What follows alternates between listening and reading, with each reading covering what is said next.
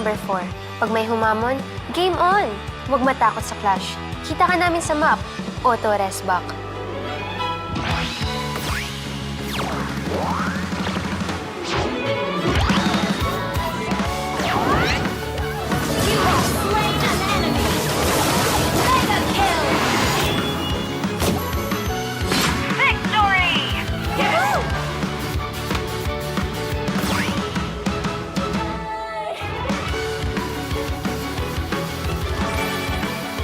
O, diba?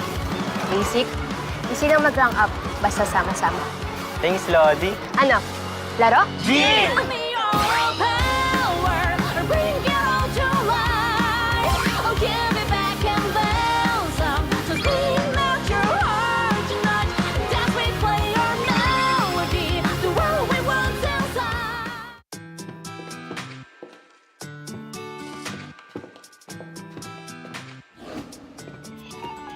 Guys, next week na yung tournament.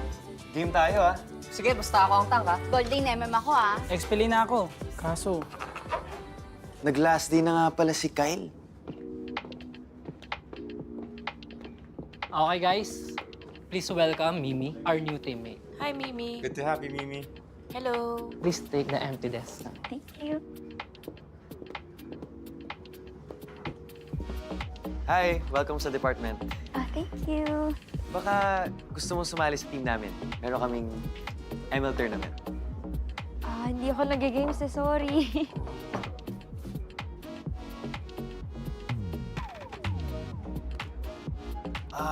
Turuan kita. Gusto mo? Madali lang naman. Tsaka parang team bonding na rin tayo. Pwede naman, pero hindi ako nag-games, as in zero knowledge talaga. G lang. Magkukore ako, bubuhatin kita. What?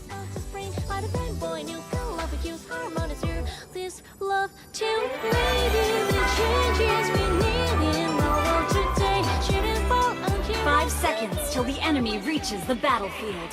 Smash them! Oh, Mimi, dito ka lang sa tabi ko, ha?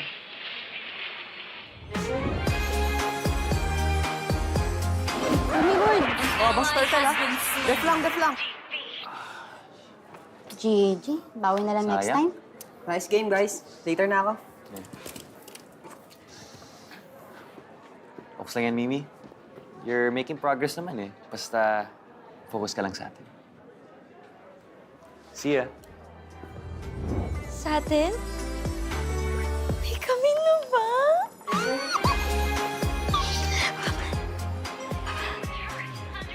Mimi, sa tournament, dapat masanay tayo gamitin yung in-game chat. Ha? Okay. Okay.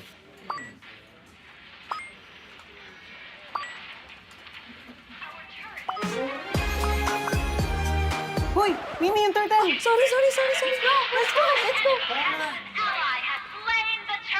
Uy, nice presentation kanina. Oo nga, nice one. Siyempre, para tapos Grabe. agad. Hello. Uy, Mimi, may new skin yung Esme, oh. Cute ng fit niya. Try mo kaya? Pwede naman. Sinong cute? Uy, sinong cute? Yung skin. Ay, skin. Uno. Pero cute nga. Alright, ready ko didefend ng Team Finance ang title nila this year! Pero grabe rin ang kalaban nila this year. Malupit ang marketing. Ito na ang team nila. 1, 2, 3, 4. Where's your fifth member? Kailangan, ayan na siya! Marketing! Very old and very proud!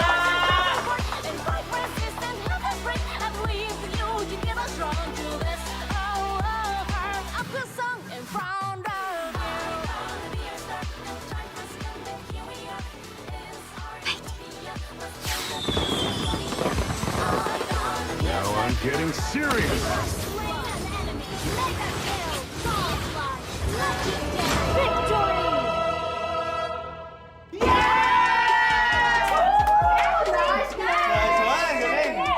Bro.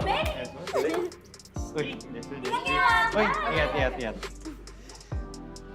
GG kanina, ah. Thanks sa pag-join sa squad namin. Anytime. So, saan ka na niyan? Sa bahay. Magdedelulo 15 Pro Max. Huh? Hindi ko pa alam eh.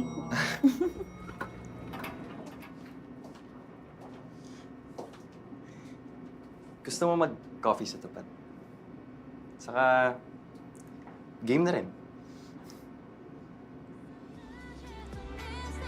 Looking for kaduwasan.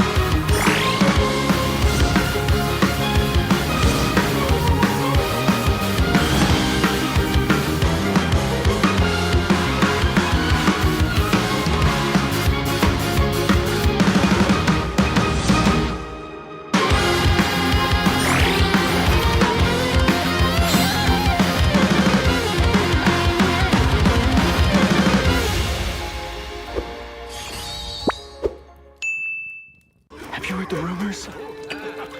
About what? The rumors from the board. The demon. He's coming! What happened? They're all dead! Oh, no, no! It's him! He's coming! He's coming! Impossible! Get him out of here! He's coming! He's coming for us all!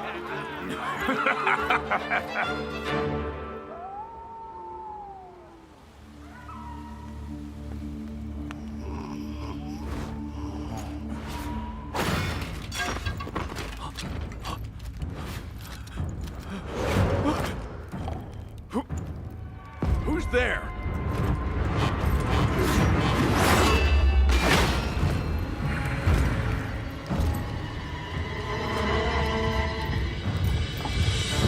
An imposter has sullied our name! We are the might of the kingdom!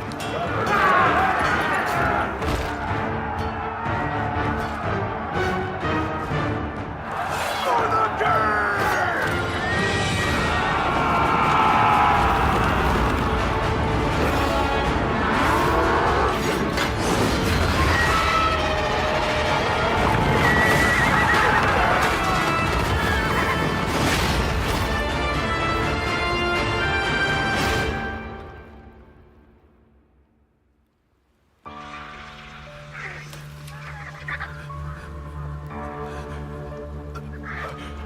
No. Please.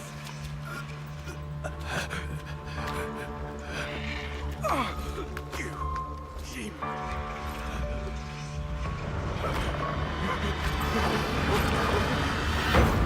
Please.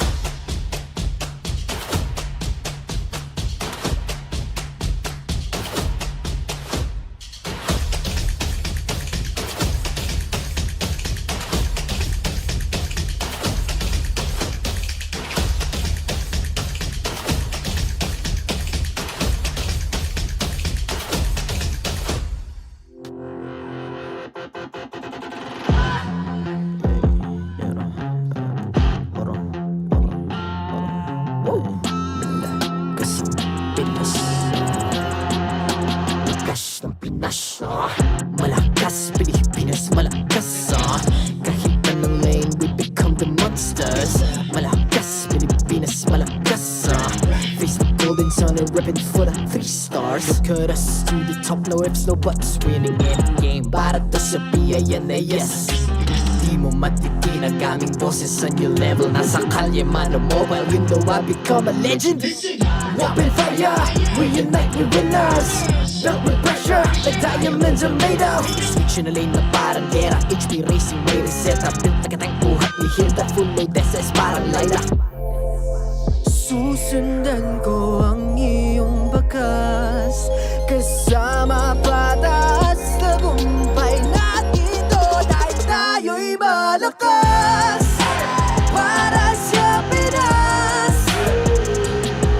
nasa amin ang alas, hindi tuwa atras, kinikilala sa taas kasi kami ang malakas. Para sa Pinas, nasa amin ang alas, hindi tuwa atras, kinikilala sa taas, ganito kami sa Pinas. Wow! Hold on, yeah, malakas ang Pinas. Laging every beat, no surrender, no retreat. Pag nagsama-sama, just imagine what we can achieve. Laging every beat, no surrender, no retreat. Giving 100 all my all, cause we just cannot be defeated. We are unstoppable, immune and invulnerable. Ready ang equipment, lahat frozen, malang crowd control. Pakita ko na jab like beast of the southeast. So what I would proud and loud, cause every enemy we devour. Susundan ko ang iyong bakas, kasama patas, tagumpay natin to dahil tayo'y malakas. Para sa Pinas, nasa amin ang alas, hindi tuwa atras, kinikilala sa taas kasi kami ang malakas. Para sa Pinas, nasa amin ang alas, hindi tuwa atras, kinikilala sa taas, ganito kami sa Pinas. Wow!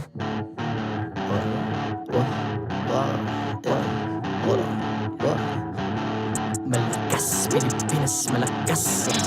Kahit anong lane, we become the monsters. Malakas, Pilipinas, malakas.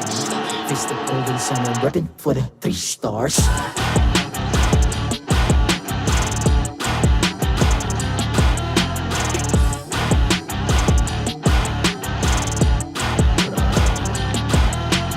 Ang lakas ng Pinas, we unite, be the stars. Ang lakas ng Pinas, we unite, be the stars. Ang lakas ng Pinas, we unite, be the stars. Ang lakas ng Pinas, we the stars. Ang lakas ng Pinas, we unite, we the stars. Ang lakas ng Pinas, we unite, we the stars. Ang lakas ng Pinas, we unite, we the stars. Ang lakas ng Pinas, we the stars.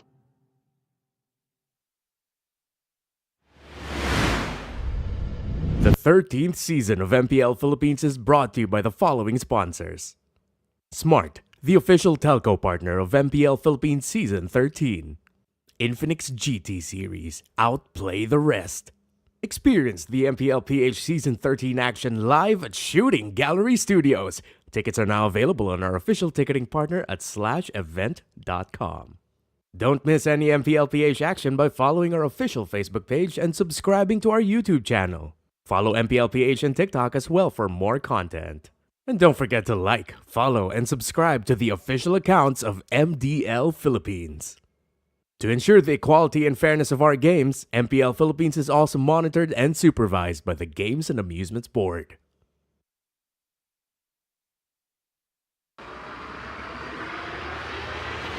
PM MPL na 4 PM MPL na 4 PM MPL na 4 PM MPL na 4 PM MPL na 4 PM MPL na 4 PM MPL na 4 PM MPL na 4 PM MPL na 4 PM MPL na 4 PM MPL na 4 p.m. MPL na. 4 PM MPL na 4 p.m. MPL na. 4 PM MPL na.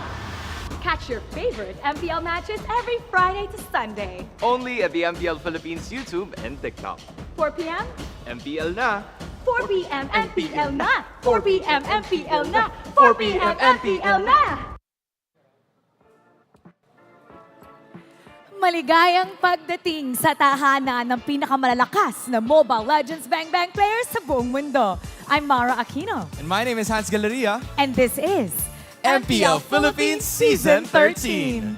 After 4 teams secure playoff spots last night, Hans, gaano pa ba kahalaga ang remaining matches natin? Well, for starters, 4 na teams pa ang maglalaban-laban para sa natitirang 2 playoff slots. And as for our 4 other qualified teams, kit-kita naman yan para sa playoff seedings. That's right. Kasi kung babalikan natin, gauntlet format na ang ating playoffs.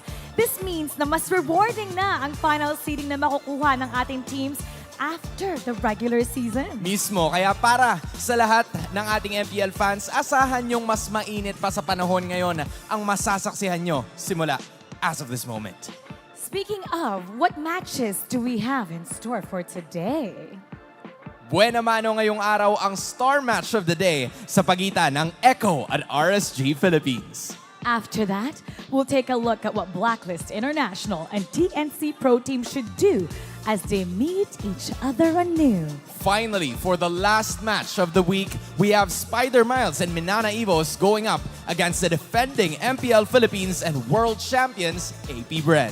Hans, simulan na natin ang ating bakbakan. This is Echo versus RSG Philippines. Casters, pasok! Magandang araw sa inyong lahat. Umi nga pala, kasama dito si Brigida at pati na rin si Midnight para ihatid sa inyo ang star match of the day. Pagitan ng RSG Philippines at Echo. Tapatan to ng Raiders at Orca. Mga parehong may init na kupunan, pero masasabi natin na ito, hindi na basta-basta win streak naman ng Echo ang puputulin this time kasi mukhang ang naka-win streak yata ay RSG. Magkikita nga dito si Karl at Demonkite, no? Parang medyo mainit to. Midnight, jungler ka din. Anong pakiramdam nito? Alam mo, yung hindi lang yung team yung El Clasico, pati actually yung players, yung head-to-head ni KarlTzy at ni Demonkite, El Clasico na rin to. At minabanggit actually si Demonkite one time. Sabi niya, pag nakakalaban nila Echo, nilalabas niya yung best version ni Demonkite. Ayan nga eh, because you bring out the best in me. Yan ang sinasabi ng... Kanta yun, di ba? Kanta yun eh, kaso hindi ko alam yung kanta eh. Yung mga naabutan kasi yun na wala dito sa desk na to. Kung alam mo, i-comment mo na kung anong kanta nga ba, sino nga ba kumanta nung kanta na nandito sa baba ngayon. Pero ito rin kasing sinabi ni Demonkite at ni KarlTzy sa isa't isa, no? Every time na nagtatapat ang 2 junglers na to, ay para bang nag-iibang anyo sila. Pumupunta sila sa isang level na talagang, alam mo yung sa anime fight, yung hindi na natin nakikita kung ano yung nangyayari. Oo, minsan may pagka-slow mo pa yan sa kung ano yung mga tumatakbo sa isip nila kasi maraming background o history sa pagitan ng 2 players na to. And nakakatuwang isipin kasi very vocal din naman talaga sila. Na kapag tatanungin mo, sino yung mga paborito nyong nakakatapat, hindi pwedeng mawala yung pangalan ni Karl for Demonkite and ni Demonkite for Karl. And since Season 10, inaabangan na talaga natin ang paghaharap ni Demonkite at KarlTzy. Pero hindi lang pala tayo nag-aabang sa kanilang paghaharap. Dahil nung tanungin kasi si Demonkite kung sino nga ba ang jungler na paborito niyang makaharap, top 1 niya si KarlTzy. Panoorin natin kung ano nga ba ang sinabi ni Demonkite. Kite, from all of the junglers in the world, give me 5 na gusto mo at paborito mo talagang nakatapat sa jungle. Number 1 ko si KarlTzy. KarlTzy. Okay, number 1. Bakit si Karl? Kasi kapag nakakalaban ko si Karl, parang palagi namin binibigay yung best namin. Kumbaga, kung ano yung pinaka-full potential namin pag may kalaban kami. Fullest potential. Number 2? Grabe, no? Kapag natanong mo talaga si Demonkite, KarlTzy talaga one of the greats. Bakit nga ba parang ganun parate, no? Dahil nga si KarlTzy yung isa sa mga pinakamalakas. Si Demonkite bilang isang international champion na rin, syempre. Oo, gusto niya nakatapat na ganyan. Oo naman. Ito pa ng mga 2 players na tinitignan natin ngayon na kilalang-kilala na rin, napaka-flexible ng kaya nilang dalhin pag nasa laban. Though, siguro recently talaga, mas ma-observe natin from RSG na medyo nag-favor sa kanila yung ilan sa ating mga statistics. Particularly because siguro parang ganap na ganap ang mga team fights nila eh. Yeah, tsaka totoo yung sinabi ni Demonkite. Pag tinignan mo yung statline niya, pagkalaban niya si Karl, mas mataas yung performance rate niya kumpara doon sa average performance niya. So all throughout MPL, Season 13, regular season, parang ito yung performance ni Demonkite, level 4, level 5. Pagkalaban niya si KarlTzy, nagle-level 7, nagle-level 10, nagtatransform. Oo, iba talaga tong 2 to pag naglalaban dahil bago pa man magharap up ang dalawang kupunan na ito sa ikalawang pagkakataon. Naselyo na ng Echo at RSG ang kanilang playoff slot. Nangyari ito kahapon. Gayunpaman, hindi pa tapos ang bakbakan dahil gitgitan naman para sa upper bracket ang ating makikita ngayong hapon na to. Imagine niyo, no, parang yun na agad yung nilalabanan nyo, week 5 pa lang. Oo, iba na kasi yung format talaga natin. Parang ramdam natin nung simula pa lang kung gaano nakagitgitan kasi hindi biro yung hindi ka makakuha ng kahit isang game man lang dahil papakawalan mo talaga yung chance for points. And naramdam mo rin kung gaano nagustong humabol ng iba. Pero para dito sa dalawang ito, medyo kalmado kasi pasok na sila sa playoffs pero mas gugustuhin mo pa rin na mapaganda yung seeding mo. And ito yung huling nagtapat ang dalawang ito na feeling ko ay very memorable din para sa mga nanood that time. Yeah, sobrang naalala ko to kasi actually hindi ako nagkakas nito. No? Nasa bahay ako nung pinapanood ko to. Alam mo yung parang yung nakaupo ka sa bahay mo, yung kamay mo nandun sa dulo ng upuan. Tapos parang, guys, sino makakakuha ng turtle, sino makakakuha ng lord, sino mananalo ng team fight kasi sobrang dikit nung laban ng Echo at RSG. Kaya nga matatawag mo na rin parang isang El Clasico itong laban ng Echo at RSG. By the way, nanalo si Echo nung first time na nag-meet sila. And remember, itong matchup na to goes way back pa nung MPLI. Nung tinalo ng RSG ang Echo, tapos tinalo ng Echo ang RSG. Ngayon parang ito na yung ito na yung closure nung pagkikita nila. Masasabi mo na parang low-key rivalry na nangyayari dito sa dalawang to. And actually, high-key yung sa jungler. Pero yung sa mga teams mismo, medyo low-key pa yan. Pero hindi low-key yung sasabihin namin sa inyo dahil simula pa lang ay may pinapamigay na agad tayo. Oh, pakiramdam ko kailangan na talagang ilabas ng mga Raiders and ng mga Orcas yung kanilang suporta sa comment section natin. Kasi sino ang tingin nyo mananalo, tumutok na kayo agad sa ating mga YouTube streams and i-comment ang hashtag Echo or hashtag RSG. Para alam mo yun, meron kayong chance ang manalo ng 1,000 diamonds daw. Pero huwag nyo kalimutan yung ID and in-game server nyo. Syempre mahirap naman ipadala kung hindi namin alam kung saan ipapadala. So huwag nyo kakalimutan ng inyong game and server ID and of course the hashtags as well ng team na sa tingin nyong mananalo. May ipapamigay pa tayo mamaya lamang sa mga susunod pa nating matches pero ito na agad yung 1,000. Narito na ang ating marshals na mag-o-officiate ng laban na to. Sinisiguro nila ang fairness at integrity ng ating mga games. Welcome na natin sila Kuya Chico hanggang doon kay Kuya Wilbert. Kilalanin na natin ang mga manlalaro para sa laban ng Echo at RSG Philippines. This is the star match of the day. Players, pasok!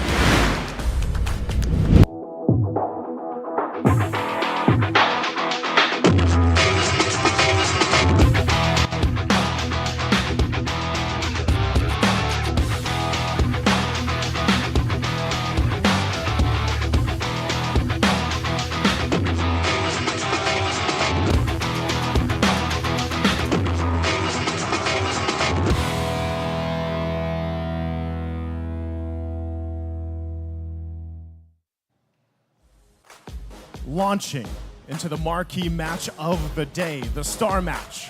The Orcas aim to secure their path to the upper bracket and make a statement. Locked in a tight race with the Raiders, can the Express deliver a decisive win? Give it up for Echo!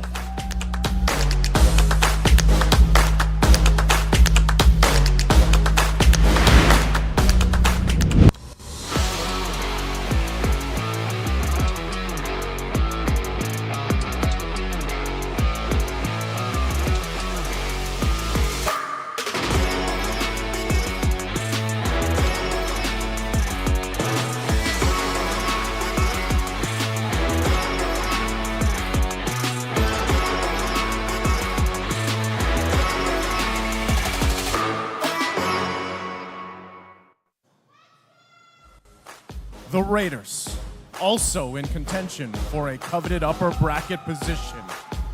They're eager to demonstrate their prowess once more. Having recently ended a winning streak, can they now derail the Express and halt their advance? It's RSG Philippines!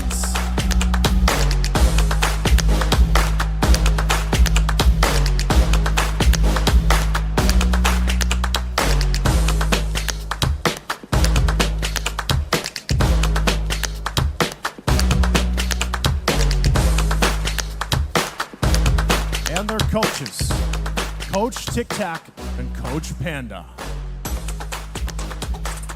MPL Arena, it's the star match of the day. Will it be Echo or RSG?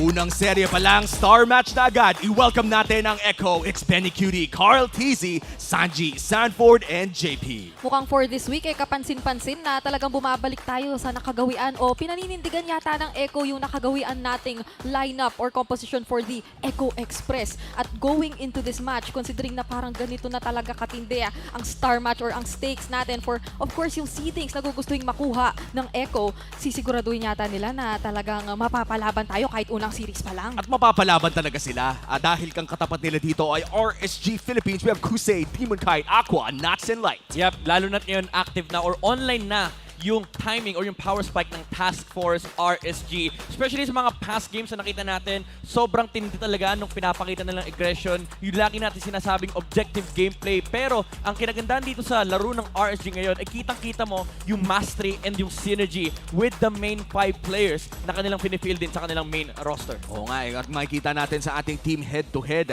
Yung KDA parang ang taas talaga ng sa RSG. Pero ano pa ba yung mga mapapansin natin dito? Ang kailangan nating pansinin dito actually is yung, aside sa KDA, no, tulad na nabanggit mo, yung average heal to allies lamang sa Echo.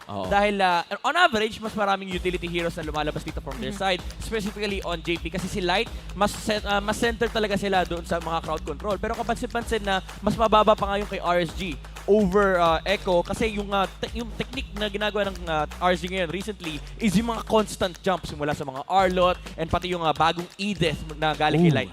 O nga pala, yung Edith sumisikat na rin. No? Ang dami nang gumagamit mula Manana Evos, tapos din si Light on the roam as well. Parang isa na siya sa mga nagiging XP and roam flex picks natin na nakakasanayan na nating makita. Maya-maya, no, pagkapasok ng draft panigurado, pwede nating abangan ang Edith pick na yon. But speaking of Lord Control ratio, no, 72 to 53. Parang maangas ata ang magiging labanan ng dalawang jungler na to doon. Oo, pati nga sa ibang mga roles na nararamdaman natin na maski pagdating sa draft nag-activate na talaga yung parang power spike ng RSG pagdating sa second half. Parang ang dami nilang unti-unting na ipapakita sa atin na panibago na hero sa iba't ibang mga roles. So, interesting din yun. Abangan kung this time din meron ba tayong mga asahan. Yun ang gusto kong tanong dito kung liliwas ba tayo sa mga utility jungler. Sana. At papakita yung dalawang assassin main for both sides.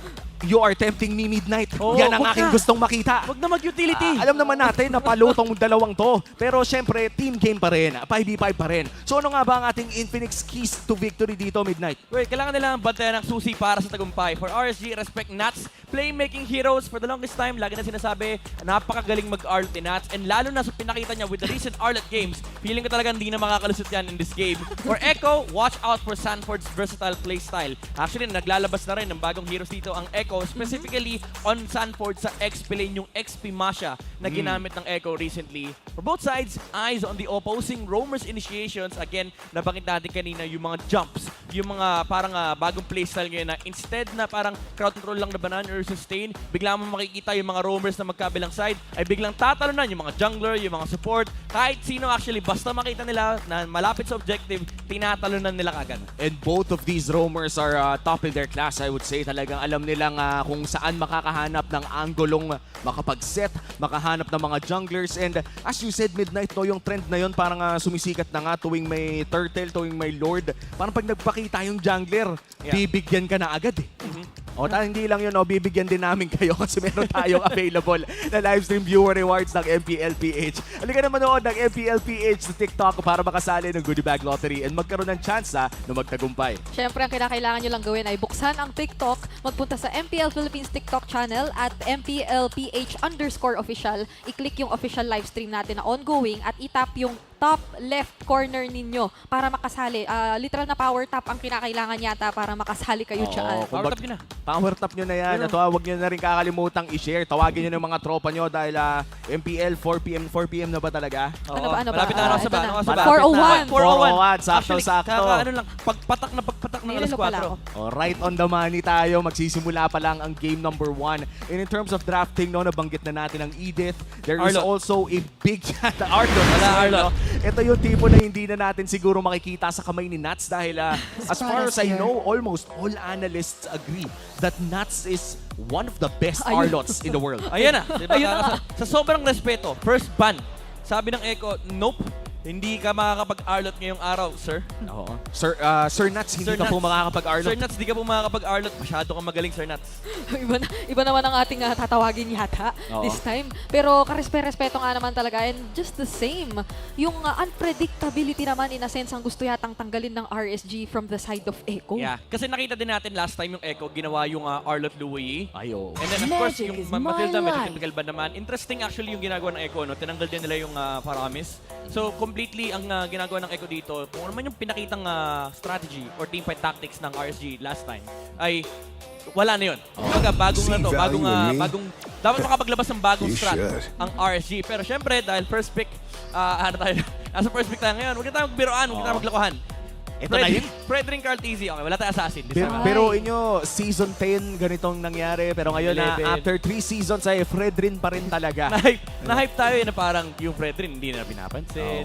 Tapos parang nalalagay second phase. Pero unti-unti bumabalik eh. Ang ganda naman kasi talaga. Tapos kung titignan pa natin ang mga ibang junglers natin, open pa ang Barats, open pa ang Baksha. Kumbaga yung Brusco 3 ng jungle ngayon ay open na open pa rin. Actually yung mga ganoon din eh, mga typical na na-flex din kasi ng Echo even recently. Maski si Sanford, nakita naman nating humawak siya ng isang Barat. So hindi natin masasabi nga, or kung ako lang, no, kung talagang magiging jungler na ba to. Pero yung Roger na talagang umaangat na rin yata ang ipaprayo.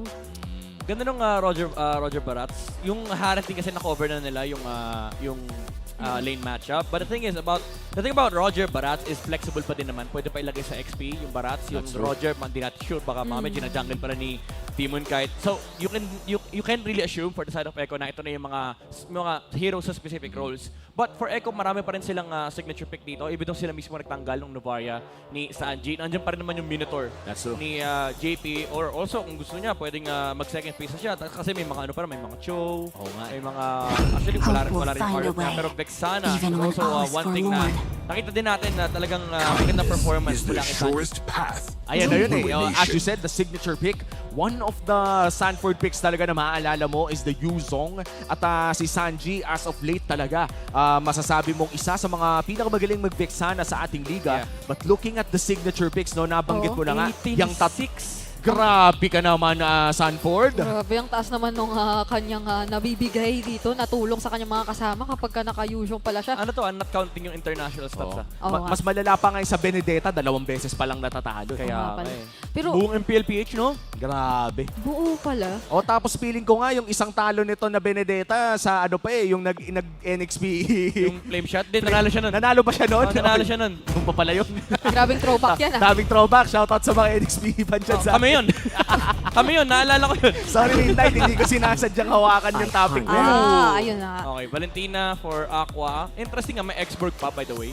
Pero may Yuzong din kasi for the side of Echo.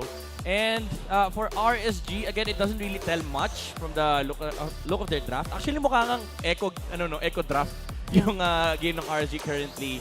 Pero when it comes to yung jungle matchup, medyo okay na rin naman yung Barats versus Fredrin. Ang magmamatter dito is yung roam matchup between JP and pati na rin kay Light. Ay, kasi nga naman pagka si Light din ang nakikita nating nahuhuli, hindi mo na masabi, baka magugulat ka na naman. May mga Grak o Cho na ilalabas na typically, hindi naman din na talaga pinaprioritize or nangunguna in terms of yung mga pinipik ng roamers natin ngayon. Or yung bago niya na Edith. Ay, pwede na rin ilabas. Actually, may Kaja rin. This is very good ban, Natan, para at least again, kung i-gold din yung Roger.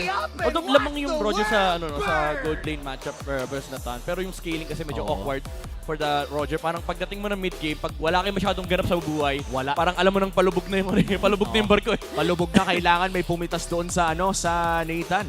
And this time around, last few bans of the game, naghahanap pa rin ata ang Echo ng roamer nila, pati na rin gold lane. Ano pa bang tatanggalin nila dito?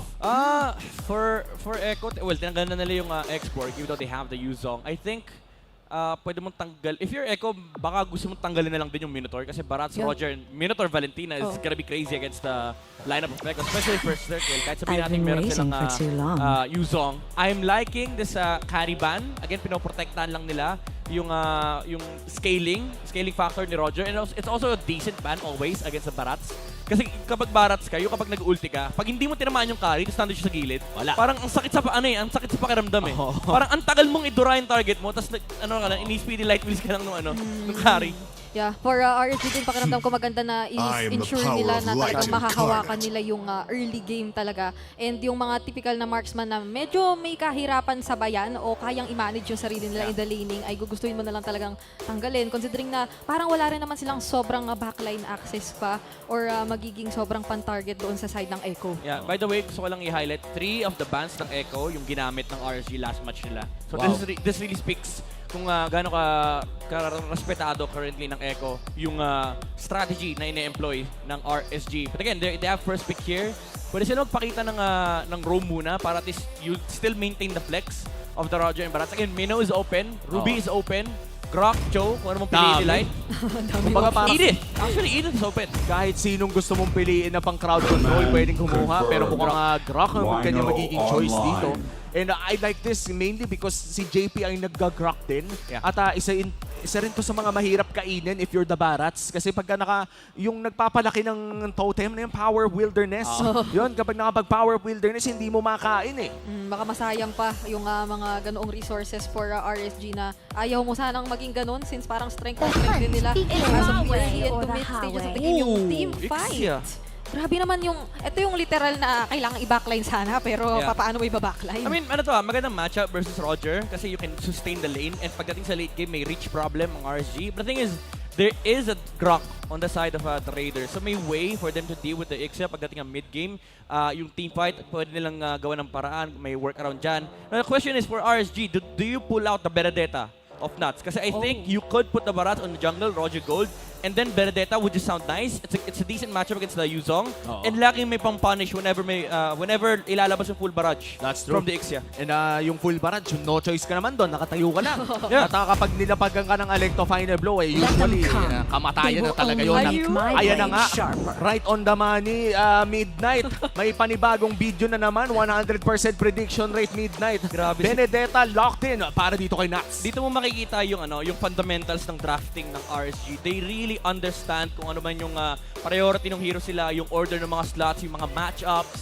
And also the thing is like the Benedetta makes perfect sense kasi it wins, it kind of wins the lane. Tapos pwede ka mag-cut na mag-cut. Walang counter from the side of Echo. And again, it's also just a good matchup versus the Ixia pagdating sa late game comps.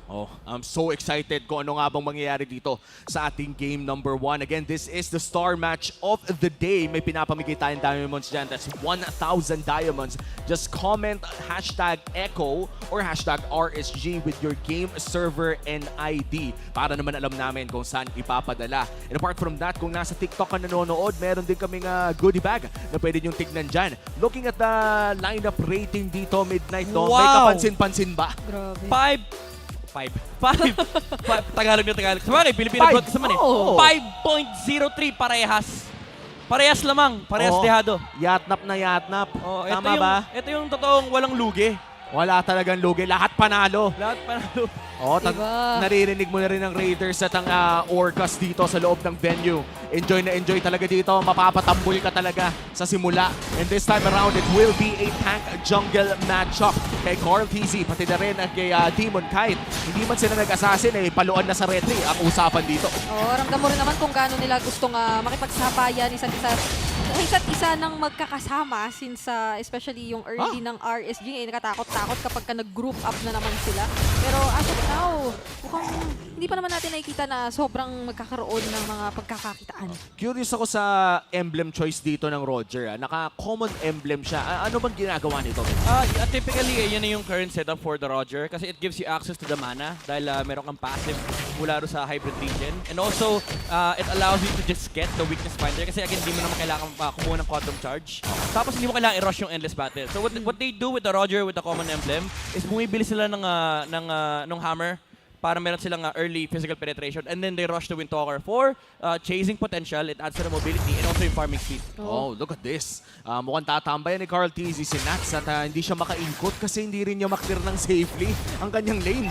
Nagagawa rin yata talagang mapalo netong si Benny, surprisingly, etong Roger ni Kusei. So dito natin nakikita kung gaano nga pala kaganda na i-match up etong Ixia pagdating sa Roger. Kung laning at laning lang ang pag-uusapan. Parang yung common emblem karagdagang tulong na nga din yun sa kanya eh. Kasi siya pa yata ngayon yung medyo napipilitang malo ng paulit-ulit ng isang iksha. No, first turtle nag-spawn na rin. Mukhang parehas na kupunan ay nagpadala ng 3 tao dito sa may XP lane.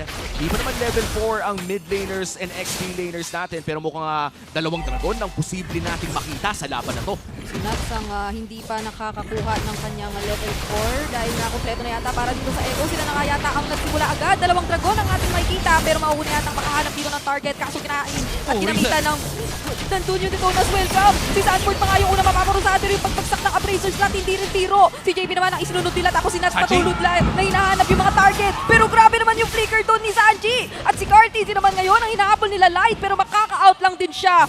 RSG yata ang nakakuha ng advantage doon. Wow, 2 kills and a turtle. RSG with a 1k gold lead ng maaga pa lang. Yeah, very classical reset for RSG. Actually, muntik pa nga silang mapahamak doon kasi hindi talaga umabot yung level 4 ni Nats. They were trying to take the small green camp para mag-level 4 yung Benedetta. Unfortunately, masyado ng late. Kaya binitawan na ng RSG. Nag-turn na sila kagad. And yung galaw ni Nats kanina, nandun siya kagad sa harap ng Fredrin. Ready for the Petrify. Unfortunately for Echo, na-reset yung turtle. And RSG just took that team fight out of that Detonas welcome. And Sanji forced to flicker out as well sa mukha ng isang Benedetta. Dito na natin makikita ang mastery nito ni Nats na yung lethality na meron pa lang ang isang Benedetta in the early game, especially with that lethal ignition. Pero kung delikado si Kosei dito, hindi naman pala papasukin agad. Laki din ng laking collisions yung Roger dahil sa common emblem eh. By the way, tapos na yung Fury Hammer. So pwede siya makipagpalaga ng konti. Tapos na, pabilin na siya ng Will Talker. So ito yung nag-amplify doon sa early game ng Roger na pwede kang pumalag anytime. Meron kang mobility, meron kang chase potential. Tapos yung farming speed mo parang napakabilis din kasi dahil nga meron kang wind. Wow! Uy! Grabe naman yun. Paano nyo nakita doon? Si JP pinagsakan ng 2 magkasunod na ultimate. Sa kuha ngayon ay bibigyan na nga talaga na harangan pa doon si Sanji sa gusto nilang puntahan at takbuhan. Double kill na dito para sa RSG. At mukhang tatatloy pa yata yung full barrage. May flicker pang natitira. Sabay sundan mo pa ng Black Dragon Form para si Kusei ay habulin na talaga. Hindi niya yata maisussustain ito. Babawi rin ng Black Dragon Form si Aqua. Si Benny ang kanyang babawian at si KarlTzy naman ang isusunod yata nila. Pero si Sanford din hindi biro yung kanyang napaprovide na tulong. Pero yung mga dash, masasagot lang din ni KarlTzy. And si Nats ay may iwan na lang yata mag-isa. Bakbakan doon sa may ibaba. 5-1 ang ating kill score. Pero mukhang nakahanap pa ng anggulo si Benny Cutie doon. Yeah, ang tagal na buhay ng Iksha actually dahil sa sustain sa kanyang passive. Meron siyang innate lifesteal and RSG. Medyo naging weird din yung targeting nila after yung initial na talon ni Demonkite. But again, Sanford with the backup, with the Dragon Form. Nakakuha siya ng magandang access sa backline. He was able to take out Kusei out of that team fight. Kaya wala rin yung damage dealer ng RSG. Nagkaubusan ng mga battle spell sa laban na yon at may turtle na muli dito sa may XP lane. Ang tanong, sino ang unang magkakaroon ng big ultimate? Wala pang ulti si Sanford at si Nats kaka-up pa lang ng Electro Final Blow. Sobrang big ultimates talaga ng mga nakikita natin na kinakast at sinisimulan ng mga XP laners natin. Yung una na paganda yung sagot ng RG dahil magkakasama pa sila pero parang ang laking threat kapag nagawa talagang ihiwalay particularly especially ng Black Dragon Form yung mga crucial members pero mukhang ang control dito sa Turtle Pit kahit papaano nasa kamay muna ng Echo. Meron ng heptasis dito si Nats. Pero Echo, Light, he might just bite the dust here pero masyadong makunat. Oo, nagawa pa rin niyang i-immune ng kanyang sarili pero mukhang siya na nga i-go talaga. Electro Final Blow din mula doon sa likod pero si Nats yata kahit papaano yung masasalubong. Demonkite din, iba ang kanyang pipiliting gamitin ng Detonas welcome. Si Sanford yun na medyo makunat nga lang tapos si KarlTzy din pinipihit siya. Sanford nga lang dito tatry din tamaan si Aqua pero si Demonkite din kinakailangan mo na tumakbo dahil siya na lang ang naiiwan at mabibigyan din siya. Echo ngayon ang makakakuha ng kalamangan. Naghiwalay ang laban sa dalawa at nahanap ng Echo yung mga targets na gusto nila. Kaya naman tinawag natin itong El Clasico. Sumuntok ang RSG pero sumuntok pabalik ang Echo. Again, looking at the keys to victory kanina na binanggit natin, yung initiation sa mga roamer. Light after nung initial na silip niya sa bush. Dahil nga meron siyang CC immunity, medyo matapang siya. Pero this is the capability of the Ruby. Kapag abot ka niya, kapag nandun yung reach, pwede ka niya ibalik doon sa team fight. And that is what happened. They were able to control down the Grok. Hindi nakapag wild charge si Light. And then nag-focus down na yung Echo. They just needed to take down one hero on the side of RSG to win that team fight. Conceal play here sa bandang ibaba pero para lamang kunin ang Torre. JP doesn't really go in for Kusei. And RSG, they take down one turret. 1v1! 1v1 sa pagitan ng dalawang XP laners natin pero may iwasan pa yata ni Sanford yun! Anime battle yung XP lane, man. Ito yung dahilan bakit minsan parang ang sarap mag-XP. Yung parehas kayong pogi. Di ba XP kayo? Ay, Si Wami. Ako, XP lane Ako ako. minsan lang eh. Minsan lang akong feeling pogi. Si Wami laging pogi. Ay, wag mo akong ganyanin, Midnight. Huwag kang magpapatalo. Ikaw ang pinaka-pogi dahil jungler ka. Alam naman natin yan. Hindi, totoo yun. Mas pogi si Kyrie. Ay, totoo. Wala, yan ang undeniable fact. Oo. ano? Yan yun. Totoo sinabi. Hindi na ako makikipag-away dyan. Kasama yan sa mga mga fundamental truths ng buhay. Tama. O yan, Sanford with a Black Dragon form, 2v1. Pero 4 ata nag-aabang. Grabe, kinakaya pa rin niya at hindi niya tinakasan. Sinalo niya pa at pinasok dahil meron siyang mga kasamang Grabe susunod din sana. Pero nakita rin yun ng RSG at hindi na ipinilit pa. Grabe naman yun eh, no? Parang 4 na eh. Kung ako yun, no choice na ako. Okay. Pero sabi niya, buti na lang hindi ako si Umi. Nahanapan niya ng paraan, men. Buti na lang ako si 4D. 20 seconds bago lumabas ang ating pinakaunang Lord ng laban na to. RSG ang may hawak ng kalamangan. Almost just a 1k gold lead.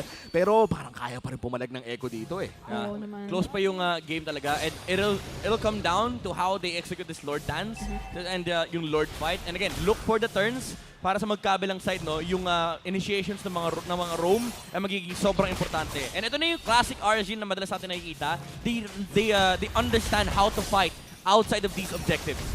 And these objectives, napaka-importante talaga para sa Echo. Kaya naman na RSG, kapag nilalayo nila ang laban, ay panigurado, parang medyo nakakasira ng ano yun eh, ng ikot eh. Oo, nakakagulat o medyo malilito ka na lang din kung saan ka pupunta dahil parang so far, sobrang ganda ng nagiging pag-manage muna ng RSG sa lahat ng lanes na posible muna nilang sakupin bago man lang nila tambayan o talagang pwestuhan yung Lord na nakikita nating nag-spawn. Parang hindi nga muna yun ang pinaka-priority nila talaga nung nag-spawn na siya, pero right now yun na nga yata yung paunti-unti nilang tinatransition. Yep. Fundamentals talaga. Sabi ng RSG, macro muna natin. Let's do the checklist for the Lord. Ito yung Lord checklist, no? Yung pag-slow push ng opposite side ng wave, meaning yung nasa kabilang lane ng Lord.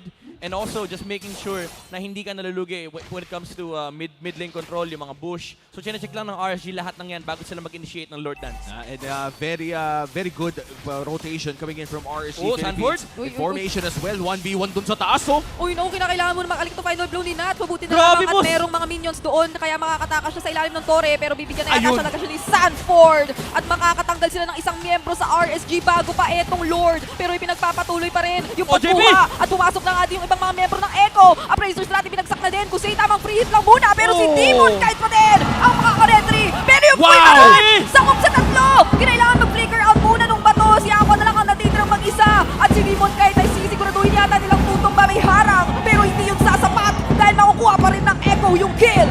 Lordman ay napunta sa mga Raiders. Echo pa rin ang kumuha ng maraming mga kamatayan doon sa kamay ng RSG. Dito mo na makikita bakit El Clasico itong matchup na to. Ang macro ng RSG, sige, Lord Dance tayo. Ang macro ng Echo, sige, Lord Turn tayo. Kumbaga, kahit makuha ng RSG yung Lord, okay lang yan. Na-waste yung mga spells. Medyo maaga actually pasok ni JP. And yung HP ng Lord ay hindi naging sapat para doon sa Appraisal Strat Rete combo ni KarlTzy. Pero it didn't matter. As long as buhay sila and ubos yung spells ng RSG. Because the thing is, nag-ulti rin sila. Ginamit yung wild charge kay Fred rin para hindi rin makapagsingit ng retribution timing si KarlTzy.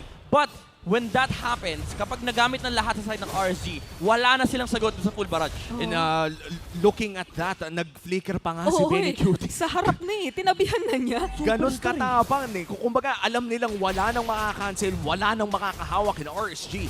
They did get the Lord. Lamang pa rin sila ng 2,000, pero nakikita natin yung timing ng Echo in taking those fights. Yeah. May namamata ang may namumuong low pressure area eh. Oo nga. Legit ba to? Binabagyo eh. Ang taas yata nun? Oh, hindi yun ano lang yun, bag lang. Nagkamali lang ng konti, pero halos pantay siguro. Pero in terms of gold, I would say lamang pa rin si Benny Cutie ng bahagya dahil isa lang ang kanyang death. Especially right after the team fight na nakakuha siya ng well, actually 2 kills I think yung nakuha niya kanina. Meron siyang 1 assist kanina. Ang ano pala talaga, no? Hindi, lamang pa rin si Kusei. Oo, lamang pa rin si Kusei ng 500 gold. Ito kasi yung kinagandaan sa Roger. Essentially para kang Claude, yung hindi ka lang stay sa isang lane. Sobrang bilis ng form mo dahil literal na tinatakbo mo yung buong mapa. inuubos mo yung minion wave. Yung jungle nga minsan, naiingit na sa Roger Gold din eh. Parang, boss, baka gusto mo mag-jungle. Dahil mo farm eh. Ang bilis din kasi tumakbo, no? Yun nga, may mobility kasi. Hindi niya masyado rin kinakailangan nga naman ng alalay. Imagine mo kasi pag Roger ka, pag may purple ka, di ba? Transform ka ng transform. Ang bilis mo makapunta lane to lane. Compare mo naman sa Barats na naglalakad lang. Oo, parang... Kada apak na naramdam mo eh. Usually, kung MPL ang usapan, hindi ka makakapag-Matilda. Walang magpapabilis ng ikot mo. Wala. May Rafaela naman.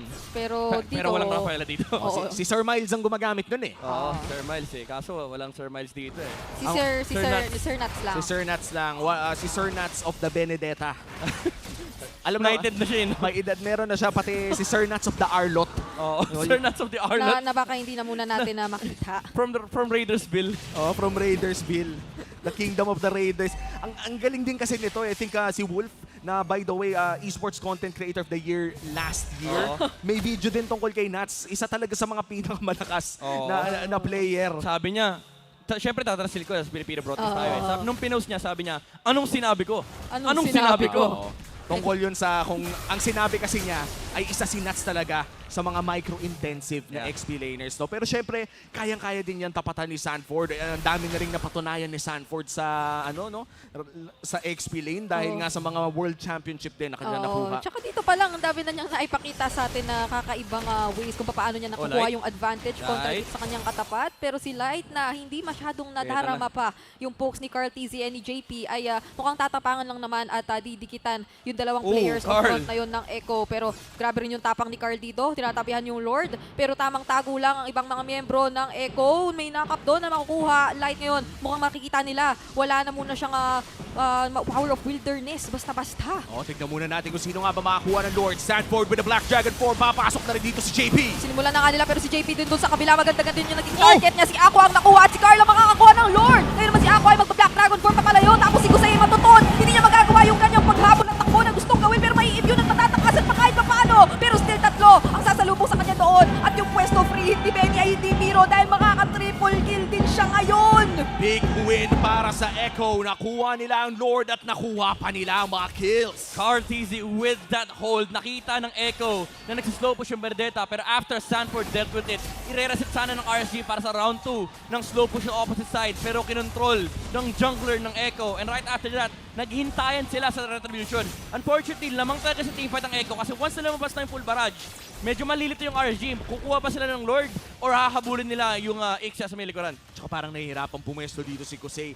The moment na mag-wolf form siya at magamit na niya yung Lycan Pounce, parang nahihirapan silang hanapin ang mga targets na gusto nilang makuha sa side ng Echo.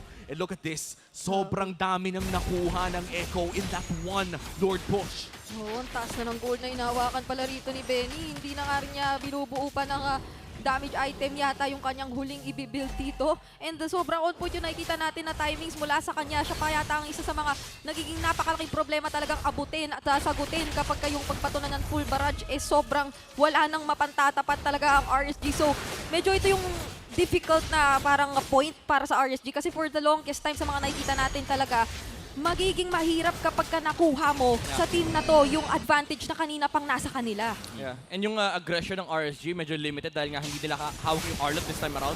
Dependent sila sa mga jumps din na ginagawa ng Echo kasi may malaking punish din na mga galing mula rin sa Yuzong and pati na rin sa Ixia. Makita natin yung teamfight ulit din sa Lord Dance or Lord Fight na ginawa ng RSG. Again, it's very, very chill for both sides. Yung, si Demonkite at si KarlTzy, literal hinintay nila yung last second bago nila ma-retro yung Lord. Unfortunately for RSG, ang nakakuha na si KarlTzy because of the Fredrin advantage. And again, yung hati na yung atensyon nila. Kinailangan tumimfight ng RSG dahil may dragon dun sa may bandang harapan. That's true. And JP had a great position around Benny Cutie as well. Kitang-kita na gusto nilang protektahan ang kanilang Ixia. And dito natin makikita yung priority talaga ng Echo. Alam nila na yung damage nila ay magagaling kay Benny Cutie. Kaya naman kahit usually nakikita natin ng mga setter na Ruby sa harapan. That time around, nag-aantay na siya sa likod. Sobrang nakikinabang doon yung Echo kahit na parang sabihin natin sila yung may kailangang alagaan. Kasi nagagawa nung inaalagaan nila yung trabaho na magpatama at man-damage talaga ng kalaban. Pero may mahahanap yata rin ng RSG. Sanford makaka-Black Dragon form na lang. At mukhang hindi na siya tuluyang mabibigyan dahil makakaipit na rin sa likod si KarlTzy. Ilalaban nila ito kahit dalawa lang sila dahil may nagko-conceal at may susunod doon sa baba. Kinakailangan na mag-flicker flicker. O tumapapalayo ng RSG. Pero may iwan si Kusei at hindi na nga makakatakbo pa. So ngayon, ang gold laner pa ng RSG yung nawala. Oh no, this is big for Echo. Nahanap na nila pero na-terrify! Oh, nasagot pa doon pero may petrify din nga. Kaso yung Winter Truncheon. Predicted, men. Pagkalabas ni Nats, bulaga! Predicted. Tsaka yung ginawa ni Sanford, sabi niya, call an ambulance. But not for me. Nahanap eh. Anong Lord turn? Ang bilis Gank turn. Biruin mo siya yung ginagank. Tapos sabi niya, kayo ginagank ko. Binaligtad agad yung sitwasyon. At baligtad na rin, mabilis ang Lord pang masisecure ng Echo. Echo, I gank you. talagang hindi mo pwedeng maliitin. The moment na lumabas yung Black Dragon form, biglang nag-U-turn. Naalala mo nung na-traffic dati yung isang team, di nakarating ng MPL, ito binalik niya eh. U-turn, bumalik dun sa laban. Sabi pa naman niya, parang alam din ng ibang members na mabilis ang conceal lang ang makakasalubong at sunod eh. Nandun na kasi yung Fredrin and then may petrified din si Sanford. Sa parang sa mata ng Echo, magandang teamfight yon. And unfortunately, again, nakita nila si kasi unfortunate for RSG, but very fortunate for Echo. And RSG right now defending against a level, it's still a luminous Lord. Mahirap pa rin to dahil nag-concede na nga dito si JP. Looking for the potential play pero mukhang si Nats ay makakapag-back. Lalalim ang Lord. Ang tanong dito ay mag-GG ba ang Echo? Oo nga kasi napakalayo rin nila Benny, napakaingat talaga nila. Focus muna ng RSG, mukhang tunawin at patumbay ng Lord samantalang inhibitor turrets ang tinitignan ng Echo dito sa kabila. Aqua rin kahit papaano ay mag-zone ng kalaban at magiging successful ang RSG ngayon doon sa depensa pero sabi ni Sanford it's time. Tayo naman ang papasok, tayo naman ang mag-initiate. Si Light doon may hanapin sa likod pero yung follow-up ay kakapusin ba? Nandun naman si Nats, susundan pero mukhang hindi siya makakakuha ng kill. Oh, Sanford! Si medyo low na pero tiyo naman yung full barrage, yung timing. Aqua is down and so is Nats. And ngayon si Demonkite din yata ay mawawala na. Dalawa na lang ang depensa para sa RSG pero mukhang ang call ng Echo ay tapusin ang laban as they take game number 1. Sinubukang hanapin ng RSG si Benny dun sa likod. But with great team fighting, ay tinapos ng Echo ang laban na yun. Wow, nakakita tayo ng excellence from these two sides. Lord dance, Lord turns, X-Villain performance, predictions, and yung pag-fulfill ng kanilang mga trabaho. But this game number 1, Echo had a more, I would say, had a more stable gap, had a more stable composition, and had a more consistent performance sa kanilang mga players. And speaking of consistency, I just have to commend as well yung ginagawa ng position 4 and 5 ng Echo for Benny Cutie. Dahil parang tuwing umuulti siya o tuwing nagti-teamfight, nakatingin eh. Iba yung pakiramdam na marksman ka, tas tinitignan ka yung mga ka-teammate mo. Ba't gagawa? Anong ginagawa? May kasama kasing dance tinitignan. Ay, sorry. Pero nasanay na eh. Nasanay na kasi na magkasama yun. Pero yun talaga, JP and Benny. Literal na buong time yata magkasama. Tapos yung bibihirang maghihiwalay sila, ang layo naman ni Benny. Parang tamang hintay lang talaga siya kung kailan siya papasok at maglo-launch ng full barrage. And it's so surprising to see na yung Echo may tapa. Actually, hindi pala surprising. Ang refreshing tingnan na yung may mga teams pa rin tayong willing magbato ng mga ganong klaseng draft. Ay. And this time around, of course, it's still KarlTzy, our MVP, Fredrin. Yeah. At matanong ko lang Midnight, di ko lang kung tinatrack mo yung stats na to na-achieve na ba ni KarlTzy yung goal niya na most tank damage? Actually, kailangan natin i-reconfirm yan kasi nung time na yun, medyo malapit-lapit na eh. Oo nga malapit-lapit na siya nun eh. Pero ang kinaganda naman dito is again, very consistent yung kanyang performance. Kaya naman, siya yung ating MVP. 3-1-10 KD. Isang beses lang namatay yung Fredrin with 87% kill participation. Even though hindi ito yung typical na support emblem CDR build Fredrin na nakikita natin. Pero yung raw sustain, yung raw tankiness niya rito. Kasi ang kailangan gawin ng Echo dito is maging chill at maghintay ng mga punishes. And tulad na nasabi mo kanina, Womi, super refreshing na hindi express yung nakikita natin mula sa Echo, kundi yung sistema lang, yung ecosystem na paulit-ulit natin nakikita mula sa kanila. May mga times na si JP ay mag-flicker, mag-engage. May mga times na nandun lang sa likod, katabi niya yung Ixia para hindi siya mapunish yung Benedetta na may petrify.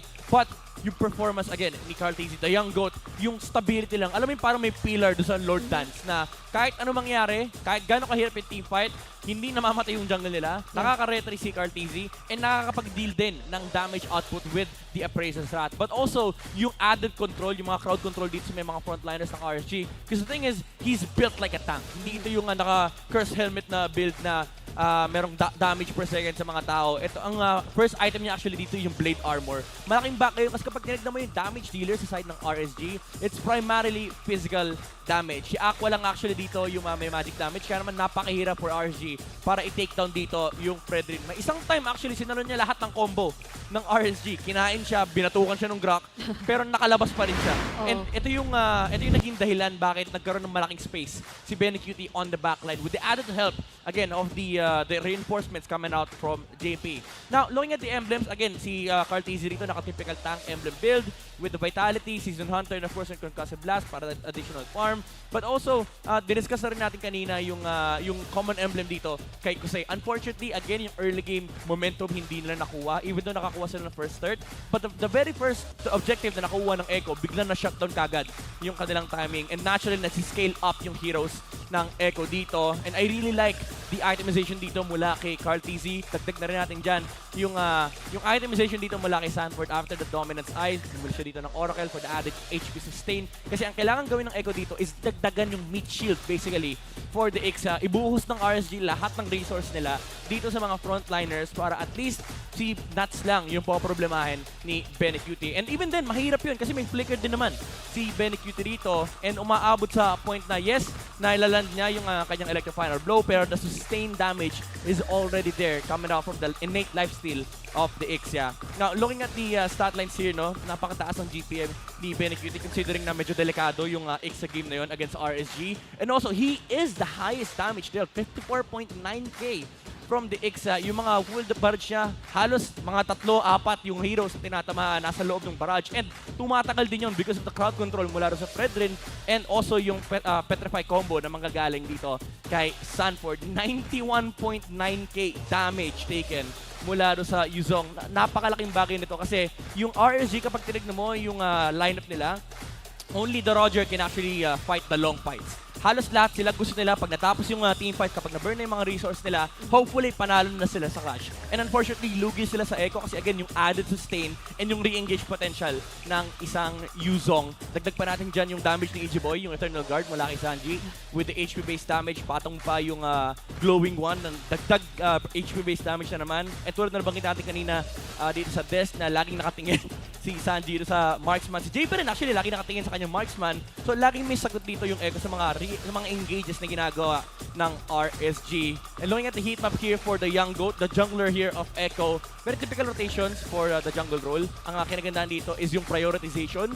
over the XP lane. Kasi nakita natin kanina na behind si Nuts ng isang level. Didn't matter for RSG, but the mindset is there. Alam nila kung ano yung mga key objectives, alam nila kung ano yung mga steps na kailangan nilang i-take para manalo laban sa RSG. And you mentioned the ecosystem, no? Yung parang pinabagal na Echo Express na objective lang talaga. Kumbaga, malinis na laruan. Kumbaga, parang sinabayan na nila yung fundamentals ng RSG dito. And I just have to say that that was such a great and refreshing game coming in from Echo. Ano kaya yung makikita natin dito ng Game 2, no?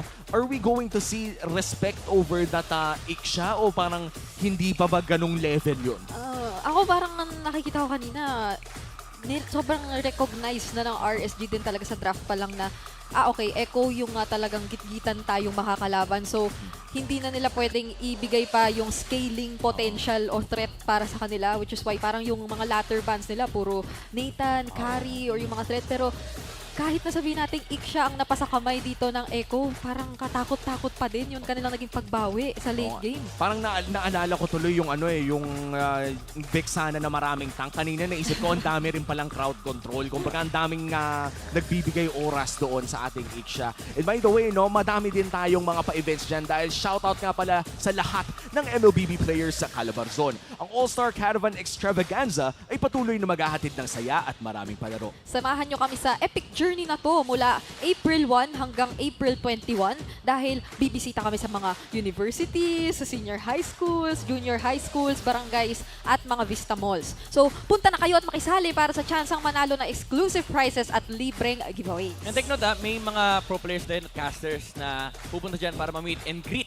kayo, kaya kita-kits kayo. Ayun, yung idol yung si Omi. See you sa kung saan man yung All-Star Caravan sa Monday and Wednesday magkikita. Ako pupunta ako para lang makita ko si Omi. Ay, grabe.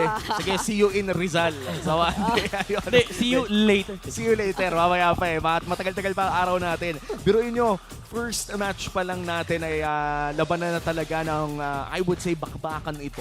Kahit medyo systematic ang ating game. Ang daming bardagulan na naganap, pero it was obvious that the Roger struggled in that game. Yeah. How do you even set up a good Roger pick? I'd say, actually okay yung setup nila. I wouldn't say it was heavily punished. Normal naman na kapag maaga mong pinik yung marksman, maka-counter ka talaga either sa leaning stage or comp-wise. Kumbaga, kung paano gumagana yung hero sa lineup mo. And again, it was a very good pick coming out from Echo with the Ixie pick.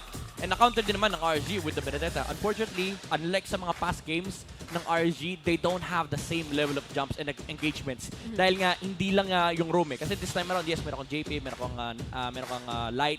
But sa past games ng RSG, yung pinaka-successful recipe talaga nila is if may additional jump na nanggagaling mula kay Nats. And this time around, backliner kasi si Nats dito. Kumbaga, assassin siya. Unfortunately, again, may sagot mula kay JP na minsan hindi na si JP nag-engage sa frontline kasi may added jump siya this time around from the Yuzong with the Black Dragon Form into Petrify combo. So si JP, instead na siya yung pumasok, protektahan ko na lang yung backline namin. And this time around, no, si KarlTzy talaga. Pinag-usapan na natin to kanina.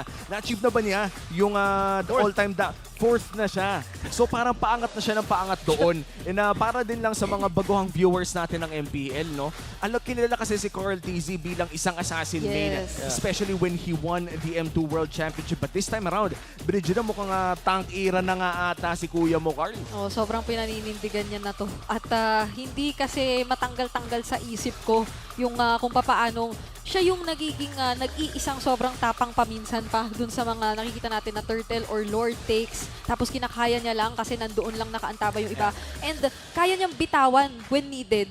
Kasi sobrang haharangan niya lahat ng mga pepwede. So siya yung literal na tank na, okay, ito, halatang golden niya talaga to kasi hinaharapan niya talaga. Sinasalo niya yung mga kaya niya. Siya lang yung jungler na nandun sa statline na yun. Alam mo, seryoso eh. Seryoso si Karl dito kasi naalala natin narrative yan nung season na 9 na parang magbabago ba si KarlTzy. Ngayon nagbago na siya. And sobrang seryoso ng Echo na mag-commit sa kanilang mga victories. No? 2 times naglaro, by the way, si KarlTzy at si Benny.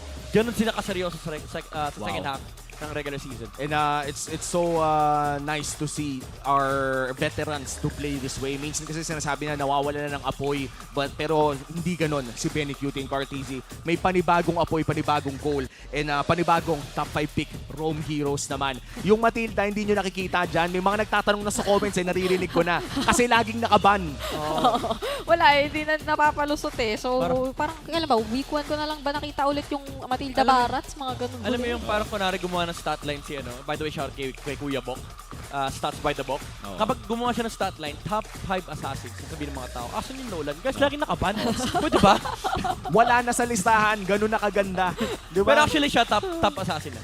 Oo nga. And the contention rate is honestly insane. 98 something, 98%. Halos pantay sila ni Matilda. Nung Friday, may match, I think hindi siya pinansin. I think yung with King Kong first series, yun. Yun lang yung nag-iisang match sa buong MPL na hindi pinansin si Nolan. And it was still a victory para sa side ng Onyx. Nag-day off si Nolan nun eh. Boss, pahinga muna ako. Laki ako nasa pick and bans eh. Tapos this time parang pinakita na niya kung bakit ka ba laging binaban. Let's move on to our drafting phase of game number 2. Red side naman para sa Echo, blue side for RSG. Looking at the win rate, parehas positive naman, pero ang bans natin dito very centered around a certain idea for Echo. There's a good chance RSG gets Fredrin first pick kasi I do think na ang gagawin ng Echo dito is tatanggalin nila yung Arlot, Promise. They already did the Promise ban. Alongside the Matilda ban, di pwedeng mawala yan kapag red side ka. So I think RSG, they really should look into opening up more heroes here para pagdating doon sa second half nung first phase nila, makakuha pa rin sila ng mga prio picks. So it is gonna be a battle of priority picks here between the RSG and Echo. Again, Fredrin is up for the taking. Wala na yung Barats. Most likely, back siya yung mapupunta dito sa kamay ni KarlTzy. But I don't think that'll be first pick prior for Echo. And I just Never want mind. to put in the... Never mind. Sabi ni Panda, tanggalin na natin. Ayoko niyan. Fredrin, first... Oh, they let go the Arlot. They let go the Arlot. Question mark? Kukunin kaya? Parang kinakabahan din ako kung I think so. eh. I think so. The top 3 tank junglers are already gone. Arlot is open to take for RSG pero parang patibong Parang patibong Ito yung dahilan bakit parang ayoko nung nangipit pa sila kasi if they open up the back siya, kahit mag-ban ng Fredrin itong Echo, they're still gonna be able to get the Arlot. Tapos may at least meron kang trade between the back siya and Akai. Ngayon parang puwersado ka na shocks ibig tayo sa jungle. Pero ang nakikita ko dito, Okay. Ay, nag-day off kanina. Akala natin, yun yung sasabihin ko pa lang parang matutupad na sana yung hiling natin. Ito yung kasi last time nakausap ko si Coach Panda. Dito si RSG area by the way, kamentin lang yun. Nakausap ko si Coach Panda. Sabi niya, parang yung mga teams doon nakakalimutan na nagnunulan pa sila. And I do think na parang medyo na condition tong Echo na parang ito yung mga prio bans dyan, ito yung mga nakakabatter dyan. Tapos bigla mo makita, ayun nga pala may first pick ay Nolan pala. And wag natin kalimutan kung assassin din lang, parang ang bagong paborito ni Ayan na Joy! Yan ang Joy Angela! Ang bagong paborito ni KarlTzy, ang Joy. Joy Angela, please. Ang tanong, sinong mag-a-Angela? Si JP? Kahit sino! Kahit sino daw, sabi dito Kahit ni sino. Coach. Pero hindi. Mas importante raw i-deny pa ng tuluyan sa RSG yung Arlot. Sabi ng Echo, ito muna, relax ka lang, ito muna. Mamaya Arlot, na yan. next na muna. Pwede ko pa rin namang kunin yung Joy. Third pick. Marami pang choices dito ang Echo. But for RSG, I do think they can get the Valentina here. Or kunin nila yung ipatatapat sa XP. I think X-Borg wouldn't be that bad. And there are also options such as the CC kung gusto nilang gusto nila ng sustain talaga sa lane. Pero parang at this point kahit nga mag-crack ka dito para lang hindi ka mawasiwas Yeah. I think Harith Valentina, or Harith Roger. Yep. Oh, Terizla. Okay. Okay. Interesting. Oh, so ina-assume nila na XP Arlot. Because Terizla is good against Arlot. Pero baka mamaya kasi bulagin sila ng Echo. The one and only pick ni Diroth ay galing kay Sanford. Uy. Wow. And that's going to be very interesting if ever nga makita natin ang Dirot na yun. But looking at the total kills, top 1 na si Kusei, kasabayan si Doming sa dami ng mga kills. So parang itong mga teams pa na to, itong mga players na to ay high frequency ng ating mga kills. Pero looks like hindi nila papansinin ang Joy. Roger muna ang kanilang kukunin. Ganda ng Roger. Ayan, ang ganda ng Roger into Harith Ban. Grabe, kahit sino na yata, okay na lang dito sa Echo na mapunta. Nakaka-bad trip yung kapag Nolan ka, tapos may Roger sa game. Kapag hindi mo na-burst, ikaw yung papatayin. Tapos kaya kang habulin niya magtamag. Kahit gaano ka pa mag-dash, papalayo. And mapupwersa ka mag-dash away. Mauubusan ka ng energy. So, yun yung kailangan isang intindihin ng RSG. Kailangan nila ng catch, kailangan nila ng hold laban dito sa Roger. Either yung Ruby or yung Kaja. But I do think na may makukuha isa dito, yung Echo. I like this tickle ban para lang masigurado na protektado tong Nolan ni Demonkite. Pakiramdam ko din yung mga lockdown sana. Lockdown sana. So, tanggal Kaja, get the Ruby. Second phase. First pick. Tignan natin kung mabubuksan nga ba ito. And for the Roger na kaya talagang habulin ang isang Nolan, mapapatanong ka na lang talaga. May mga tropa kang mahilig maghabol, itag nyo na sila. Diyan, tag nyo yung mga tropa nyong Roger na mahilig maghabol. Roger na pala tawag natin sa kanila ngayon, mga guys. Roger. Mga Roger Tol, no? Mga Roger Tol. Ang laki ng advantage ng Echo sa second phase. Kasi you don't really know, again, kung jungle tong Roger. And yung power pick nila dito could be the XP or the jungle. So may isang blind pick na hindi makikita yung RSG. I do like this Yuzong ban. Para walang petrify versus the Nolan. Kasi kailangan mong protektahan yung early game ni Demonkite dito. They could pick up the roam here at ilagay yung Arlot sa XP or ilagay nila yung roam, ilagay nila yung Arlot sa roam and then pick up the XP here. That is good against Terizla. Pakito. Skirmishes, pakita lang. Edith, pwede rin. Either way, kung ano man ang mapunta yata doon, napakagandang panggulo na agad doon sa jungle din. Dito ng RSG yun. Particularly as kanina pa yata natin na pag-uusapan kung gaano kahirap yata yung magiging matchup kapag hindi mo nakuha agad yung snowball or nabigyan yung Roger. Parang yung pag-deny din sa purple buff yung isa sa mga paulit-ulit nating pwedeng i-expect. Pero Guinevere. Ultra flex to, 3 heroes yung naka-flex ha. This Guinevere could go XP roam jungle. Ito na yun, kumbaga, hindi mo pwedeng basahin. Last 2 picks para sa RSG. At nakita pa nga, nag-ML ba ang ating mga idolo? Ay, parang serious sila. Serious dating yung player ng Manana yan, si Rep. Oo, si Rep AR. Si Rep AR. Tapos ito rin si Bobby Tricks. Oo, si Bobby Tricks. Wait, serious siya. LFT yan, LFT ngayon. LFT ngayon si Bobby Tricks. Free agent pa rin. And week 5 na ng MPL. Free agent pa rin. Free agent pa rin. Hindi na no? Free agent pa rin. Season 13 na, free agent pa rin. Kung sino mang willing mag-drop sa kanya, i-message nyo na lang ang kanyang manager na si Manjin Paldas. Cho? Oh, there you go. Yan, the Cho and the Carry. I don't know about the Carry though. Medyo lugi sa matchup against the Roger. But they needed a scaling gold laner. Echo, pwede nilang kunin still yung Ruby. Kung gusto nila ilagay yung Arlot sa room. But this could, honestly, they could go with the Arlot XP. Or Uranus kaya ni Sanford. Ay, nakakamiss nga naman yung Guinevere roam. Malay mo nga naman, kung huli-huli rin ang gugustuhin dito ni Light, edi may pakikipagsabayan dito sa mga spatial migration. At saka nakakairita parang sa Cho, no? Imaginein mo, pag nasipa mo yung clone, panis ka talaga. Pero, ayan na. Ayan. Well, may ano na rin ang Echo, ay ang RSG dahil dyan. May magkakaroon na rin sila ng sarili nilang Minoan Fury. Yeah, yun lang yung concern mo rito with the last pick of Echo. Binigyan mo ng malaking ult si Aqua for the side of RSG. But it works kasi meron kang re-engage factor, meron kang reset ang team fight. And yung combo ng Minotaur tsaka ng Guinevere, even if mag-miss yung spatial migration, basta tumama yung knock-up ni Minotaur, pwede mong combohan ng Violent Requiem para sa added CC. Kumbaga parang may alley-oop na regardless. And for KarlTzy, this will be a Guinevere jungle up against a Nolan. Ang tagal na natin hindi nakikita ang matchup na to sa loob ng jungle at nasaktuhan pang DK versus KarlTzy ang ating mapapanood with that Guinevere and Nolan jungle. Game 2 na po ng Echo versus RSG Philippines for our star match of the day. Kung hindi pa kayo nagbibigay ng ating mga predictions dyan sa YouTube comments using the hashtags Echo and hashtag RSG for your chance to win 1,000 diamonds, i-lock in nyo na ang mga comments na yan. Huwag niyong kakalimutan inyong ID and game server. Pasok na tayo sa ating laban sa lahat doon. Yep, dapat sulitin nyo na ang bawat na pagkakataon na meron kayo. Wala tayong kasiguraduhan kung ito ay mag-game number 3. Pero base kasi sa nakita natin yata na lineup rating, slightly pumapabor yata sa lineup ng RSG by 0.70 something lang naman yung kanilang kalamangan. Pero still, doon pa lang sa titignan mo pa lang yung lineup na meron dito yung dalawang teams, particularly RSG. Parang very promising din yung mga pwede nilang gawin. Ngayon pa lang, parang aggressive nga ng kanilang nagiging pag-antabay. Interesting to, naka-assassin emblem na. Yung Roger. Ayaw ni Benecutie ng common emblem. Sabi niya, gusto kong humatngat. Sakit yata dito ng ginawa ni Light, pero binabawian ni KarlTzy. Sabi!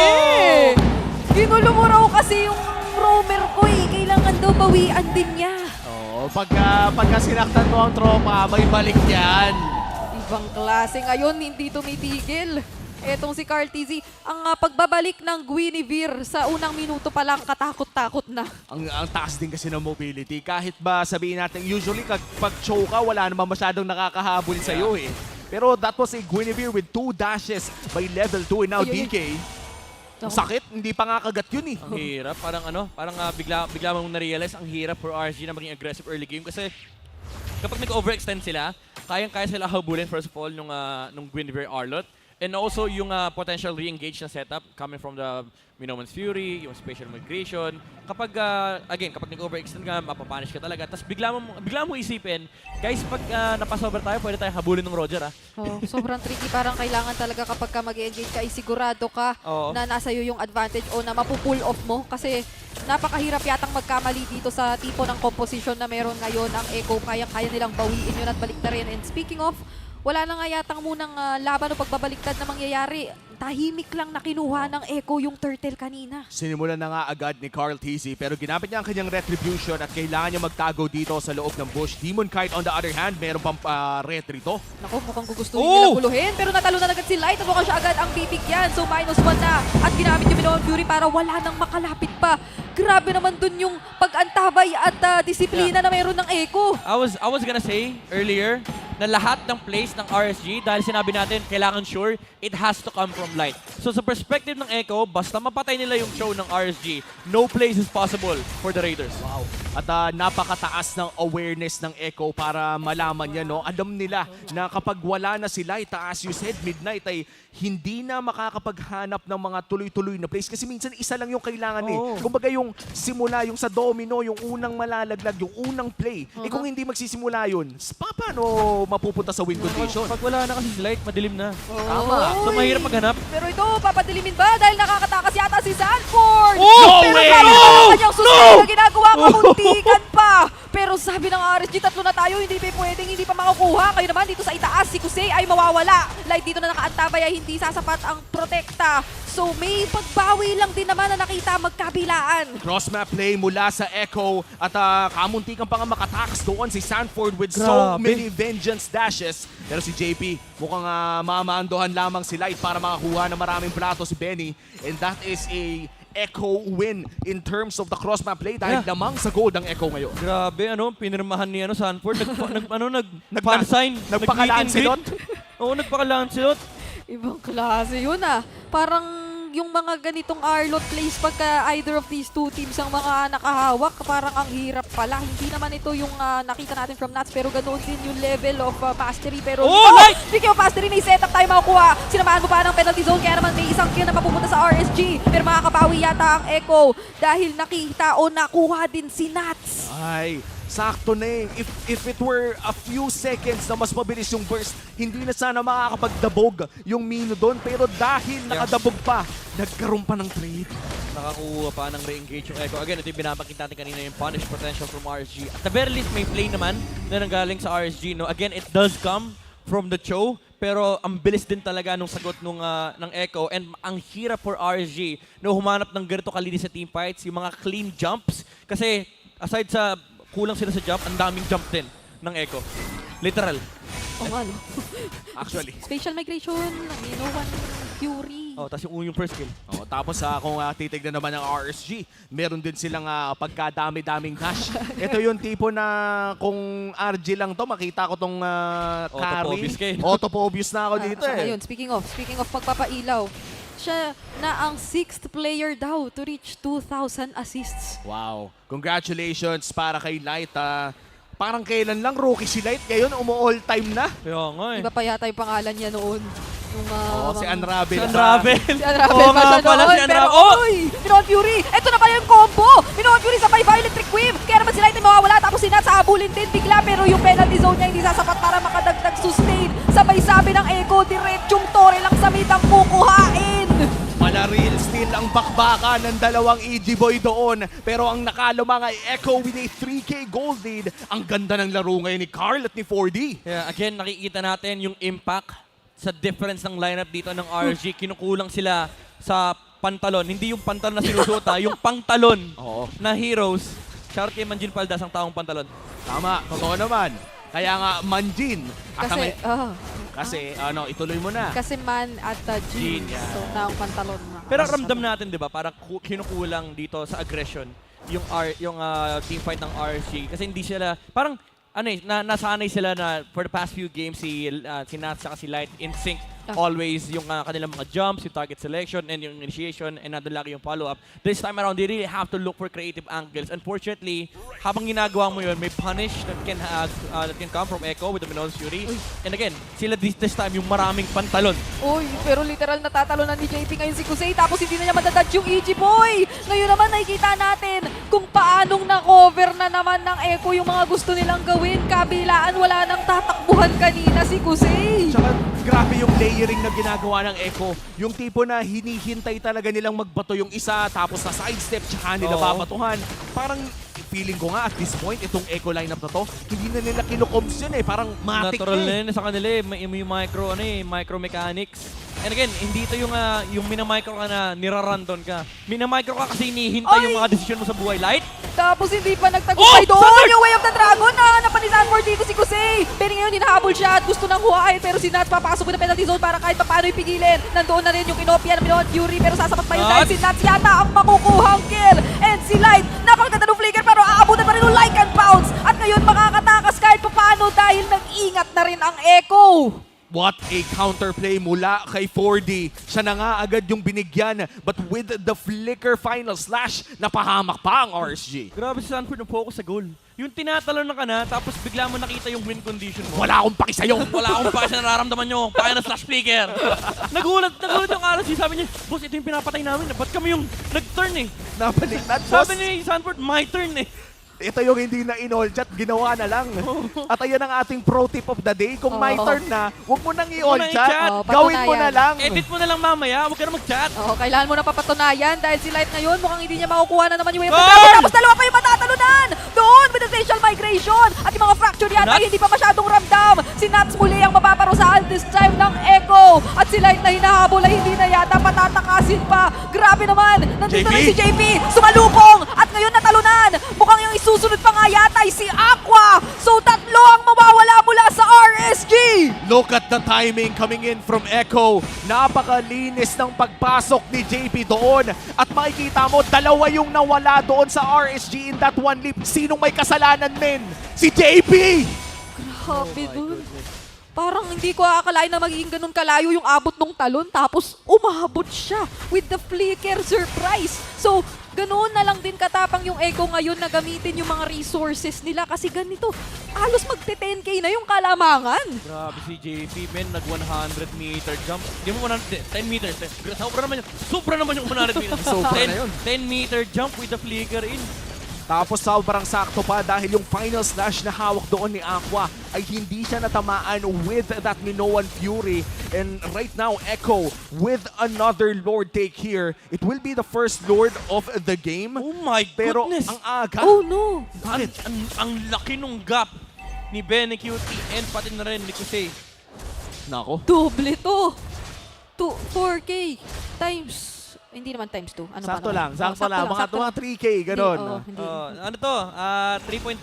Hindi na kinakaya ng Singoko yung mga pangyayari. Pero dito, honestly, yung 3.5, isang item na yun, di ba? 60% ng gold lead ng Echo na kay BNQT. And that is just insane macro coming in from the Orcas. Ngayon naman na mid lane na ang usapan. KarlTzy pwesto na rin.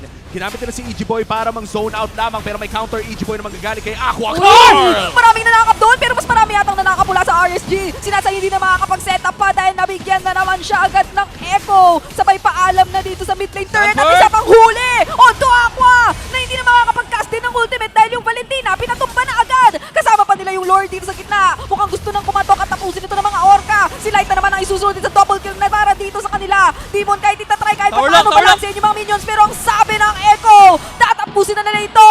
And muli, they will take the 2-0. At tinapos ng mga Orcas ang win streak ng Raiders. 5-1. Wow. What an insane performance from the Orcas. The synergy, the macro, and the micro. Men, alam natin nag-iinit ang RSG as they entered this fight. Pero mukhang pinalamig na muna ng Echo with that wonderful, wonderful series. Dahil syempre, show of sportsmanship muna tayo dito. Itong mga players naman, may respeto yan sa isa't isa at kitang-kita sa mga moments na ganito. Ito na yung ultimate definition of you bring out the best in me talaga. Para dito sa, hindi lang sa junglers yata natin, pero for these two teams, kasi kitang-kita yung namamagitan na pagkakakilala na eh. Palakpakan pa rin natin ang RSG Philippines sa magandang serye na pinamalas nila kasama ang Echo. may part 2 pa naman or may part 3 pa nga ang DK versus KarlTzy. Yeah. Hindi natin alam. Pasok naman na sa playoffs ang dalawang team na to. Magkikita at magkikita. Depende sa seeding. Pero magkikita at magkikita yan. Oo. Hindi pa tapos ang istorya, guys. Hihintayin pa natin ang huling kabanata for Season 13. Pero nanalo sa sering ito ay Echo Philippines. Isa sa mga, sabihin na nating favorites para sa upper bracket. At kakausapin na natin sila ngayon kasama ang ating host na si Mara Aquino at Hans Galeria. All right, everybody, let me hear it from you. Echo loud. Congratulations! At tuwan-tuwa sila kanina, gigil na gigil, no? Pagkatapos nila matalo yung kanilang kalaban, no? Okay, but there was one, usual thing na nakita ko, KarlTzy. It was the same thing all throughout. Giving you this microphone right now. Kasi hindi nyo lang pinutol ang 5-match winning streak ng Echo. Tinalo nyo rin sila twice this season. So, meron bang pagbabago or is there something going on in your head na, okay, RSG. When you think about RSG, ano ba sila kay KarlTzy? Like, kamusta ba sila as opponents and as competitors? Para sa akin po sila po yung tinuturing namin parang kryptonite po namin kasi sobrang lakas po talaga nila pag kami yung kalaban. Tapos yung win streak po, di naman namin po iniisip Talagang gusto lang po namin bumawi sa 2 talo past week. Alright, kryptonite ang bili niya. This time around, kita namin, ikaw at si Benny Cutie, you guys have played both times this season. Benny, what was the reason behind it? Kasi usually, di ba, nagpapalitan kayo. What was the decision heading forward into this week na, okay, we're gonna be playing KarlTzy and Benny Cutie for the same games na meron tayo ngayong linggo? Actually, si Boss TikTok po talaga yung and kaya yung reason kaya kami yung magkasabay ni Karl kasi alam naman natin na dati pa kami magkasama. And then yung dalawa na magkasama na sila since MDL, kaya ganun yung naging rotation talaga ng player. Okay. So, familiarity in terms of the game. Matagal na magkakakilala and thus, that's the reason why they're the same lineup they have been. Kausapin naman natin si Sanford. Sanford! So, playoff secured na kayo, pero hindi pa tapos ang bakbakan para sa seeding. So, ano pa dapat ang maasahan namin mula sa Echo? Mas gagalingan pa po namin para makuha po namin yung upper bracket. Mas gagalingan para makuha ang upper bracket. Ang galing nyo na nga At ngayon, ang ating MVP for Game 2, Karl! Karl, kaya ang dami niyong fans dito. Kanina sigaw sila ng sigaw para sa inyo. Ano ang gusto mong sabihin sa lahat ng mga fans niyo at sa mga manonood? Sa mga Echo fans dyan, thank you support. Patuloy niyo lang kami supportahin. Kunin namin upper bracket. Kukunin ang upper bracket. Yan ang pangako ni Karl. Congratulations once again to Echo. You may now take your bow and take your walk of victory. Parang nagkahiyaan sila kung sino yung unang mag-walk. Oo nga As in, tutulakan pa sila. Nagtutulakan sila. Kumbaga, hindi ko na rin masabi kung ano ba yung dapat ko sabihin. But one thing's for sure, they got RSG's number this season. And sabi nga ni Karl, gusto nilang kunin yung upper bracket with what they're showing right now. Hindi malabo na magiging top seed sila. Silipin natin kung ano nga ba ang sasabihin ng ating mga casters. Casters, pasok. Maraming salamat, Hans and Mara. Kung titignan naman natin ang Echo this time around, parang mas sound yung mga, pati yung sagot nila, parang prepared na sila, pati sa interview. Biruin mo, prepared na sila sa laro, pati na rin sa interview. Yeah, and when it comes to preparation, they did win over RSG in the series on the back of an amazing performance from our MVP na si KarlTzy. Hindi lang ata yung upper bracket yung gustong kunin, pati na rin yung highest assist, highest tank damage, and highest crowd control din ata. Kasi talagang naging additional layer of crowd control si KarlTzy this game number 2. 417 KDA, 79% kill participation. And inulit niya yung ginawa niya kanina, yung blade armor, anti-physical damage lang din talaga. Early game, additional sustain. Kasi habang tumatagal sa teamfight, mas maraming crowd control na ilalabas dito si KarlTzy. Mas nagiging malaki yung impact niya for Echo. But unfortunately for RSG, hindi nga naging ganun yung tsura ng teamfight. Ang bibilis lang na talon mula dito kay JP. And again, it does go back to our keys to victory, yung mga jumps or yung mga initiations ng ating mga roamers. Dahil nga, grabe yung execution dito ni JP. Siya ang may sala bakit nahirapan ang RSG dito sa mga team fight dahil hindi rin makahanap ng malinis na set dito si Light. And ang naging problem dito ng RSG is primarily lahat ng plays na pwede sana nilang makuha ay kailangan manggaling doon sa Cho.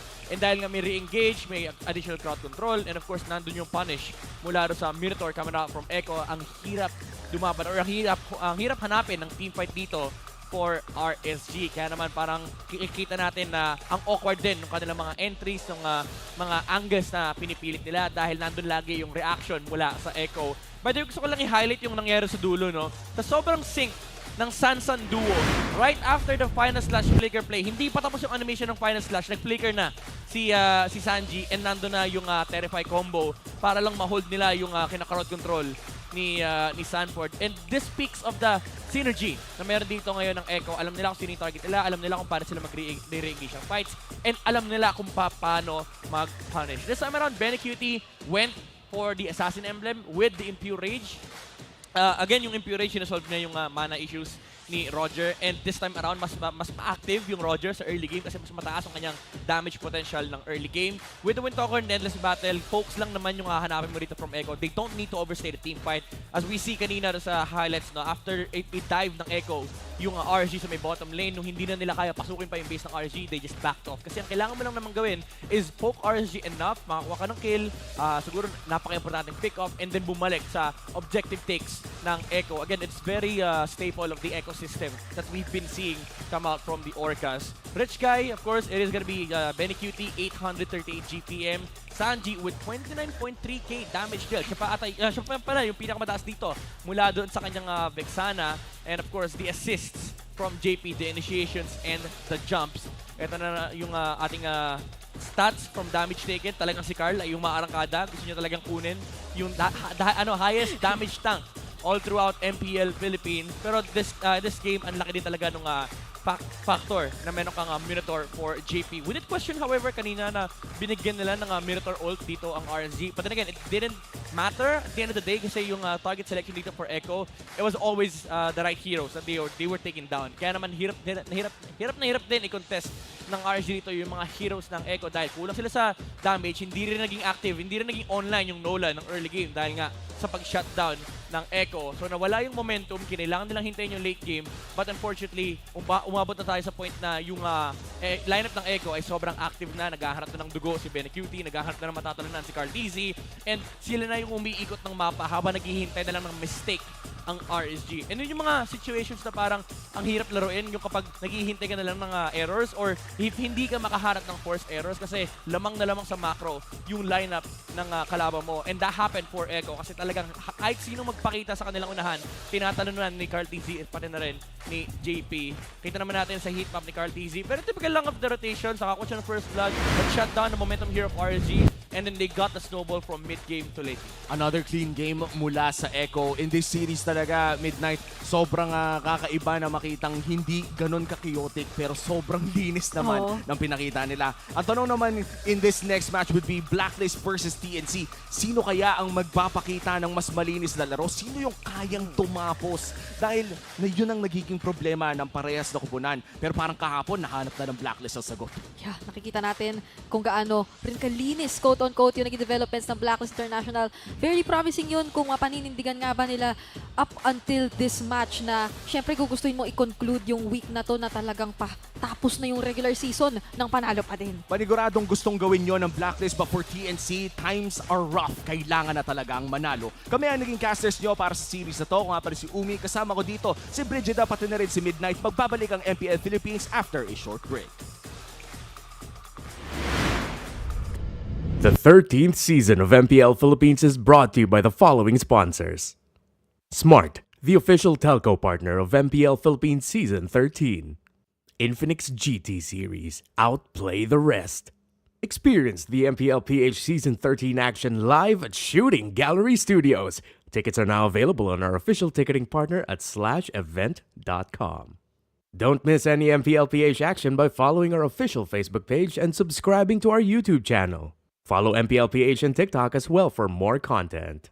And don't forget to like, follow, and subscribe to the official accounts of MDL Philippines. To ensure the equality and fairness of our games, MPL Philippines is also monitored and supervised by the Games and Amusements Board.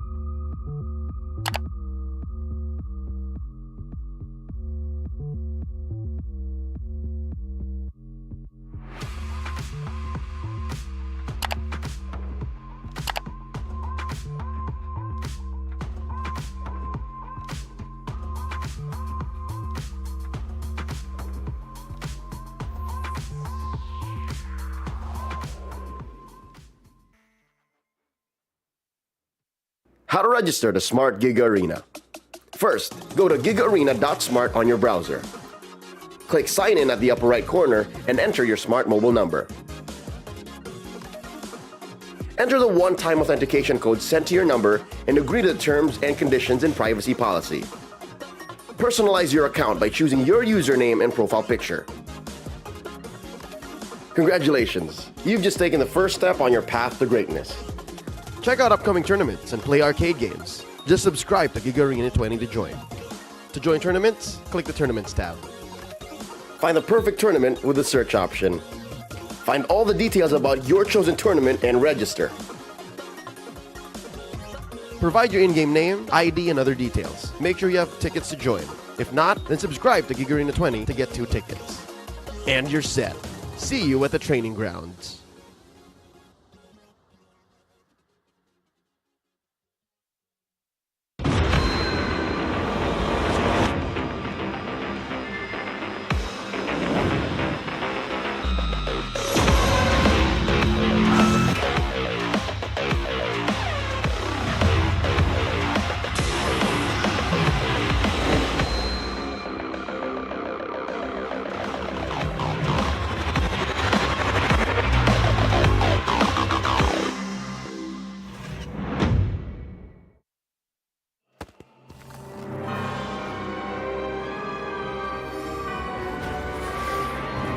This fairy tale ended with the poisoned apple, and my tale began.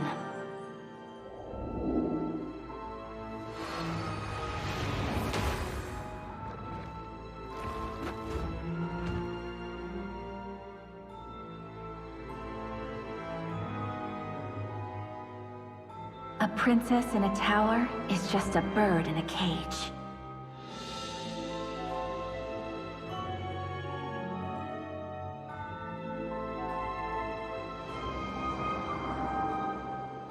Curse it! Take my vengeance! Protect your queen!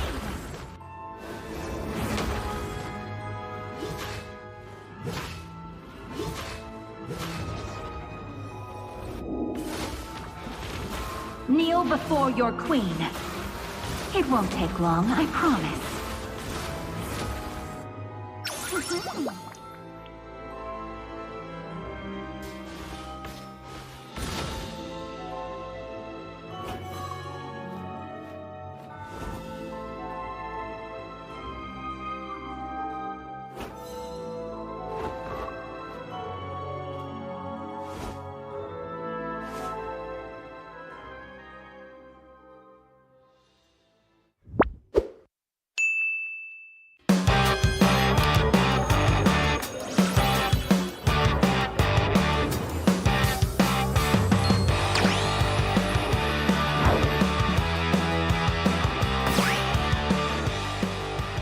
Nakilala niyo na palang transferee natin. Class, Meet your new classmate, Felicissimo. Moy na lang po. Lisa, kahit mo muna si Moy ha as you adjust to our school. Thank you, Iha. Okay, everyone, bring out your social studies textbooks. Nag-ML ka? Pero kakastart ko pa lang eh. Noob pa ako, tsaka newbie rin dito. Sus, school ML. Ako bahala sa'yo. Dali lang to. Road to Mythic agad tayo. Pakinggan mo lang ako.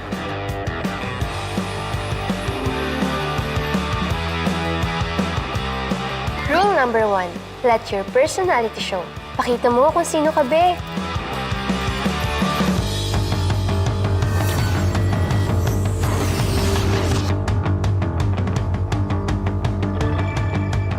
Perfect na perfect. Rule number 2. Nagbabalik ang MPL Philippines at kasama natin ngayon mula sa MDL RSG Ganador. Congratulations for coming here. I mean, welcome. Welcome. Kumusta kayo? Kumusta guys? Ayos na? Okay. Masaya. Sobrang saya po kasi nakita namin yung mga idol namin. Oh, sino ba yung mga idol nyo? Sila po, yung mga RSG po. Yung mga RSG. O, kamusta yung buong experience? Describe it to us. Ano po, parang mas masaya pag nanonood ka pa like kayo sa Facebook lang. Siyempre, Di ba mas pa masaya yung live. pakiramdam, parang na-motivate kami na balang araw magiging ganyan din po kami. Kaya sisikap po kami. I love that. It's very motivating. At next thing you know, baka ikaw na yung nandun sa stage, di ba? Uy, Mara, baka magkalimutan tayo. Let's introduce all of them first as well. Para makita rin natin kung sino ba sila. So, please go ahead and introduce yourselves, guys. Let's get to know everybody. IGN and yung role. Aries, mid lane. Mid laner. Ako po si Allen Bantay, ang role ko po ay XP lane. Ang IGN ko po Allen. Allen at si Captain. Kapitan. Nidia po, jungler ng RSG Ganador. Jungler. Robin po, gold lane ng RSG Ganador. Gold laner. Soren Tupac, tank ng RSG Ganador. Right. The tanker de Rome. Andre po, XP lane ng RSG Ganador. Okay, so the explainer, this is the full-on lineup. Let's give the mic back to Allen kasi, Captain, this is the final stretch or yung last week ng regular season ng MDL, di ba? Kamusta ang lakbay sa tagumpay ng RSGL Ganador? Yung una po, sobrang saya namin na nakapasok kami sa MDL kasi excited po kami, excited na nape-pressure po, pero sobrang saya po talaga namin eh. Di nga po namin akalain na makakapasok kami ng MDL eh. Yun po. Now, this coming week is the last week sa regular season ng MDL. So what else can we look forward to from your team? Mas gagalingan namin, mas pipilitin po namin na maging 2-0 po lahat ng laban namin. Ay, 2-0. Abangan namin yan. Yeah, I mean, crucial yung mga natitirang matches ng RSGL Ganador. Kaya naman, Allen, and the rest of RSGLG, make sure na send, or what is your message to the supporters of MDL and RSGL Ganador? Sa lahat po ng sumusuporta po sa RSGL Ganador, patuloy nyo po kami supportan. Then sa mga boss namin dyan, thank you po. Lalo na sa mga families namin dyan. Kay mama at papa, hello ma, nandito na ako sa MPL. Kaso nanonood. You never know. In a few seasons, baka ikaw na ang nakaupo doon. Keep supporting RSGL Ganador. And for more MLBB action, keep it here, only on MPL Philippines.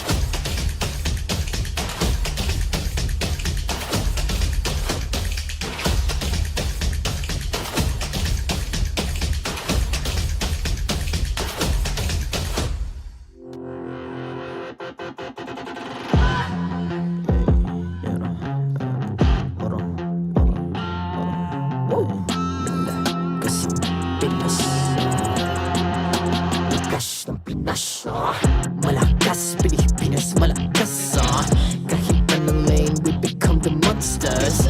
Malakas, Pilipinas, malakas Face the golden sun and reppin' for the 3 stars. Look at us, to the top, no ifs, no buts. Winning any game, para to sa PINAS. Di mo matitin ang aming boses sa new level. Nasa kalye man o mobile, you know I become a legend. Open fire, we unite, we winners. Built with pressure, the diamonds are made of. Switch na lane na parang gera, HP racing, may reset up. Built agad ang buhat ni Hilda, full load SS parang Laila. Susundan ko ang iyong bakas, kasama patas, tagumpay natin to. Dahil tayo'y malakas, para sa Pinas. Nasa amin ang alas, hindi tuwa atras. Kinikilala sa taas kasi kami ang malakas, para sa Pinas. Nasa amin ang alas, hindi tuwa atras. Kinikilala sa taas, ganito kami sa Pinas. Wow!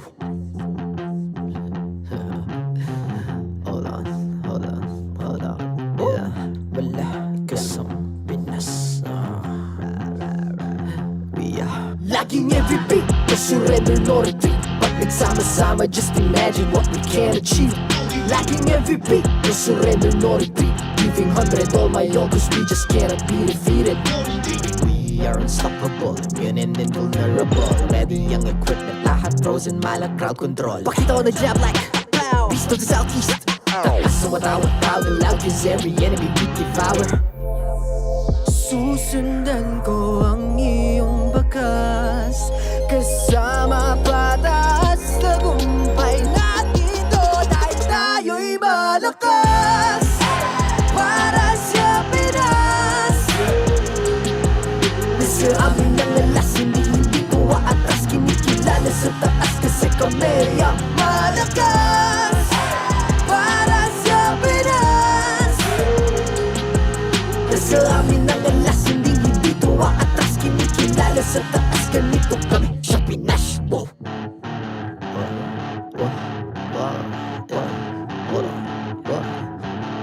Malakas, Pilipinas, malakas kahit anong lane, we become the monsters. Malakas, Pilipinas, malakas face the golden sun and reppin' for the 3 stars.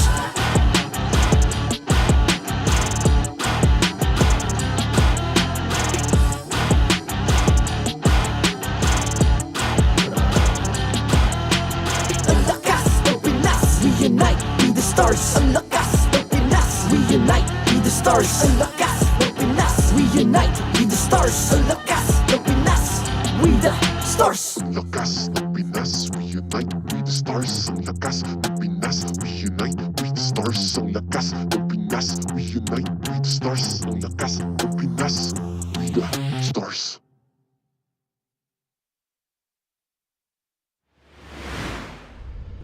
The 13th season of MPL Philippines is brought to you by the following sponsors. Smart, the official telco partner of MPL Philippines Season 13. Infinix GT Series, outplay the rest. Experience the MPL PH Season 13 action live at Shooting Gallery Studios. Tickets are now available on our official ticketing partner at /event.com. Don't miss any MPL PH action by following our official Facebook page and subscribing to our YouTube channel. Follow MPL PH on TikTok as well for more content. And don't forget to like, follow, and subscribe to the official accounts of MDL Philippines. To ensure the equality and fairness of our games, MPL Philippines is also monitored and supervised by the Games and Amusements Board.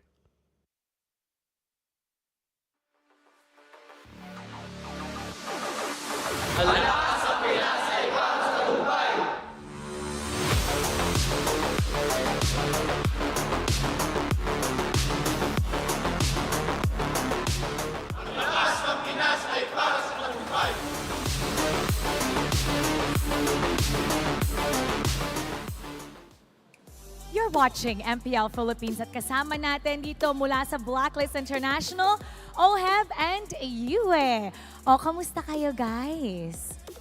Okay lang po. Feeling good. Feeling good. You narinig mo may sumigaw sa labas? Opo. Rinig natin hanggang dito. Alam mo, mainit. Ayun, narinig ulit natin. Ang init ng panahon ngayon, so meron tayong question of the day. Ano ang inyong paboritong palamig sa mainit na panahon? Ano po? Chocolate drink. Chocolate drink. Ano to, may hinahaluan mo ba ng gatas? Wala po. Ano po? Yung kulay green. Yung kulay green. Oh, ano nga ba tong kulay green na to? So nilalagyan mo ba ng yellow or plain lang malamig na tubig? Paano mo siya iniinom? Ano po? Minsan may yellow, minsan plain lang. Minsan plain, may yellow. Diretso ba to sa baso, sa cup, may straw? Ano po? Lahat mo na nabanggit. Lahat, all of the above. Parang quiz to ah. All of the above. Masarap yan, chocolate milk na may yellow. Oh, yon. Ikaw naman, Oheb, ano yung paborito mong palamig? Ako favorite kong palamig is BJ. Buko juice. Buko juice! Buko juice ba to na nasa bote na or yung nasa shell? Yung mga nagtitinda sa labas na nakatutulak ng parang karton. Ay, oo, kay kuya. Meron dito. Laki akong nababili ng buko kasi dati nung nag-aaral pa ako, tuwing uwian namin bumili ako ng buko juice sa amin. Ay, ang ganda nun. Kasi may mga quota si kuya. Parang mga 60 ata bago sila pwedeng umuwi. So okay yun, nasusuportahan mo pa si kuya. Buko juice, ang sarap nun. Sa kabilang panig naman, tingnan natin kung ano nga ba ang sasabihin ng TNC. Hans, pasok. Thanks, para. This time around, nandito tayo sa side ng TNC Pro Team. Layo mo nga ng konti. Kasi para makita yung iba sa ating mga players dito. Nomed, ikaw mauna. Bigyan mo ako ng top 3 ng mga bagay or ng mga inumin. Ang paborito mong palamig sa mainit na panahon. Number 1. Number 1 ko, energy drink eh. Energy drink. Bakit energy drink? Routine namin sa TNC yun na kapag mainit ganun or bago mag-start yung game, nag-energy drink kami. Okay. Para ganado. Gets. Number 2. Number 2 ko, kape. Kape. Okay. Classic. Bakit kape? Coffee lover ako eh. Okay. So, sino dyan sa mga yan, sino sa mga teammates mo yung pinakamalakas magkape na feel mo kaya kang labanan sa cups of coffee na iniinom kada araw? Si Hate. Si Hate. Okay. Palong-palo magkape yan. Hate. Wala na. Ikaw na daw. Siguro hindi ka natutulog. Number 3. Bigyan mo one last. Yung matcha. Yung matcha. Very specific. Okay? Iced or hot? Meron bang hot? Meron. Pero mas gusto mo? Yung ice. Yung iced. Sorry Hate ha. Iced daw gusto eh. Bakit iced? Kasi mainit yung panahon, masarap pag ice. Oo nga naman. Make sense. So, ulitin ko lang, energy drink, coffee, tsaka iced matcha. Sige, ilatag naman natin doon, banda. Super Yoshi, kung yun yung mga nabanggit niya, ano naman sa'yo? Bigyan mo ako ng una. Unang-una, syempre tubig. Okay, tubig. Tama. Kasi may mga daw, sabi ni Hate. I-specify mo. Alin ba doon yung gusto mo? Meron kasi iba-iba eh. Purified, alkaline, ano pa ba yun? Mineral. Mineral. Yung may yelo, syempre, mainit eh. Yung may? May yelo. Mainit ngayon eh. Yung may yelo. Mineral na may yelo. Bigyan mo ko ng dalawa na mabilisan. Winter melon milk tea. Wow! Okay. Winter melon milk tea. And last but not the least, Java chip. Yun. Doon natapos ang boxing. Thank you, Nomed. Thank you, Super Yoshi. Batono natin to sa ating mga casters. Casters, pasok. Maraming salamat, Hans and Mara. Kayo ba? Paano kayo nagpapalamig pag mainit? Anong iniinom nyo? Kung hindi man tubig na may yelo din, yung malamig na taho. Wow. Uy, okay yun ah. Ganun din sa'yo? Chill taho din ba? Sa akin, mainit na kape. Joke lang. Siyempre, malamig na kape. Di naman ako baliw. Shoutout sa mga baliw dyan. I-message nyo na si Midnight. Maligayang pagbabalik sa inyong lahat. Nga pala, kasama na rin si Brigida at Midnight para ihatid sa inyo ang kilawang laban ngayong araw na to. It's Blacklist International versus TNC Pro Team. Huling beses naglaban ang dalawang ito ay nahanap ng TNC ang kanilang isang match victory. Mapapatanong ka na ngayon kung ano nga ba ang dapat gawin ng Blacklist at TNC. TNC. Yup, patay. Very memorable yung panalo na yun for TNC, especially as nag-struggle talaga sila na maulit o ma-recreate yung ganoong klaseng scenario for them. Whereas Blacklist, parang hindi na ganun yung pwede nating sabihin for this team kasi kahapon lang masaya at nagdiriwang ang mga agents natin. That's true. Nakahanap sila ng success, but you never know, it might be the same story for the other side. Kasi ano na tayo, week 5 na tayo, dito lumalabas yung yung biglang nalalason na yung mga teams, may mga upsets na hindi natin ina-expect. So, this is a good game na pwedeng gamitin ng TNC as stepping stone para makabalik sila sa pagkuha ng puntos. And hopefully we see a great game dahil bago pumasok sa linggong ito, kapansin-pansin na may dapat ayusin ang parehas na kupunan. Para sa Blacklist, sinubukan nilang paganahin ang dalawang roamers na Haji at Kimpoy. Kaya naman panoorin natin kung ano sasabihin ni Coach Bonchan. Last week na-mention mo, Coach, na isa sa challenges ng team is yung shot calling. So, ano lang yung, for you as coach, ano yung major difference ni Haji and ni Kimpoy in terms of shot calling? Sa shot calling kasi mas, kung sa mechanics, pag si Haji siguro masasabi kong si Haji ang nakakagamang wherein sa shot calling, kahit papano, merong doon nakakaangat si Kimpoy. Although, kaka-start niya lang mag-practice this week. So, kailangan pa din talaga namin i-improve. Kailangan namin siyang ihabol. Grabe, no? Ibang klase kasi talaga kapag shot calling and micromechanics na siguro yung pinagpipilian mo. Pero regardless, kahit anong mangyari, maganda naman ang naging support system ng Blacklist International for both of their players. Shot calling din ang nagiging problema ng TNC ngayong season. Sa isang post-match press conference, ibinahagi naman ni Coach Bentings kung saan nga ba nagkukulang ang kanyang mga player pagdating sa shot calling. Kung makikita niyo yung mga laro ng TNC, no, minsan talaga parang ang hirap tapusin for them. Kaya panoorin natin kung ano nga ba sasabihin ni Coach Bentings. Paano magiging direction ng TNC na alam niyo na yung sagot alam niyo na yung gagawin niyo, pero nasaan yung sorry for the lack of better term, yung problema na Siguro sa shot calling talaga siya Yung sa shot call, kailangan may isang tao na mag-i-step up. Tapos na handa siyang magkamali para sa ikabubuti ng team. Handa siyang tumalino sa pagkakamali na yun. Para experience kasi yun example, kung si Yoshi, kung shot caller namin, tapos dumating yung crucial game, hindi siya nakapag-shot call. Kasi sabihin example, ayaw niya magkamali, takot siya magkamali, takot siya gumawa ng move. Yun yung pangit Alam mo yung gagawin pero wala kang ginawa.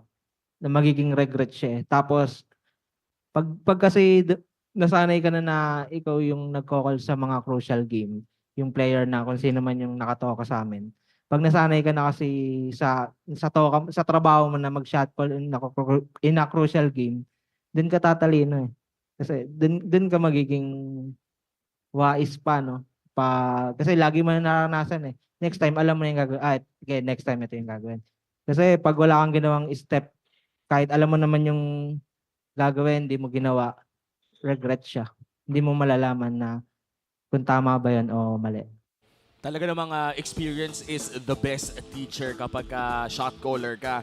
Panigurado, midnight, parang pagka-RG tayo, ikaw nagsha-shot call, ang dami mo ng experience. Iba kasi yung meron kang command dun sa isang team, and iba rin yung talagang, yung tulad sinabi ni Bentix kanina, alam mo yung gagawin mo, pero hindi nyo nagawa. So kailangan talaga mailabas yun, yung mai-translate sa actual play, yung gusto mangyari ng team. Kaya tingnan natin kung sino nga ba ang magkakaroon ng mas malupit na shot calling this time around for Blacklist and TNC. Yes, kung kayo'y nakatutok na ngayon, oras na para i-comment nyo na rin yung tingin nyong mananalo dito sa YouTube streams natin sa pamamagitan ng pag-comment ng hashtag BLCK o Black or hashtag TNC with your game and server ID para magkaroon kayo ng chance ang maging isa sa 4 na winners natin ng TIG 500 Diamond. Kanina namigay na tayo ng 1,000 diamonds sa first series natin at ngayon naman mamimigay na naman tayo ng 500. Mamaya meron ulit. So make sure to join at sundin nyo yung mga rules na nabanggit ni Brigida kasi baka mamaya naman kalimutan nyo yung ID nyo paano ipapadala ang inyong panalo na sana. Narito na ang ating marshals na mag-o-officiate ng laban na to. Sinisiguro nila ang fairness at integrity ng ating games. Kilalanin na natin ang maglalaro para sa ating second match of the day. It's Blacklist International versus TNC Pro Teams. Players, pasok!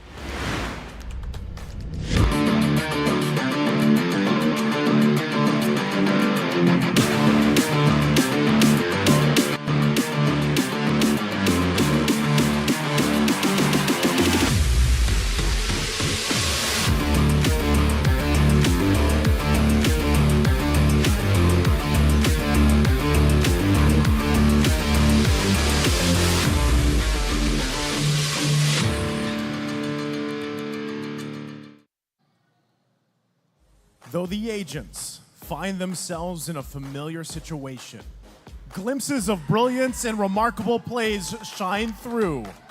Will their strategic code and prowess prevail against the Phoenix holding on to their flames? Get ready for its Blacklist International!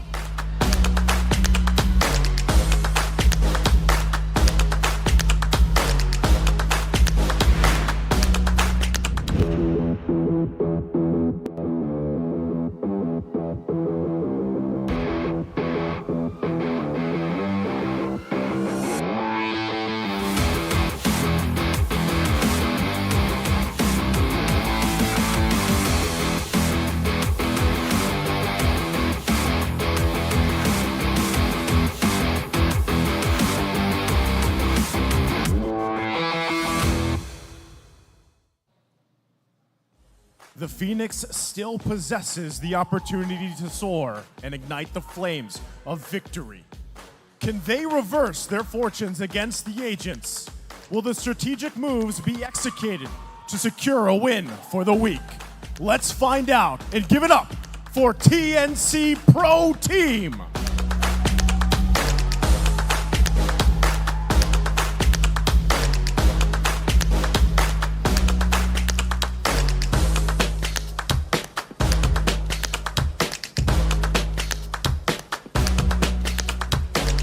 And their coaches, Coach Dexstar and Coach Ben Things. MPL Arena, we're gonna find out, will it be TNC or Blacklist International?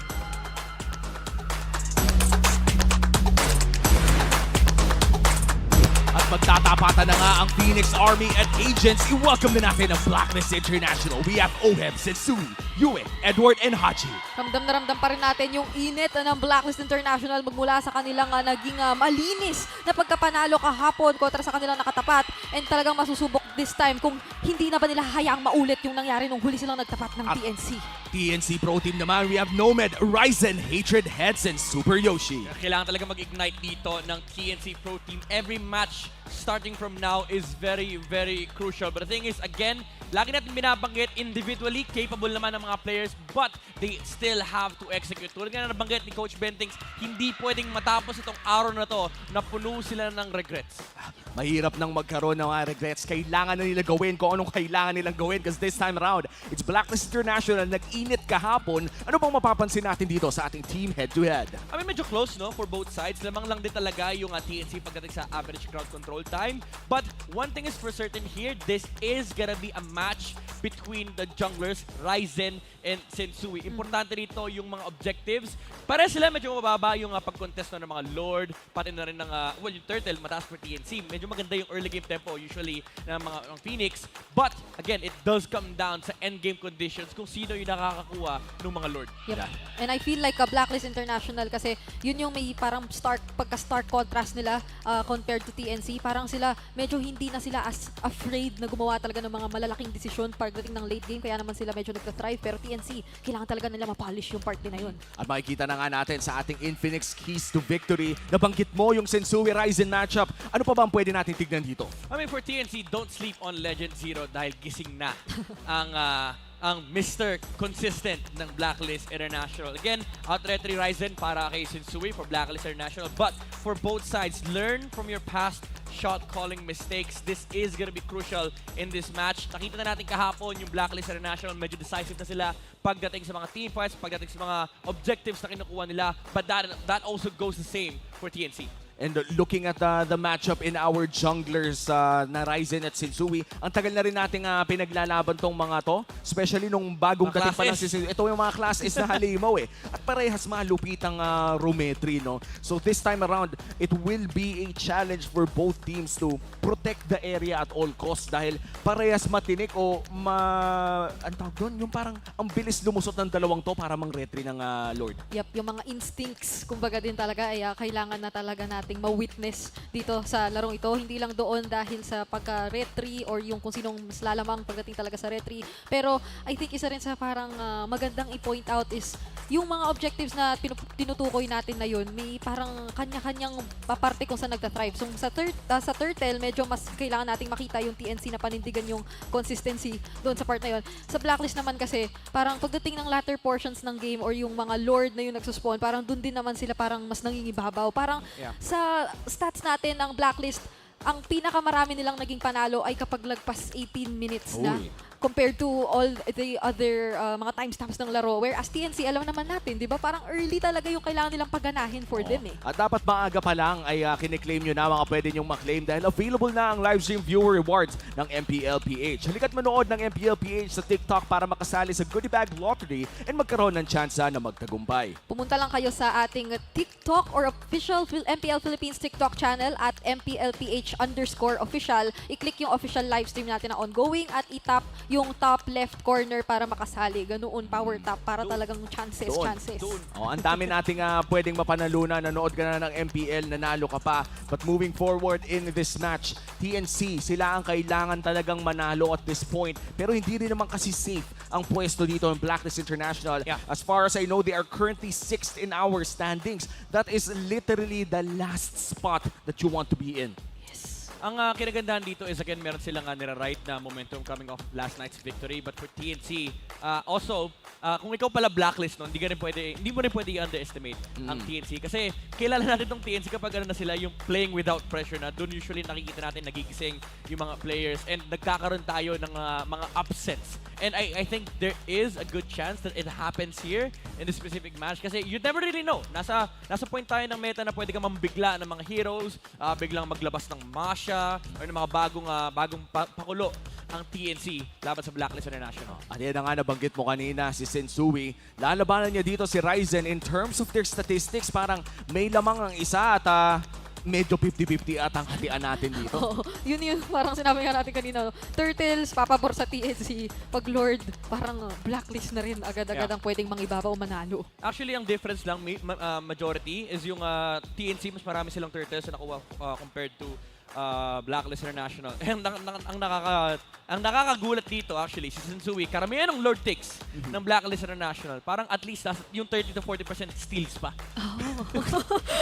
At excited ako na dito sa ating matchup dahil kung kanina parang assassin talaga yung inabangan natin, both of these players, kahit marunong silang mag-assassin jungle, parang mas nakilala sila sa kanilang karera using these tank junglers such as the Akai or the Barats or even at some point the Fredrin as well. So would you expect na ganun na naman ba ang ating makikita para sa laban na to?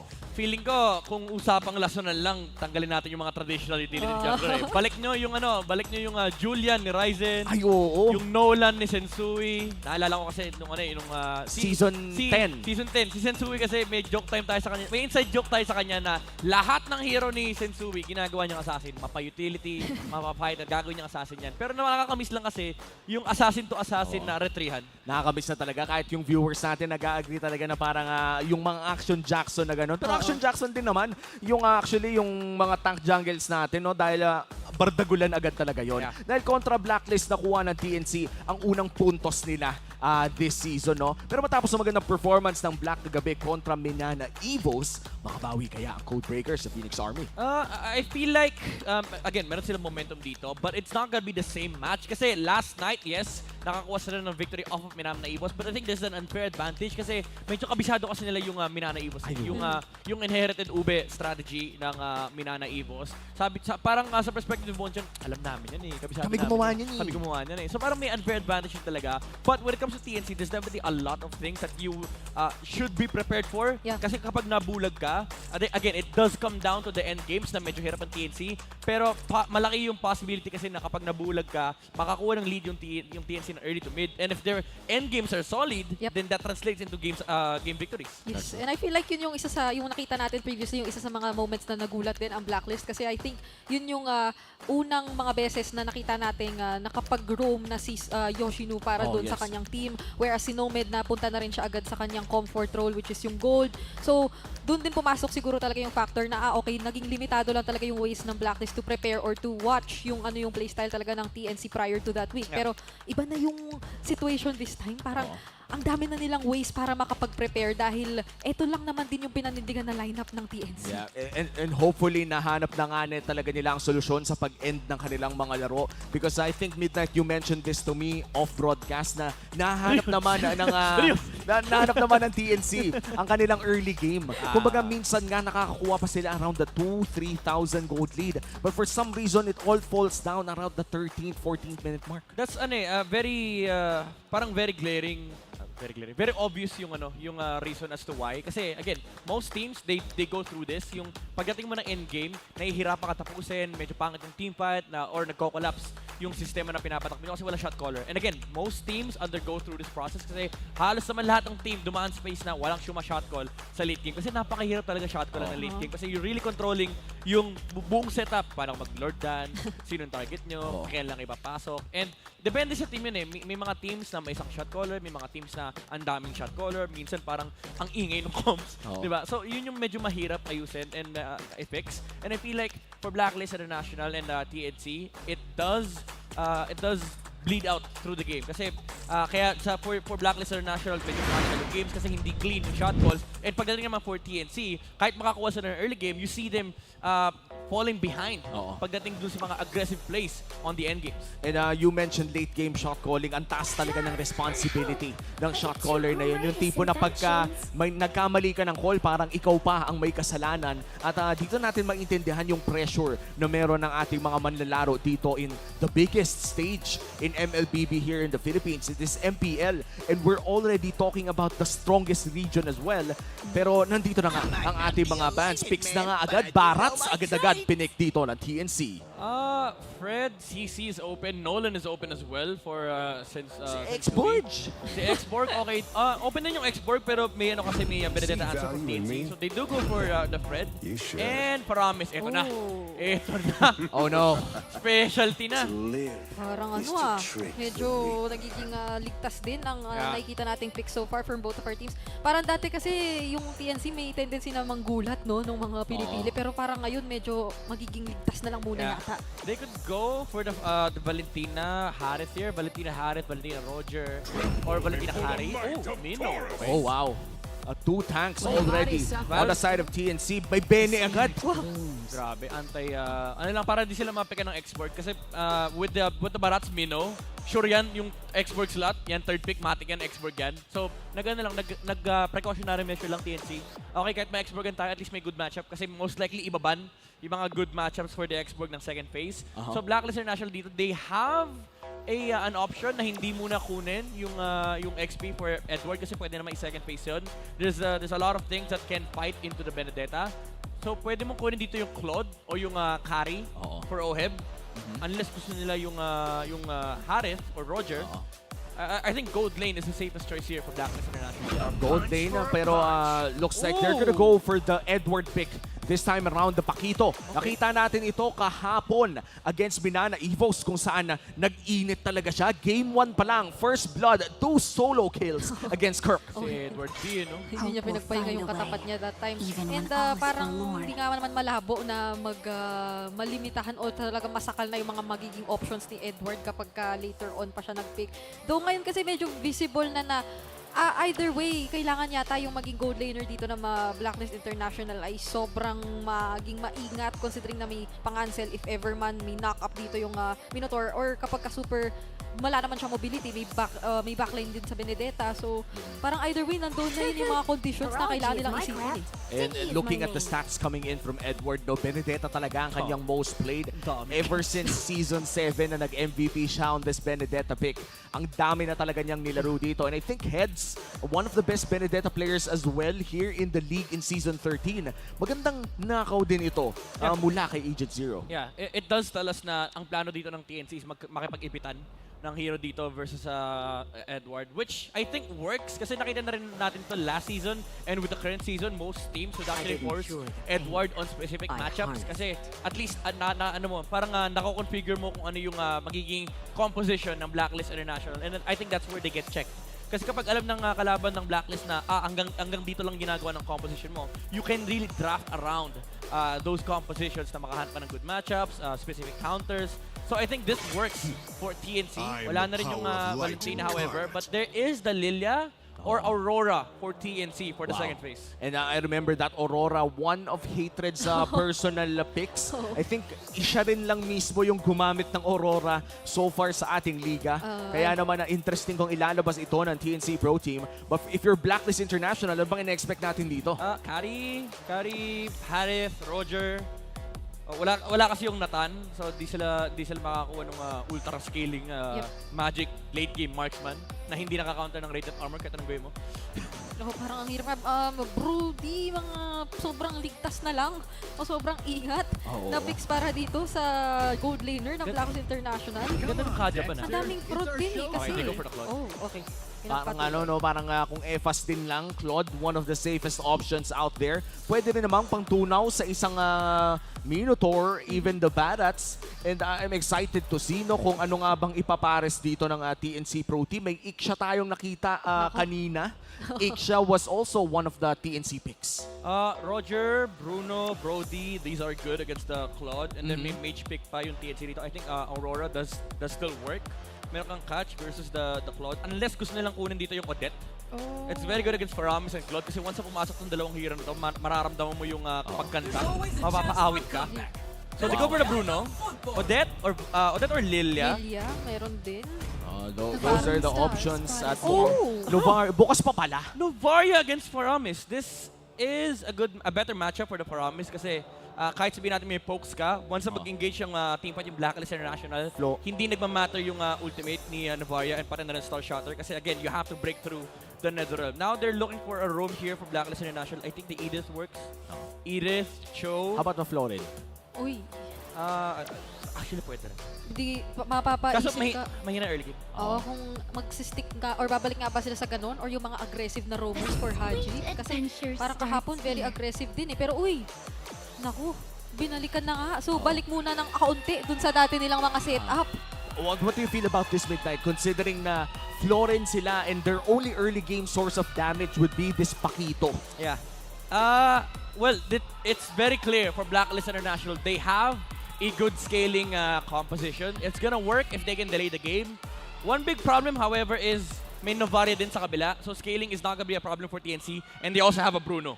So yung early game ng Blacklist International, it's now parang naka-question na nung presence ng Bruno sa TNC. Kasi if tuloy-tuloy yung early game ng TNC rito, yung push advantage na meron sila, baka maisala kagad yung window ng Blacklist International. Yeah, and for Blacklist International, their window is built upon team fighting and potential pick-offs. Pero kung may Novaria din sa kabila, the moment it hits late game, napakahirap humanap ng mga skirmishes and pick-offs dahil parang gumagalaw pa lang kayo.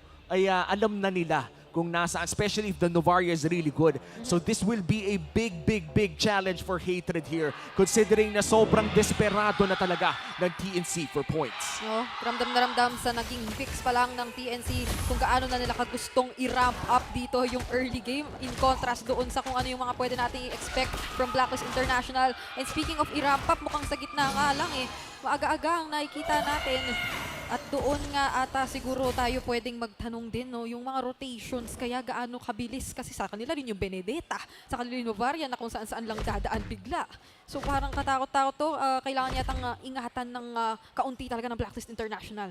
Interesting choice for Oheb na naka-master assassin yung Claude against the Bruno. It gives you a little bit of a fighting chance para at least kapag punishable yung position ng Bruno, especially sa ganitong pwestuhan kapag may additional sustain si Claude under the tower, pwede siya makipagsuntukan kay Nomad. But all throughout the mid-game, medyo mararamdaman mo yung lack of physical defense dahil nga wala yung tenacity on the Claude. And the Claude has been a popular pick among gold laners in the league for its safety and of course versatility as well. And yung late game scaling. Meanwhile for the Bruno, alam nating lane bully ang isang Bruno and nakikita naman natin na nakaangat siya ngayon. Overall, mukhang things are going as planned for both teams. Wala pa namang bigla ang panggugulo. Yun na ba yung mga jumps din? Katulad ng mga madalas o paulit-ulit yata nating nakikita kanina. Though mas maingat yata ng kaunti. Hindi ito yung nakita nating tipo ng gameplay pa. With pa. From Edward Balboa. Naalala ko talaga yung kahapon. Parang level 1 pa lang nambibigay na talaga. Uy, grabe yung pwesto ni Ryzen Parang ito yung napanood din. Grabe, kinat na yung XP. Na-bad trip na. Sabi niya, ba't ba hinihintay tong wave na to? Pa-level 4 ka na, Hatred, hintayin na lang natin. At ang ina nga, maghaharapan na ang dalawang jungler sa loob ng Turtle Pit. This is the first turtle of the game. At mukhang nakakalabang sa pwesto ang Blacklist International. Aray, tayo pa rin. Aray! Kaso nga lang, nahanap agad doon si Haji. Kaya naman meron na agad isang napitas from Blacklist International bago pa man tayo magkaroon ng turtle take. Pero mukhang ilalaban pa rin muna nila ito. Sabay pasok from heads na naman. Pinapakitaan tayo rito ng Benedetta gameplays. UNI cast naman on time ang Netherrealm. Pero hanggang saan dito dadalhin ang Blacklist International? Dahil matatakasan pa rin sila ni Heads doon. Walang kahit ano munang magiging trade.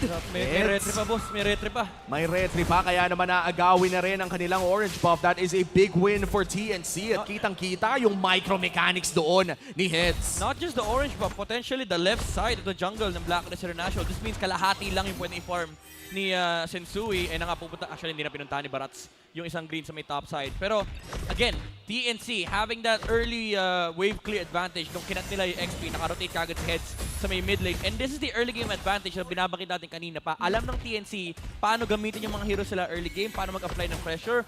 But do take note, they have to hold on to this kasi Claude yung kalaban nila. That's true. And they're also up against one of the best late game healers in the game. In the name of Florin, Blacklist International, they might have lost that early part of the turtle fight, pero kailangan na talaga nila patagalin, no? No, magkasama-sama at pagtutulungan lang din. Pero ang dami na namang mare-reveal. With that, Astral Echo, ginamit pa nga agad yung Detona's Welcome para hindi masyadong patuloy yung Appraiser's Wrath. Tapos, grabe, tamang outcome naman din bigla para sa TNC. I don't particularly agree with the double lane na ginawa ni Oheb. Naharangan sila, hindi sila nakatawid ng gold lane. Although nakakuha ng dalawang wave si Oheb no, unfortunately naghati sila ni Yue. So parang 1.5 wave lang yung nakuha niya. And then si Nomad nakakuha ng full plating. And that's a lot of gold para dito sa Bruno. Right now, 0-0 man si Nomad. Napakasakit na ng Bruno na to. At mukhang hindi na nga madedepensa ang ni Haji at Oheb. Ito na ata yung sinasabi mo kanina midnight na medyo mahina sa early game ang isang Florin. Wala silang wave clear. Well, meron silang wave clear pero they have to fix lanes first. Wala silang pang defend against... Oh! Edward!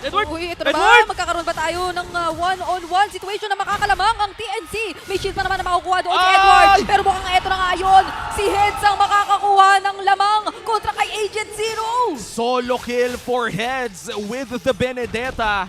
Ayun na yun. May pinakita na.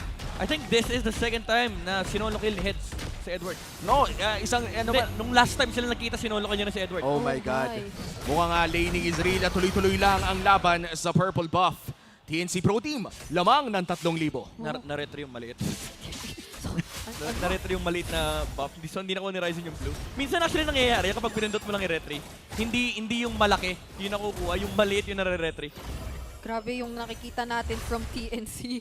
Pinaninindigan nila yung mga win conditions or kung saan nga ba sila pinaka na ituturing na nakakalamang or malakas, which is clearly itong mga first few minutes of the game kung saan yung advantage ay sobrang hinahawakan nila. Pero speaking of advantage, si Heads, sinalubong siya doon ng 3 at binawian.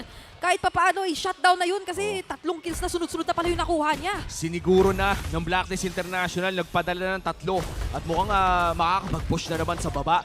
Hirap na may damage reduction yan by the way. May damage reduction yan, yung Torre na yan. Pero binasic lang. Grabe. Wala, sunod-sunod to. Ito yung mahirap sa Florin pick ng Blacklist International. Kailangan tiis pogi technique talaga. Sobrang safe nga lang nung nakikita natin ngayon from Blacklist International. Walang kahit anong aggression pa. Maski yung mga Netherrealm nga, sabi natin parang ngayon mas magiging defensive na lang ng sobra para dito sa pagpoprolong nila sa laban. Hopefully, bringing us to more than 15 minutes kung saan masasabi natin pwede na talaga silang lumaban kontra sa TNC. Kasi as of now, hindi man ganoon kalakihan yung gold lead na na-establish nila. Ramdam na ramdam mo yung pressure all over the map, kinokontrol ng TNC. Tsaka napakasakit na talaga ni Nomad. And this is very, I would say, alam na ng TNC yung teritoryo na to Lamang sila ng 2,000-3,000, kailangan na lang nilang malaman kung no way!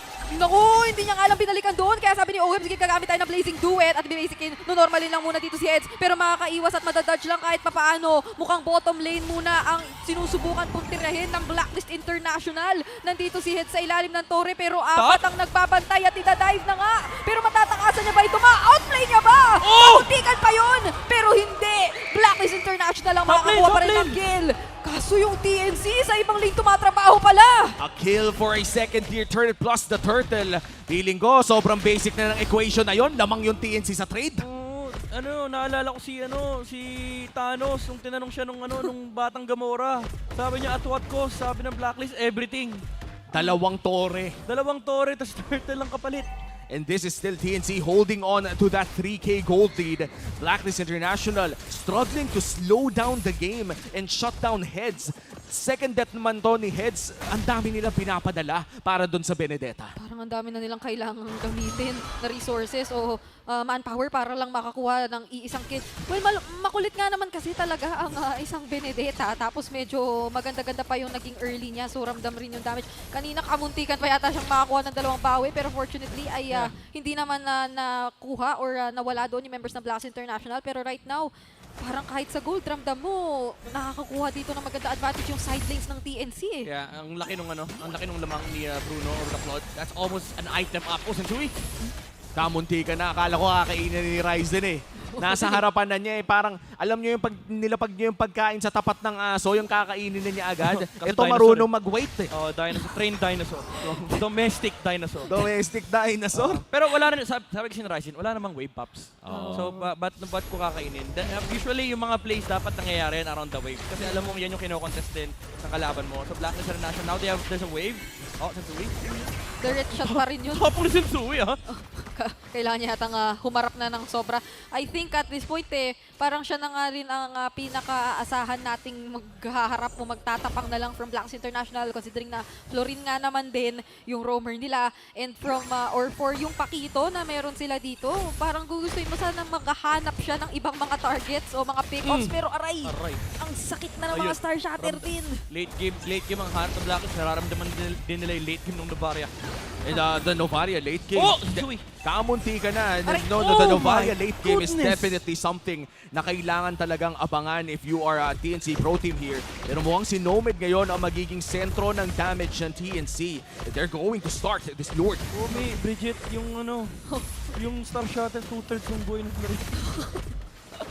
Ang hirap naman ito.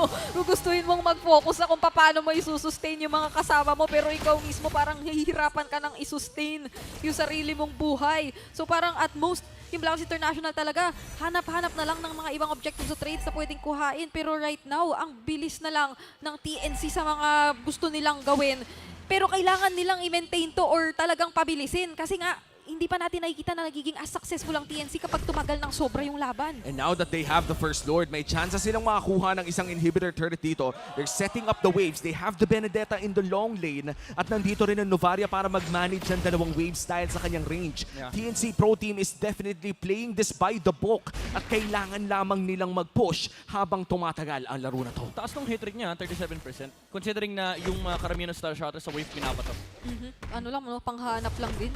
At Ko, 1,000 yung isang bola. Yun ang nararamdaman natin, hindi lang yung mga star shatter pero maging yung mga bola dito ni Nomad. Pero nandun na si Super Yoshi, may iwasan naman kahit paano yung Minoan Fury. Sensui doon, Appraiser Strat na ibagsak. Pero si Super Yoshi lang naman ang tinamaan. Edward inangat kahit paano yung mid lane pero mapupush pa din siya ng TNC.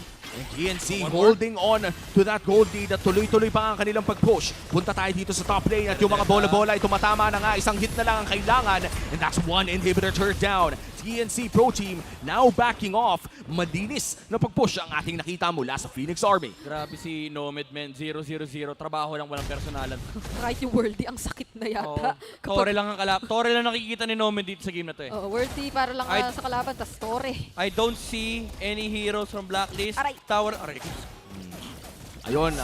Masakit ang bola ni Nomad pero mas masakit ang bola ni Hatred. Ayan. Grabe. Dalawang bola na hindi mo gustong saluhin. Iba yung nakikita natin ngayon na 11 minutes pa lang parang yung late game damage ng Novari at Bruno na darama na ng Blacklist International. So even yung mga resources na ganito, sobrang nagiging struggle na sa kanila kuhain. Kahit na si Sensui, parang hindi na masyadong gustong magmatapang. Pumasok, nag-attempt though, pero hindi pa rin niya nakuha. Nag-warning shot yung dinosaur, men. Saan ka nakita ng bars, mga warning shot? Tinatakot-takot na niya eh. Kung may subtitle lang, sabi niya, sige, pasok ka pre, dali, bilisan mo. Pasok ka. 1v1 with a great one, Edward. Okay. Tinakot lang. Ang dami ng masakit ngayon na. Parang kanina huli kong kita, si Halberd tsaka Heptasis pa lang ang hawak ni Heads. Hindi ko na alam kung meron pa siyang nadagdag right now kasi ang may sakit. magic blade siya doon. May magic blade, may malefic armor. Ay, may malefic armor. Malefic roar. May bagong item na. Mali mo, maganda yun, malefic armor. Diba? Pangontra sa malefic roar. Yung physical defense ng kalabang mo, yung presentation, nako-convert sa hybrid defense. Diba? May suggestion na siya. Galing. Minsan lang yan. Pero parang napapabagal Only in nata MPL PH. ng Blacklist International ang laro na to with the gold lead staying at around 4 to 4.5. If they're able to steal away this Lord, Blacklist International might even take this for themselves. Speaking of take this, Ryzen dito medyo napalo o napahap HP. Pero maging si Sensui din yata nangalahati dun sa Star Shatter na tumama. At may nakakasunod pang bola galing kay Nomad. Paano ka haharap sa ganitong damage na meron ng TNC? At na-dodge naman doon ng Star Shatter pang muli. Pero grabe na rin dito yung control o yung pang zone na ginagawa. Papasok na naman yata ang Blacklist dito. Gusto nila magkate pero si Heads! Yung mananakot na ginagawa doon sa likod. Bloom na i-cast na rin dito ni Haji. Pero si Nomad, isa lang ang nakikita niya target. Isusunod pa nga yata niya dito si Edward. Nag-flicker in to get the kill. And may Star Shatter pa mula kay Hatred para talagang siguraduhin matutulungan dito. Yung Bruno ni Nomad na inahabol-habol yung mga membro ng Blacklist. At nandito si Sensui mag-isa. Hindi na kakayanin pa. 20 seconds para sa mga miyembro ng Blacklist International. A 5v2 defense. May isa pang siege minion. Meron pang isa. Kinakapitan ito ng TNC. Pero na-clear siya nila Yue. One more wave. At madedepensahan naman pansamantala. Dahil meron pang isang wave na paparating dito sa itaas. At mukhang sabi ng TNC. Ipo-focus na natin talaga. Netherrealm from Yue. Tamang clear lang abot sa makakaya. Pero si Haji ngayon tutumba. Buhay na rin sina Oheb. Mukhang madedepensahan pa naman ng agents. At walang retribution holder ang TNC Pro Team with the Lord already up. Blacklist International is holding on onto this game. They could have actually taken that game. Medyo nag-hesitate lang yung TNC din doon. Nag-U-turn kanina si Nomad. And hinintay nila yung next wave however, pero umabot si Oheb in time for Blacklist to defend. You could argue na sana nag-lord na lang ang TNC. Medyo mobile lead nila. Pero again, the damage output coming out from Nomad and si Hatred. Napakasakit na ng mga bola pero nirarush yung Blacklist to. Teka, nakikita ni Heads kung nasan sila. Oheb! At mukhang tatargetin niya ngayon pero dito naman sa may Lord. Mukhang ibang nagaganap. Pero si Heads makakatakas pa ba? Sinalo ni Sensui. Pero ngayon ang mga miyembro ng Blacklist International mabubuhay except kay Sensui. Kasi inabutan pa siya doon ng bola ni Nomad. Grabe yung dalawang side laner ng TNC all around the map. May plays na ginagawa. Heads on the backline, hindi makahanap ng magandang entry si Oheb. Kanina pa siya napuforce at gamitin yung kanyang BMI. And they had to deal with the Benedetta habang free hit lang si Nomad on the front lines. And TNC Pro Team now with the biggest goal lead that they have. Kamuntika pa si Nomad doon. Edward with a big play. At ngayon, tatlong natamaan na Astal Echo. Game-ending push na ba para sa Phoenix Army? Gigil na ngayon ang Phoenix Army. Kumakatok na sila. Hinaharap ni Ryzen. Tamang clear lang muna para sa mga natitirang minions. Ang punto dito ng Blacklist International. Meron ding Lord na kinakailangang abalahin. Samantalang ang TNC mukhang uubusin na yung mga inhibitor turrets. Pero papasok na si Super Yoshi with a setup. Kaso nandun din si Sensui. Appreciations natin pinagsak. Netherrealm sa may Bloom. Lahat ng sustain nandyan na para sa Blacklist International. At mukhang makiklear pa nila yung mga waves. At makakapitas pa. Ngayon papasok pa si Oheb ng blazing to 1, 2, 3. At mukhang nakakabawi na. Tatlo ang nawala Wala, hindi, dalawa. TNC Pro Team, they almost ended the game. Pero nakahanap ng play si Oheb. Oh my gosh, ito na yung 15 minutes na sinasabi natin. Unti-unti nang nararamdaman ng Blacklist International na kaya na nilang ilaban. Dito mo na makikita yung advantage ng Claude for Blacklist International. Long drawn-out fights favor Blacklist. Lalo, nandiyan pa yung mga heals mula kay Haji, yung damage na nanggagaling kay Yue, and with the protection layer of the Netherrealm. Sinabi natin kanina mukhang that's it, pero sabi na ang Blacklist International, hindi pa tapos ang laban. At mukhang bumabalik ang problema dito ng TNC Pro Team. Kanina lamang nahawakan na nila ang kanilang biggest gold lead of the game in 6.5. No, make that almost 8,000. Pero for some reason, hindi pa rin matapos ng Phoenix Army ang larong ito despite holding on to that lead. At ngayon, pataas na ng pataas ang power spike ng Blacklist International. Ang hirap, parang isa pang kalaban ngayon ng TNC, yung hesitation talaga. Kasi nandoon na sa kanila yung mga potential o yung mga napakaraming chances and opportunities. Pero yung mga maliliit na bagay, gaya yata nung U-turn na nabanggit kanina, parang ang laki pala ng mga pwedeng maging epekto nun in the long run. Yeah, now they have to face the reality of the situation. Ang laki ng impact, ang laki ng presence ni Claude sa frontline. None of them can deal with the Claude right now unless ma-petrify siya ni Heads. Walang purify na hawak si Oheb, so that is a big threat. But you also have to take note yung mobility, yun yung magiging problema ni Heads dito dahil napakabilis kumalaw ni Claude, especially with full stacks galing sa Art of Thievery.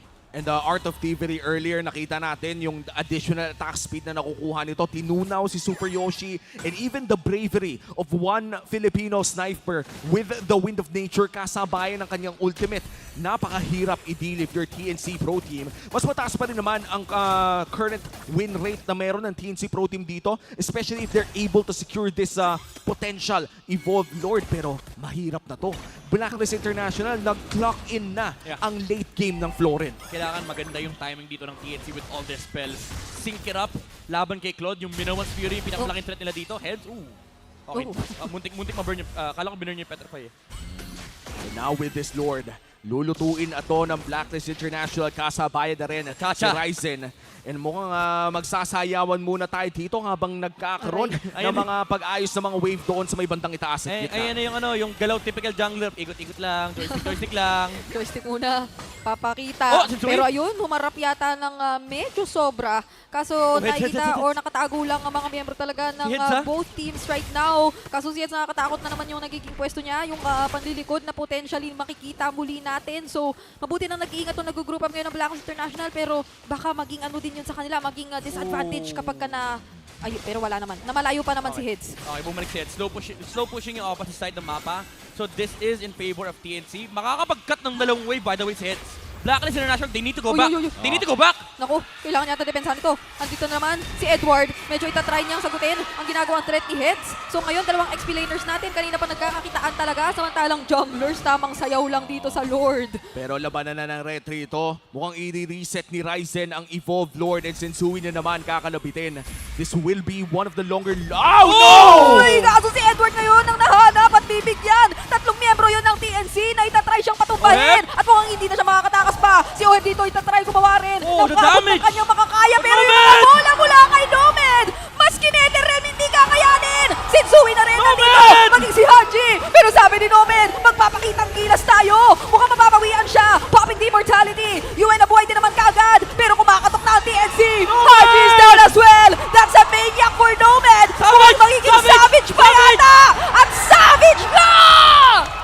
At sa ilalim ng bola ni Nomed, a savage to secure game number 1. Wow! Raid Boss, Giga Chad, lahat na ng adjective para lang ma-describe yung playstyle ni Oheb. He is a rookie, pero it didn't look like it. That man fight against Blacklist International, 1v5, well technically 2v5, pero grabe. Iba talaga, naalagaan ang early game marksman all the way to that snowball victory. Yung damage na nakita natin mula sa isang Bruno doon mapapatanong tayo, no? Kailan pa na nagkaroon ng bakit nawala si Bruno? Bakit naging harit? Bakit pa naging carry kung may ganito din naman pala? Where have you been? Grabe. At Actually, totoo yan. 2v ilan man siya nung simula. Tapos unti-unting Naging 1v5 nakasunod. na eh. Para sabi niya, ako na! Grabe yung damage na naipon ni Nomad all throughout. Ang tapang niya dun. Ito na yung literal na hindi nag-hesitate na play from TNC. And TNC, of course, ang ating MVP will be Nomad. Paano yung sipa, bossing? Oo. Hindi, wala. Nahiya pa, rookie pa. Alam naman natin, kapag umaabot na sa sophomore, tsaka tayo nagkakaroon ng mga woo at iba pa. Ating MVP for game number 1, it's Nomad. Ano bang mapapansin natin dito, Midnight? Well, ang mapapansin natin dito yung damage output actually ni Nomad. Lahat, binilang ko si Sensui lang yung umabot ng 5 hits. Lahat, 3 hits mula kay Bruno. And yung sustain din naging problema for Blacklist International kasi yung haslo, lalo kapag mataas na yung damage output ni Bruno, kailangan mo talaga siya i-take down kasi kapag hindi mo siya napansin, kahit split second lang, tamaan ka ng isang bola, bumabalik na din talaga yung buhay. Early game, nakita natin yung effect ng early game momentum ng TNC, yung capability nila na makuha yung pacing laban sa Blacklist International. Considering na yung composition ng Blacklist ay talagang pang late game pa with the Florin pick especially dahil wala silang pang defend laban sa TNC. And naging decisive din sila sa kanilang mga takes. Literal na wala silang pakialam sa isang side lane. Talagang pinul push nila yung dalawang lane na pinuntahan ni Bruno. But it did come to a point na nakapag-defend yung Blacklist International and medyo pa-online na si Oheb. Actually, naging online nga siya. Naging active yung Claude natin. Umabot siya ng full damage. But yung split pressure na nanggagaling dito mula sa TNC, yung split na ginagawa ni Heads. And then, finally, yung shot call na hinahanap natin, a very decisive one at that. Instead of going for the Lord, pinunish nila si Edward. And that was the start of this savage performance mula dito kay Noeb. 3 hits lahat nung binanatan niya rito. Walang nabuhay. Over 3 hits. And dun na nga nakakuha ng victory dito ang TNC. That was an insane performance of TNC's gold laner. Mapapatanong nga naman tayo kung bakit hindi na lumalabas si Bruno. And we did mention earlier during the drafting phase na medyo maganda nga yung Bruno, especially against this comp of Blacklist International. Looking at the emblems, full damage din talaga si Nomad dito. With the Assassin emblem, yung Weapon Master, pati na rin yung additional crit damage na nanggagaling sa kanyang first tier talent. And of course, yung Quantum Charge para mai-sustain niya yung kanyang lane. And dito natin naramdaman yung problem ng Blacklist International. Early game, hindi kaya talaga i-defend ni Claude yung gold lane. Kinailangan pa nga siyang tulungan ng kanyang mga kampe. And it left the other side of the map open to almost every play from the side of TNC. Pero yung TNC hindi rin naman nagpatinag dahil sinunod-sunod lang din talaga nila yung objective. Tuloy-tuloy lang pag-skill up niyang na TNC rito. Up until such time na nakuha na ni Nomad yung kanyang mga items, yung Berserk Fury, yung Malefic Roar, and of course late game, yung Wind of Nature, swapping with the Immortality. I think at some point, bumili pa nga siya ng Rose Gold kasi kanina ang laki ng shield na lumabas mula doon sa Bruno and na-sustain niya yung full blazing duet ni Oheb dito. Although nagamit din naman niya yung Wind of Nature ng proper timing. Taas nung sinalong damage dito ni Sensui, 226k. That's coming out from the Bruno and the Novaria. Kasi si Heads dito nakafocus siya sa may backline against Oheb. Even Heads, ang laki nung tinangkin niyang damage, 100k mula sa Blacklist International, primarily coming from Oheb and of course Yue. But then again, looking at the damage dealt here by TNC, ang laki din ng kay Hatred. Usually yung mga marksman, hindi sila lumalapit sa damage output ng isang Novaria, pero Nomad did 500 less damage. Ay, 5,000 less damage versus the Novaria. Novaria yan, by the way, talagang makikita mo yan, times 3, times 4 yung damage dealt niyan. Pero Nomad dealt almost the same damage, half of what TNC outputted in this game. And yung GPM talagang kita naman, 791. Although nakasabay naman si Oheb dahil nga umabata sa late game, nagkaroon sila ng konting momentum dito. Pero yung early game ay hindi din talaga napigilan ng Blacklist International. Now, looking at the heat map dito, again, talagang tinambayan nila yung first objectives and then yung gold lane. Talagang sinigurado lang nila na makakalabas si Nomad doon sa laning stage na yun. Na-push nila yung tower, na-punish nila yung greedy double lane na ginawa ni Oheb. And then after that, they transitioned towards the next objective, which was pushing the side lanes.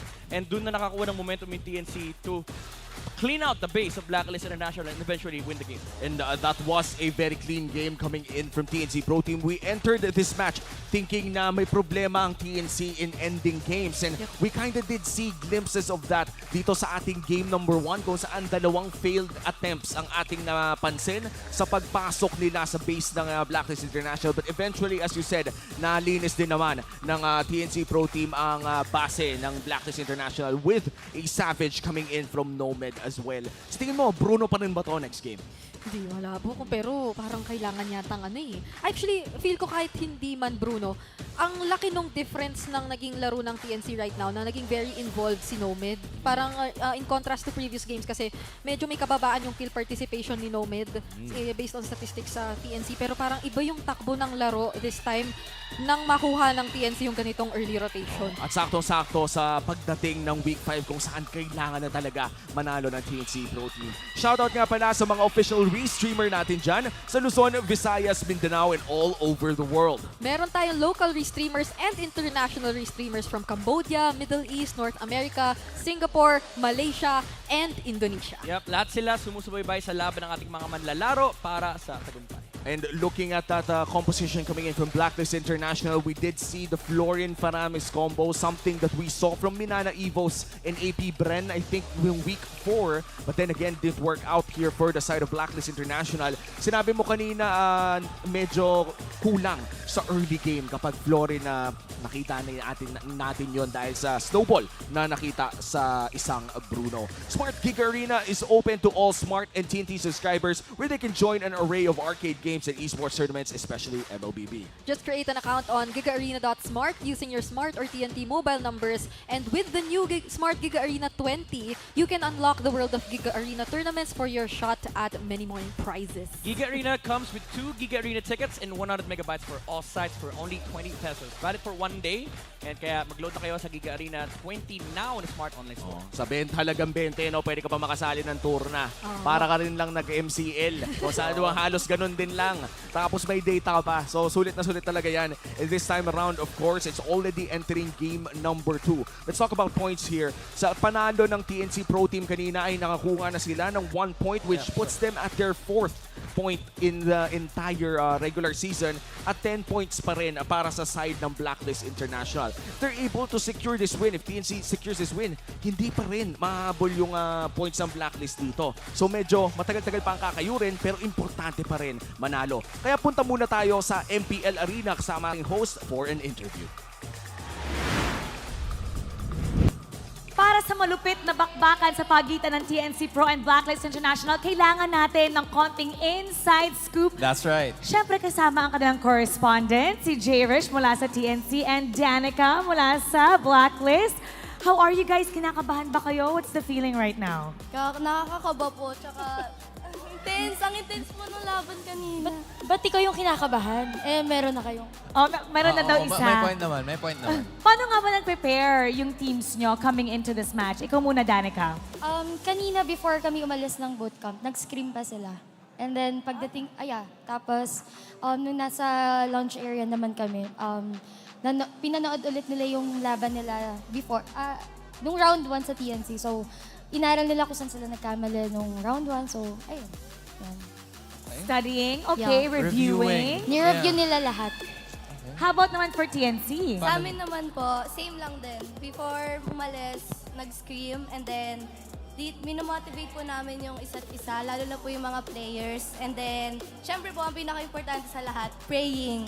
Praying talaga. Lagi ko sila nakikita mag-pray. Okay, you've mentioned more about the motivation part, diba? Kamusta ang TNC, like, mentally wise? Like, good vibes ba sila heading into this match? Kinakabahan ba sila? What did you hear from the rest of them? Okay naman po sila. Kasi most likely po, like, ang ginagawa lang naman po is, syempre po, scream, and then minomotivate yung isa't isa. Tapos, ayun po. Okay. So, I assume si Coach Ben Tings, di ba? Siya ang leader ng mga motivational quotes. Pero sa side ba ng Blacklist International, I wanna know, kamusta ang vibes ng boys heading forward into this match? Actually, okay silang lahat. Like, nakikita ko na nagtutulungan sila. So, alam naman natin galing kami sa lose streak, di ba? Pero, I can see sa team na to na talagang alam nila na kaya pa rin nilang lumaban and alam nilang kaya nilang umabot ng playoffs. So, ayun, nakakatuwa lang din makita yon behind the scenes. Para naman ma-motivate sila, we want a cheer from both of you, okay? Okay, simulan muna natin sa TNC. Cheer for your team. You can get the crowd going. It's up to you. Okay, okay. Let's go, TNC! Kayang-kaya natin to. Huwag tayong susuko, tiwala lang tayo kay God. Love it! Okay, para naman sa Blacklist, ikaw naman, Danica. Let's go, Blacklist! Kaya natin to. Abot tayo sa playoffs. Oh, may mga nag-cheer din dito at siguradong ready na ang dalawang koponan para sa ating game number 2. Kaya babalik na tayo sa ating mga casters. Casters, pasok! Maraming salamat, Mara and Hans. Magtutuloy na nga ang ating series number 2 of the day. It's TNC Pro Team na nakukuha ng game number 1 and entering game number 2 with the strategy na ginamit kanina ng Blacklist International. Babalik na naman ba ng ube? Parang kahapon kasi, ibang blacklist na yung nakita natin eh. Slightly different na sana yung kahapon kaya na-mention or na-consider din natin possibly magiging aggressive ba yung overall composition ng blacklist going into this game. Pero understandable din kasi na parang gugustuhin nila na kapitan yung sustain or yung quote-unquote ube up against TNC na hindi pa natin nakikitang magiging as successful in the late game. So, naging evident din naman kanina yung kung paano nila in-attempt i-prolong ng sobra yung laban. And surprisingly, they did. Umabot siya ng 15 minutes pero parang iba yung naging prowess doon ni Nomad na parang alam na niya yung capabilities niya kasi as compared to before, hindi siya as behind or parang very stable yung naging farming niya all throughout the early game. Honestly, it begs the question. Dito ako magkakaroon ng debate kung ano ba mas importante, yung identity ng team o yung capability mo to adjust. Kasi ang nangyayari dito sa draft for Blacklist International, as we see the draft recap, no, they got the Fredrin, they got the Faramis, and the Paquito. These are good 3 picks. Pwede mong set up ng ube, pwede mong i-U-turn pabalik ng normal na lineup with a set of tanks. But I do feel like na, again, with the identity, with the process, hindi nadaanan ng Blacklist International, I think ang ginawa din nila dito is talagang pre-practice nila yung traditional Blacklist International strategy. Maybe sa mga scrims na nangyari for the past week, naging ganito din talaga yung playstyle. Pero ang question na kasi, yung binabangit nga ni Womi, nakita natin yung isang variation kahapon. Yep. Kumbaga, may identity si Blacklist na pwede siyang magkaroon ng normal na ruta, which is yung mga tank setups na talamak talaga ngayon sa meta. But with TNC getting getting the stronger second phase, Blacklist had time to adjust. Nung pinik niya yung Claude, yes, it's awkward na kailangan natin idalhin ng late game to. Kailangan may pantawid tayo for the Claude. Kasi the problem with the Claude Paquito is that you have so much split.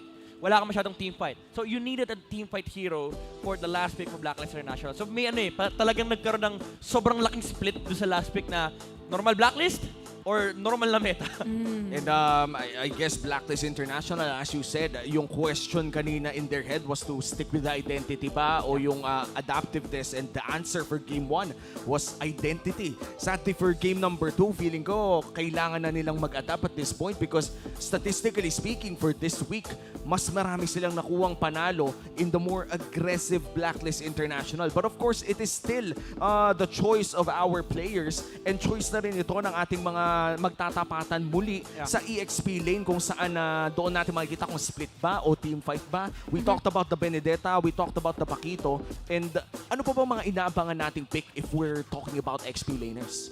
Masha. Pwede. Ayan o.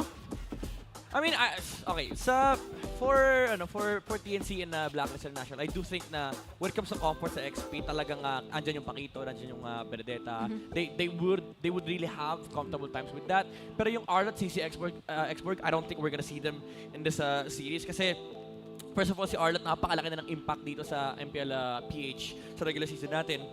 CC has fallen down in the popularity pagdating sa pick department. Ban still nandyan siya pagdating na second phase. Pero when it comes to picking, medyo naglaylo na kasi lumalabas na yung mga counters. Nakita na natin yung Uranus. We've seen Glue from KarlTzy. Meron din yung popular na Xborg, lalo rin sa may Xborg slot.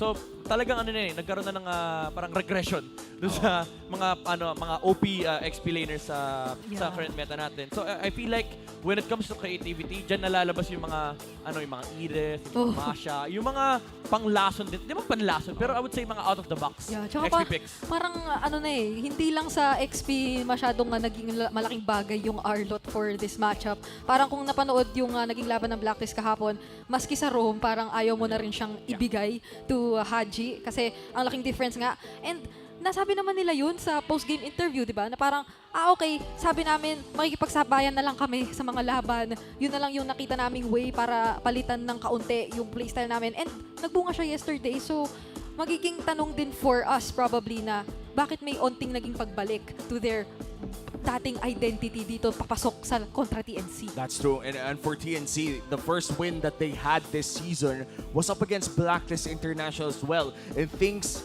are looking great if you're TNC ngayon. Makikita natin after that Game 1 victory, parang mapapaisip ka na okay, nanalo na tayo dito sa kanila the first time na magkita. And this time around, they could do the same. Pero sa pagkakaalam ko, 2-1 ang naging itsura ng serye na yon, Midnight. Yeah, 2-1. And the thing is, both teams really showed where they were great at. Blacklist International, manalo sila talagang ang lakas ng objective taking nung kanilang composition. And of course, pati na sa individual performance sa mga players. For TNC, na-conquer nila yung Demon sila noon na makuha yung early game at makuha yung end game. This time around, however, it's a different question kasi may question na rito for TNC. Kapag umabot ba ng late game, kaya nyo isara. Kasi Blacklist has always been phenomenal ever since time immemorial. Na ang lupit ng Blacklist International dito pagdating ng late game, ang lupit nila mag-defend, ang lupit nila sumayo sa mga Lord. But I do think na nakikita na natin yung semblance ng shot calling for TNC. Kasi again, yung last play na ginawa nila, sobrang decisive nun. They needed to communicate that. Hindi yun yung parang instantly nakita sa mapa yung mga players magre-react lang. You needed to call that kasi first of all, nagko-contest ng Lord. Si Ryzen, wala yung Bruno, wala yung Minotaur, wala yung Benedetta. So that last play really signifies a change here with TNC. And I'm loving that change. And I remember was that the play yung kay Paquito, yung kay Edward, na pumunta sa bush at nahuli si Balboa. Insane shot calling na nagmumula sa TNC Pro Team. At ngayon naman makikita natin mukhang magkakaroon ng priority para sa isang Minotaur if you're TNC Pro Team. Okay. This is surely a bait. Pwede mo ko rin yung Fred Valentina, Fred Val, o Fred Vex. Binigay yung promise, by the way. Parang hindi naman mauubusan ng hero si Hatred. Ang dami niyang mga nailalabas recently na sometimes interesting picks. Parang first week pa lang, ginugulat niya na tayo. Pero yung naging performance din niya, especially on a Novaria nung game number 1, sobrang karespeto talaga. Ooh, instead of the Barats, I think this is a Baksha promise. Either that or Baksha Benedetta. There you go. It looks like we're gonna go for the Baksha Benedetta instead. High speed agad ang ating dalawang heroes dito. Ito yung tipo na kung wala kang flicker, parang hindi ka matatakbuhan. Ayun ang sinasabi natin, baka hindi makita din. Pero okay. Ayan Speaking of takbuhan, may mga gigiging panghabol naman yata this time kahit papaano ang Blacklist International. Kasi yung CC nga naman parang ang ganda rin niyang magiging panghabol or even panapat against Benedetta when it comes to the laning.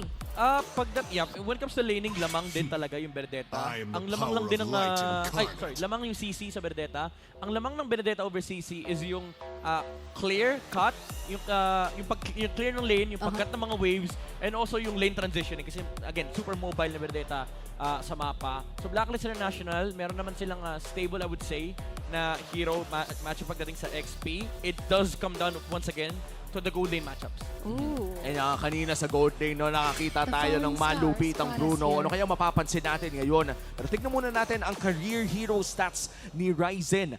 Lancelot okay pa na talaga ang kanyang madalas laruin. Pero mukhang dumadalas na rin ang kanyang paggulong sa Baksha. Second pala niya yung Baksha. So sa usapin ng comfort, medyo komportable naman din yata si Ryzen this time. Kailangan mo kasi ng gulong pag biyaheng tagumpay. Ayan. Ito na tayong biyaheng tagumpay. Kumbaga parang dati patinitis yung biyahe. Pero mukhang nag-ano siya. Bakit? Anong nangyayari? Okay, binan nila yung carry. It's a safe ban para at least walang counter sa Mino for the in the Baksha. But honestly, they could have baited the carry kasi kapag kinuha ng Blacklist yung carry, again, it sets up a late game, and kinuha yung carry. Dapat sa TNC yung carry, sayang. ano na eh, set up na nga daw sana yun eh. Okay, medyo pwede sana sila mag-Roger dito. Either Roger, Brody, Bruno cannot be kasi Harris yung kalin niya. Paano kung nawalan sila ng pakisan? Nomad, ang galing mo mag-Bruno kanina. Bruno ka ulit! Mag-Bruno ka na ulit! I think Roger is safer. Pero Roger yun, ang daming panghabol at literal tatakbo pala ang TNC dito sa laban. So hindi na naman tayo magugulat kung magiging sobrang, kung mararamp up etong magiging early. X siya kaya? Medyo maganda yung X siya dito Oy, medyo matagal na rin nating hindi nakikita yan mula kay TNC. Pero nakita natin kanina sa ating first series of the day, ano kaya magiging pick dito ng TNC Pro Team? May sisi nga lang din do. Sisi lang yung pang ano eh. Okay, they go for the Roger. Sisi lang kasi yung pang gap close. So I just think na ang ganda lang pagdating ng mid-game na hindi nila maabot yung X sa may backline. Kasi looking at the lineup of Blacklist, yung Harit, kailangan niyang isagad yung Summon Force para maabot niya yung X. But they do go for the Roger here on side of TNC. Now for Blacklist International, I think medyo okay lang din ang Rafaela dito. Gusto nilang kunin. Oo, yan na si Sir Haji. Naku, mukhang if ever man ba ang magiging option ay sige, medyo identity lang muna pero makipagsabayan tayo sa aksyon. Kasi yun nata ang gustong gawin o mangyari talaga ng TNC eh. Baksha, Benedetta, Roger in the early. Parang imposibleng walang maging aksyon dito. Raf, Edith, Cho wouldn't be bad. Parang honestly, na-miss ko na yung Haji Cho. Haji Cho, Huling beses na nakita ko yung mga Haji. Wala. Trinay naman naming isamon, guys. Hindi lang lumabas. Interesting. Ruby against Baksha and Mino. Parang ano to protekta kung protekta ang kailangang gawin. Pero hindi rin mag-hesitate yata ang TNC with their lineup na sobrang mag-all-in. Parang ang tricky lang nito, especially considering na gustuin mo sana'y libre yung damage dealer, particularly the Harith, para makakuha kayo ng advantage in the team fights. And for this Ruby pick, no, mukhang marami talagang crowd control ang side ng Blacklist International. Not only do they have the Fredrin, pero may Ruby din sila, sinabayan pa nga ng Vexana. Ito yung tinakot ka na, hinila ka pa, puinersa ka pang sumapak. Ang daming ano. Bawal ka bawal ka sumuko. Bawal sumuko. Ayoko na. Hindi. Nandito ka pa. Tutuloy-tuloy yata yun ng Blacklist kung ganun, no? Parang, sige, pagka nag-engage sila at kakompleto naman, sige, ituloy na rin natin to dahil marami naman tayo resources para kontrolin at pigilan yung aggression for TNC. Pero can be said for them, basta mahanap nila yung magandang window, baka maulit o makita natin yung similar scenario sa naging transition o naging sagot ng TNC sa Blacklist kanina. At dito na nga natin makikita kung makakapag-secure na ba ang TNC Pro Team ng kanilang pinakaunang sweep this regular Season 13 o mapapahaba na naman ba ang ating serye with a Blacklist International win in game number 2. TNC Pro Team, the pressure is really on them. And the pressure can be felt sa XP na naman. Etong dalawang XP laners natin, for some reason, kanina pa sila mainit. Kanina pa sila sobrang nagpapakitang gilas sa atin. But then, Haji, kahit pa paano ay hahanapin din at magpaparamdam dun sa jungler ng TNC. Ang ganda pala ng collector skin ni Ruby. Nasanay na kasi ako sa aspirants pero mukhang may panibagong gastusin na naman tayo.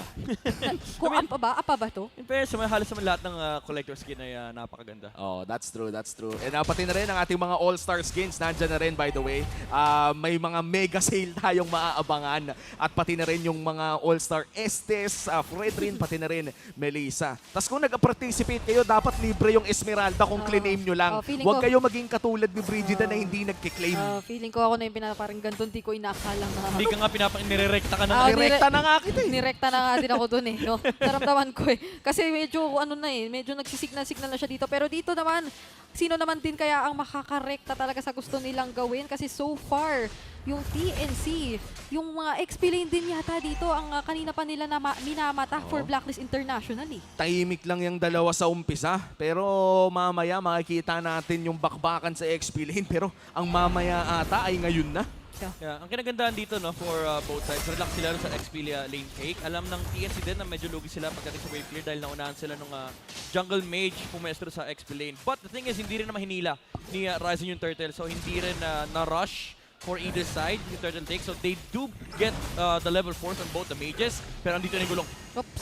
Medyo low nga lang din si Heads dito. Ilalaban pa ba ng TNC? Mukhang dalawa ang nakita nating pagpagsak na Eternal Guard. Pumasok pa rin si Heads kahit na low siya. Sensuido with the instincts. Siya pa rin ang makaka-retry ng ating kauna-unahang pagong. At si Edward dun, binabawian si Heads. Sasagutin, kaso hindi niya mapipigilan yung pag-dash. Pero ang Turtle nasa Blacklist International. Walang kills na nangyari sa laban na yon, pero as you said, Brigida, ang pinakaunang Turtle ay mapupunta sa kamay ng Blacklist International at si Nomad naman ata sabi nila last game nakasabage kay. Tinutukan eh. Parang hindi pa pwedeng maging sa Roger na likely naman ay makakuha ng magandang early advantage ay maulit ito. Kahit nasabihin natin hindi sobrang scaling, pero Haji, tatlo ang makikita niya doon malapit sa purple buff. Makakatakas nga lang din kahit papano, pero nararamdaman mo na rin na parang gustong bumawi ng TNC. Honestly, itong matchup na to, yung Harith versus Sino ba lamang? Uy, ito ba? Ito ba ang sagot? Ang lamang yata ay ang Harith kasi si Nomad ang magiging first blood at magiging masaya doon ng Blacklist International. Well, speaking about gold lane matchup, lamang naturally by the natural state of the hero, kung ano yung ginagawa nila sa game. Lamang ang Harith laban sa Roger kasi first of all, kaya niyang habulin yung Roger during the Zaman Force and also yung malaking shield ay enough para ma-sustain niya yung damage output ni Nomad dito. Lalo kapag may tulong actually ng isang tao mula sa side ng Blacklist International. So TNC, kailangan nila i-replicate yung ginawa nila ng game number 1 but in this game, Blacklist yung gumagawa nun versus Nomad. Yes, and Nomad right now feeling the pressure coming in from Blacklist International and the sustain coming in from the CC. Ito na yung nabanggit nyo kanina na pag laning lang ang usapan ay lamang talaga ang isang CC pero mukhang hindi pa tayo nakakita ng pagkakat mula kay Heads dahil hindi rin siya pinibigyan nata ng chance ni Edward. Yeah, ang ganda rin nung naging rotation ng Blacklist kanina na before magkaroon ng Turtle, parang nangalahati yung buhay dito ni Heads. So regardless kung naging matapang pa rin siya na pumasok for the engage ay hindi naman niya masyadong nababaran o natagalan doon yung Blacklist International. And again, yung first objective, pumabor pa rin naman sa kanila. So this time, hindi nga lang natin alam kung ganoon ulit ang magiging kwento kasi wala pa namang nakababad dun sa bot. Mas nakapwesto lang sila sa Turtle Pit. Yeah. Hirap din yung TNC honestly na pasukin tong Turtle Take ng Blacklist International. This is the strike of the Vexana in the Ruby. Kaso pinasok ni Ryzen, ginulungan, inuntog at mukhang Sensui Instincts pa rin ang mamamayagpag. Nakuha na naman nila ang ikalawang Turtle pero yung Alecto Final Blow na-cancel yata. Ngayon ang Blacklist International na magkakasama yata ang mas nangingibabaw dito sa nakikita nating laban sa gitna dahil napakataas ng potensyal nila. Yung damage na daraman na talaga. Haji with the cancel. Mukhang hindi talaga nakapag-teamfight ang TNC Pro Team doon. At tuloy-tuloy lang ang pag-invade ng Blacklist International right after that Turtle. Rekta Nomad. Yeah, hindi nga naka-retry actually si Ryzen kasi grabe yung crowd control na binitawan ng Blacklist International. Kahit hindi mag-usap si Haji at si Yue, sa sobrang dami nilang crowd control, ay sure malilayer nila na maayos at hindi makaka-retry yung kalabang jungler. Pero pinawian yata dito si Edward. Nahanap siyang mag-isa, binuhos. Parang medyo may pagka-similar na situation kanina. Daming binubuhos para dun sa XP laner ng kabila. Pero okay, ito yung highlight kanina. Nakakatuwa naman. Biruin mo ang dalawa lang ang rookie na nakapag-savage. Si the Filipino Savage Gold Standard at ipapana si Kelra at pati na rin itong si Nomad na kanina lamang history witnessed para sa mga nakanood. Di ba versus Blacklist din yun? That was Execration versus Blacklist, di ba? Yung mga rookies natin, ha? Oo, parang Execration versus Blacklist. Versus Blacklist din yun. Kumbaga parang pag-ube talaga tapos na isa-isa. Pero sakto naman yung pagkakahuli doon at sabay na bagsak ang ginawa. All to Heads. Pero maabutan pa rin yung last hit. Natakasan pa yata na sustain nung Benedetta. Nakasakto pa ng Dashman. Inarangan ng bounce yung otot. Na siya yung napindot. Kasi ano yun, di ba yung closest target? Oo. Sabi ni Ryzen, tabi mo na, ako na to. At makikita na nga natin ang handcam ng isang Benedetta ni Heads. You know, 4 fingers. Ganyan naman pala. Sige na nga, gagayahin ko na. Para syempre, habang nag-charge ka ng sword intent, may pang drag map ka. Para alam mo kung saan ka pupunta. Okay. Pala. Sige, yan na ang ating susunod na mga tips and tricks na itatry. Pero bago natin matry yun, Super Yoshi magsiset up na yata, matiterify nga lang din. At sasagutin na agad ng Blacklist International, mag-all in na. Itatry nila ibuhos yung mga skills, pero si Ed sasagutin yata. Nomad pinakakakalmot si Haji na tumatakbo, umiikot, sabay rolyo lang para makatakas ulit papalayo. So, yun nakabawi na yata ang TNC ng isa. Yun Yoshi for heads at tuloy ang turtle para sa Blacklist International. That's 3 turtles taken for Blacklist at lamang sila sa objectives pati na rin sa gold. Sobra naman si Nomad. Kala ko dahil sa backshin, na-expect ko may mga drive-by retry. Ito, drive-by kill. Drive-by ngat-ngat. Pag transform niya, kinalmot na kinalmot na si Haji, tapos nag-out. Oo, pinantakas lang din. Pero eto, literal na kalmot, sabay takas ulit ang makikita natin from Nomad na hindi masyadong natatakot kahit papaano din maglabas ng aggression, but ang nakaka-convert o nakakalamang in terms of objectives ngayon, mukhang Blacklist International. Ganda din kasi ng pinapakita ng Blacklist na maagang pag-group up. Iba talaga yung pag-playmaker si Haji. Yep. I would say that I like Haji better when he's playing heroes na kaya gumawa ng play. Ito yung difference na nakita natin din kahapon Yung mga bigla-bigla ang final slash. Tapos paulit-ulit na panggugulo with a vengeance. Pero 1v1 yung mga gold lane natin dito sa taas. Sabay si Oheb ang mananalo. Hinahabol nga lang din ni Super Yoshi Minoan Fury. Ikinas na hatred. Makukuha nga ba yung kill onto Oheb? At mukhang magtatagumpay nga sila. Pero nandito na yung respo. At hindi na ipagpapatuloy ng TNC yung laban. Gold lane para sa gold lane. Mukhang lumalabas na nga ang matchup difference ng isang Nomad versus Oheb in this game number 2. After makasavage, biglang tinignan na. Ang ganda rin nung pagkakasundo ni Haji tsaka ni Yue ngayon. Yeah. Ang talaga, ang nagpapayap din sa buhay ng TNC, yung crowd control na meron Blacklist International. It's really hard to fight into this composition, lalo pa under the Zaman Force. And ngayon, lumalaki lalo yung problema nila kasi scaling din yung XP ng Blacklist International dito. Edward now has the Warax and the Brute Force. Ito na yung matinding kite. Yung talagang kailangan mong habulin pero habang hinahabol mo, pinapatay niya kayo. Masakit. And HP percentage pa rin to, as far as I remember. So kahit mga tank yung lumapit dito kay Edward ay paniguradong masakit pa rin. TNC Pro Team, mukhang kung ang problema kanina ay paano tatapusin ang laro, ang problema naman ngayon ay paano patatagalin tong larong to. Actually, kahit nga patagalin nila, medyo hirap din. Although pagdating yung late game, medyo may equalize yung matchup ng dalawang composition. It does come down to execution. Lamang ng konti yung TNC dahil sa split ni Benedetta. But then again, yung team fight para sa Blacklist! Dinala si Ryzen doon sa 5, pero si Super Yoshi may pansagot nga lang din yata. Yung bagsak nga lang din ng Eternal Guard. Napakaganda na rin nun ay provide, pero yung elect final blow, may iwasan lang din ng Blacklist International dito. At hindi na muna lalaban. Wala si Super Yoshi for TNC. Sabihin ko pa lang, yung team fight prowess ng Blacklist, basta mag-commit sila, mahihirapan yung TNC. Ryzen! Nahuli pa siya dito. Ito yung commit. Dalawa pa yung nahugot. Ryzen sabay Nomad. Hindi na alam kung saan pupunta. Dahil maski yung mga yo-yo ni Edward, sobrang katina para dito sa dalawa ng curtain call pa. At makakatakas naman kahit papaano. Mabuti na lang daw nagkasundo sila sa lakad. Buti na lang nagkasundo. But here comes Hatred with the play. Pero mukhang magdo-double pay the way lang. Blacklist International secures that Lord. At mukhang segue na ang sagot ng TNC Pro Team dito with the Benedetta. Malayo nga lang, pero pwedeng sumalubong si Heads sa likod. Ilalaban ba ito ng Blacklist International? Meron na naman tayo nakikita Eternal Guard. Heads, si Yue nga lang ang puntirya. At mukhang magiging matagumpay siya sa dun sa ginagawa niya. Kaso na lumiko. Hinahanap na siya ngayon ng Blacklist. Paparusahan yata. Na-cancel pa yung Alecto final blow. Medyo nalaman na nila. Alam nilang wala ng choice kung di umalekto. Blacklist International with a 5K gold lead pushing in the mid lane. Super Yoshi at Hatred lamang ang dedepensa. Pero nandyan na rin naman si Ryzen para mag-provide ng fronta. Blacklist, pwede nilang basagan ng inhibitor turret ng TNC. Yeah, actually may Zaman Force pa rito si Oheb. Hatred, hindi natin siya masyado nakikita na kinukuha yung Eternal Guard. It's always been the I'm offended mula kay Ruby. Pero unfortunately, yung iba doon hindi tumatama. Hatred Force to Purify. Naku, napakasakit. Ultimo kay Super Yoshi. Ganito na yung damage ng Zaman Force ni Oheb. At hindi birong problema yun para sa TNC na ngayon sila yung on the defense. At si Super Yoshi mukhang kailangan pa mag-antay. Alecto is used to clear out the minion wave. At mukhang walang mababasag na inhibitor turret on the side of TNC Pro Team. May hawak ng Eternal Guard dito si Hatred. 80 seconds before the Lord spawn. Makakontrol ng Blacklist International yung buong mapa, yung buong jungle dito ng TNC. Mahirapan sila lumabas. Even though they have a backshot. Tatsui. Mahanap si Super Yoshi dito. Pero hindi nga lang yun ang same na nahugot ni Haji. Hence, makakuha ng finishing kill para dito sa roamer ng Blacklist International. And that's big. Mukhang masaya na sila dun. Of course, that was a big, as you said, Midnight, crucial yung flicker error na yun. Yeah, wala siyang flicker for the next fight. So meaning yung team fight for TNC, it is gonna be safer dahil wala yung instant jump coming out from the Ruby. It's still gonna be hard, however. dahil ang daming ang crowd control dito mula sa side ng Blacklist International. Pero again, it does come down to execution, pero ito yung masakit na problema eh. Literal na masakit eh.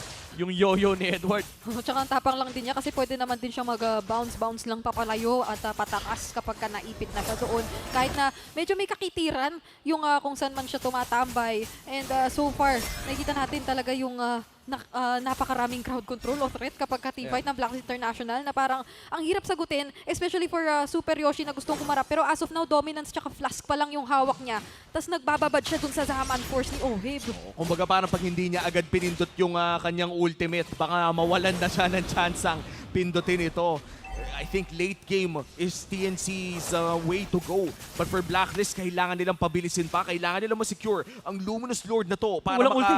Sinong walang ulti? Walang ulti yung CC Oo, nag-curtain call siya dito sa dalawang ano ba to? The middle path, the narrow alley in the orange buff. Iskinita. Doon sa Iskinita. Ano lang, pinahaba ko lang para. Ganun talaga kapag ganun ba sa ad mo? Para mabulaklak ang salita. Tama. Yung opposite side naka-slow push. Okay, never mind. Bibitawan ni Heads. Pero bibitawan nata ni Heads ngayon dito sa ating Lord fight. Kalahati na ang buhay for Blacklist International. Mukhang i-reset nila ito. TNC nandun lamang sa gilid para siguraduhin na pwede silang mag-contest anytime na gusto nilang gawin to. Yeah, medyo confused si Heads kung mag-slow push pa siya or sasama siya sa fight. Dahil sa pagiging confused niya. Pero ito confusion na talaga. Yoshi! Kasi si Haji ang nawala. Sabay napakaganda nung naging panlilikod doon ni Heads. Ito na. Ito pala yung dahilan kung bakit hindi muna siya lumayo at nag-split push mag-isa. Pero si Oheb sumasayaw. Nakakakuha kahit paano ng bawi. Kaso pati siya ay babawian dahil si Nome purify pa. Kinakalmot sina Edward and Yue na dalawa na lang pala sa side ng Blacklist International. At makakaiwas pa doon kay Heads. Pero still, that's a 1 for 3. Napakagandang trade for TNC Pro Team with one big engage. Nakahanap sila ng magandang opportunity and might even secure this Luminous Lord. Ito yung malaki kong concern kanina nung pinik yung Ruby. Once pag umabot ka ng mid-game, pag nag-engage yung Ruby, kailangan mabilis yung kill. Kasi aabot lagi yung Minoman's Fury and that punish was heavy from TNC. Tagtag mo na yung CC kill. Naku po, hindi niya inakala yata na may Valentina ni Hatred doon na nakatago. Pero binagsakan. Heads ngayon, meron pang natitirang lethal ignition. Tutumba na nga ng tuluyan yung Benedetta. And sunod-sunod yung kills natin dito pero walang nakakapag-commit sa Lord. Another flicker play coming in from Haji, this time successful. At si Sensui na muli ang hawak ng Lord na ito. Ryzen will be going back shortly. Pero Blacklist pa rin ang hawak ng Luminous Lord. Edward is 10 seconds out. Para naman kay Heads, 15. Ito yung Lord nalilito na rin talaga kasi yung mga laban na kanina pa niyang nawi-witness, hindi naman na sobrang tumutuloy para kuhain o secure siya. Katulad na lamang nito, isa na namang reset. Pero si Haji mauuntog. Ginamit na naman yung I'm offended onto Ryzen. Medyo nadarama yung damage both ni Yue and Oheb. Ang sakit-sakit ng mga pokes na naibabato nila sa mga makikita ni Haji. Pero ang TNC nag-iingat na rin eh. Athena Shield para kay Super Yoshi. At i-reset na naman ang Blacklist International. May ibang balak ang Blacklist dito. Okay guys, 2 minutes na yung Lord Dance sinisimulan ko na yung countdown. Pinakamahabang record natin yung Lord Dance dito sa MPL Philippines, 7 minutes. Ano yan pag nag-7 minutes. 20 plus Edward! Yun, advantage for Blacklist. Pero Edward, mahanap na naman din dito. Kaso may dalawang natali. Super Yoshi matiterify din. Hindi may kakasamuna yung Minoan Fury. Pero nandun, may Purify pa pala si Oheb. Napakaraming nakakapirali. Sabay ang Razor's Wrath. Napakaraming sumalo sa side ng TNC. Kumakalmot na si Nome dito. Pero yung Terrify ang laking problema talaga. At si Oheb ang makakapagpatumba doon sa gold laner na kanina pa kumukulit sa TNC. At naibagsak na ang Razor's Wrath at saktong-sakto pa sa gitna. Blacklist International, they might just go for the game. Pinagpapatuloy yata. Oheb, grabe, nag-dive ka sa gitna. Nandun din naman si US. Sabi niya, I got you. Tapos nag-tore ka na. So ngayon, exposed lahat ng inhibitor turrets ng TNC. 10 seconds para kay Super Yoshi. At mukhang papabagali muli ng Blacklist. Mid lane ang kanilang niluluto. 3 seconds, 5 seconds para kay Heads. Si Nomad naman ay 5 segundo din. At magbaback na ang Blacklist. Sinumulan din naman ni Edward yung Lord. Sabi niya, sige ano lang kayo, sunod lang kayo sa akin. Basta sisimulan ko na. Ano lang to, pang-guarantee. At least basag yung mid lane for Blacklist International. Again, TNC, it looked wonderful nung na-force out ni Yoshi yung Purify mula kay Oheb dito. Flinir niya yung kanyang Minoman's Fury para ma-exhaust yung battle spell dito kay Oheb. And that was followed up with a beautiful Electro Final Blow. Unfortunately, ang dami nilang tinamaan nung Appraiser's Wrath and maximum damage yung lumabas mula kay Sensui, actually hindi isa-isa, sabay-sabay na naglaho yung mga heroes ng TNC. Nakakagulat yung pagpasok bigla doon sa triangle eh. Lahat sumalo talaga. Tapos hindi pa nila natakasan yung mga kasunod na damage na nangyari after lang din makapag-purify at sayaw ni Oheb. Tapos ang ganda rin naman nung mga nagiging bagsak lagi ni Yue. Hindi pa natin nakikita na apart from yung yung unang naging pagkapita sa kanya ni Heads na naulit yung ganong senaryo. Yeah. Napakaganda rin nung nagiging pagkabantay sa kanya. So now, Haji. paano ito? Haji looking for the play. Oy! Pero mukhang may mahilang isa at hindi na nagising pa. Hindi na yun nag-miss. Tumama na talaga sa target. At yung angulo kakaiba, dinala talaga sa kanya mga kasama. Super Yoshi is down. Blacklist International gusto na nilang tapusin ito. Ryzen, inumpok na yung mga miyembro pero ang minions muna ang magiging focus ng iba. At wala na rin yung Eternal Guard pero meron pang paparating na wave sa gitna for Blacklist International. Wala nang ulti sa Endgame Ryzen. na ba ang hanap nila? Ryzen mukhang babagsak na. Dalawa ang nahugot at si Heads din ay naghihingalo. Kahit anong depensa, hindi yata magiging matagumpay dahil Blacklist for game number 2 ang mananalo. At makakakita tayo ng Game 3. Huling beses na nagkita ang Blacklist at TNC, umabot din ng down to the wire. At masasabi mo na naman na mala deja vu ang setup na to. Ang dami nating nagiging tema for today. Kanina, you bring out the best in me. Ngayon, deja vu. Dahil literal, bumabalik tayo dun. Game number 3 muli at may katagalan o talagang nagsasayawan yung mga dalawang teams dito sa laro. And this time around, as you said, Wumi, mas gusto mo na nakatank setup hero dito si Haji and it proved to be successful. That last play from Haji nung hinila niya yung Minotaur. Sabi kasi mga casters, ito yung may punish eh. Ito yung patay natin. And what I love about that game is hindi takot si Hajing gumawa ng play even after an error, no? Yeah. Nakakita tayo ng isang crucial flicker error, pero right after that, isang flicker play naman ang binawi niya. And this is what we want when we look at playmakers, no? Yung tipo na wala kang takot na magkamali. Yes, iba yung nadadala nun. Okay lang, sabi nga dito, Bentings na mismo, sa pagkakamali o sa mga pagkakamali tayo, talagang natututo.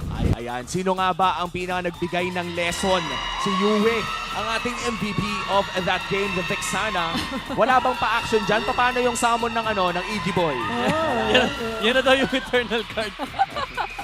Pero kakaiba din talaga yung performance na binigay dito ni Yue. Not just Yue actually, pati na rin yung duo mid ng Blacklist International. But the timings from the Eternal Guard were amazing. Yung layering ng crowd control, yung damage output, yung additional control from the Terrify. Yun yung yung nagpahirap din talaga sa buhay ng TNC. Especially the Roger kasi laging binabagsakan, lagi niyang kalaban yung Lord. Kahit wala namang Lord yung Blacklist International, lagi niyang kalaban si Lord 1v1. And ang hirap na kasi may additional protection. Parang may pang 6 man din yung Blacklist International. By the way, nandiyan si Rene J. Shout out kay Rene J. And dun na naramdaman ng TNC yung hirap ng teamfight laban sa Blacklist. Lalo na nakakuha pa ng early game pacing yung kanilang lineup. And it works for them kasi hawak nila yung Harit. Again, they really wanted this early game for the side of Blacklist International. Hindi naging issue sa kanila yung pag-push ng mga towers. Pero when it comes to the Lord dances, it does come down to the execution. Kasi yun yung strength nitong Minotaur versus the composition of Blacklist International. If you don't burst down the targets for Blacklist, ang dali lang for TNC na mag-re-engage. Kasi yung gagawin lang ni Yoshi is pindutin yung kanyang ulti at i-flicker niya kung saan niya man gusto. Actually, kanina nga hindi nga niya, yung isa kanina, playmaker niya, may isang ultimate hindi niya playmaker, pero andun kasi yung yung teamfight advantage para sa kanila, yung knock-ups and yung reset, plus yung additional na hybrid defense na nakukuha mula sa Minotaur. But then again, pagdating ng late game, in-adjust na ng Blacklist yung kanilang target selection. Si Yoshi na yung binibigyan kasi pag wala na yung Minotaur, wala na yung punish, wala na yung teamfight, essentially they just have to go through the layers na natitira for TNC, which is yung ultimate nung block siya. And then the Roger hindi na nagmamata kasi nga hinahandle siya ni Yue na laki make a 1v1 yung Roger. Now, looking at the emblems here, very typical setup story naman. Roger with a assassin emblem, tapos full damage build with a thrill, master assassin.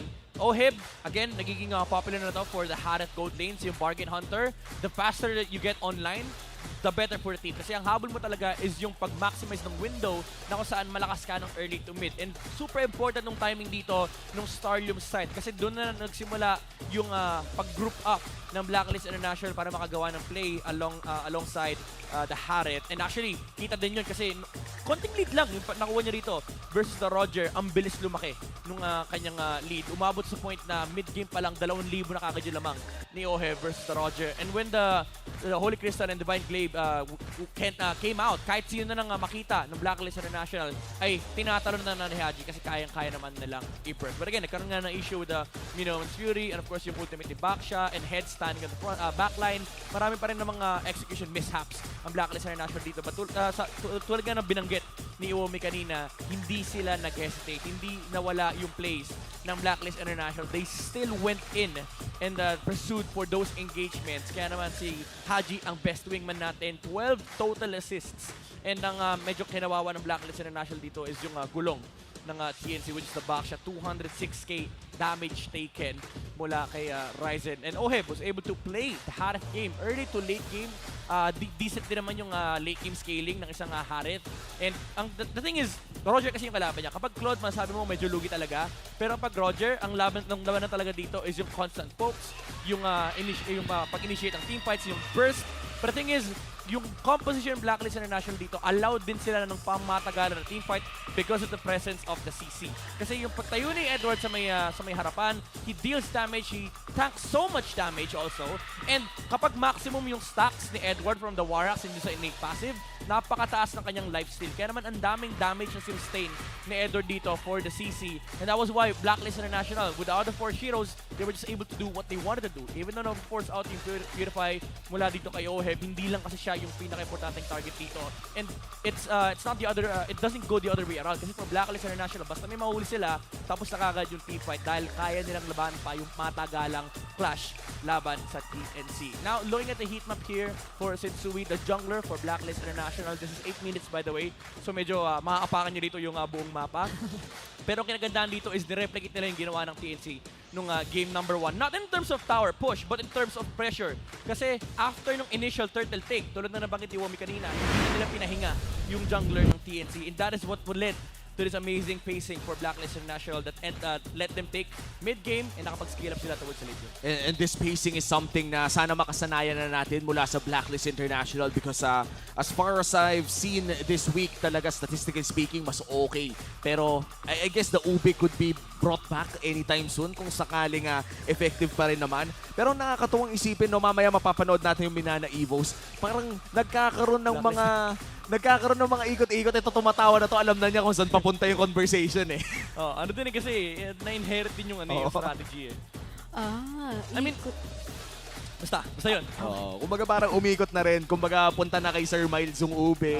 But this time si Haji, I'm liking the playmaking coming in from him in this game number 2 and yesterday as well. But if you're TNC Pro Team, ang problema ay hindi maisara ang laro pero kanina parang hindi man lang nila nasimulan.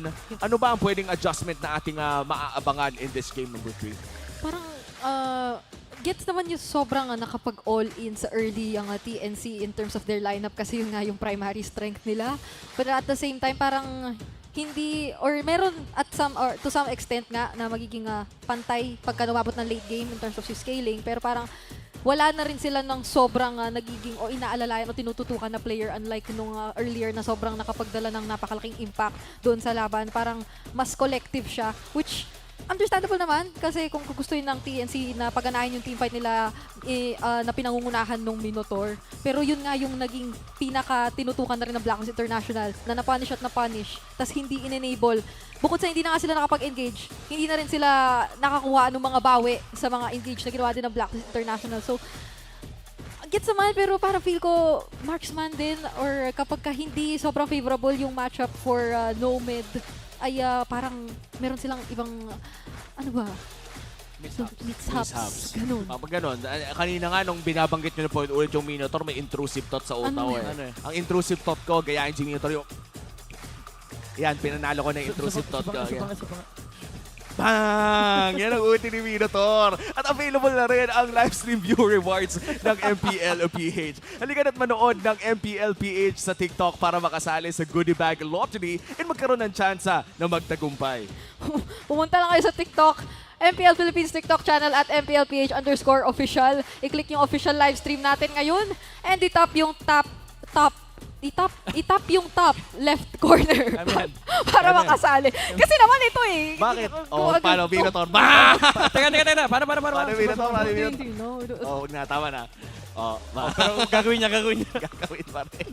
Pero, Parang ikaw na lang ang hindi pa gumagawa. wala, di ako mapapakita. Sige. Di naman sasayaw eh. By the way, kung speaking of sayaw, no, meron din tayong All-Star Dance Challenge. Pwede niyong puntahan ang Mobile Legends Bang Bang page sa TikTok kung saan pwede kayong sumayaw at pwede rin kayong manalo. Paano ba yun? Paano ba yung mga tara laro, sumabay tayo? Ayoko na gawin, nakakahiya na. Meron tayo by the way dito sa ating game number 3. Marami tayong mga inaabangan na heroes this time around. Dahil kanina pinag-usapan na natin ang ating mga XP lane, no? Pinag-usapan na natin kung sino nga ba yung mga madalas natin pwedeng makita doon. But this time, sisilip naman tayo sa ibang role. May inaabangan ba kayong mga statistics dito tungkol sa mga ibang mga roles natin? For other roles? Ako gusto ko lang na assassin. Ako ang nakita ko lang, medyo napatunayan dito yung pag lumagpas 18 minutes, blacklist ang nananalo eh.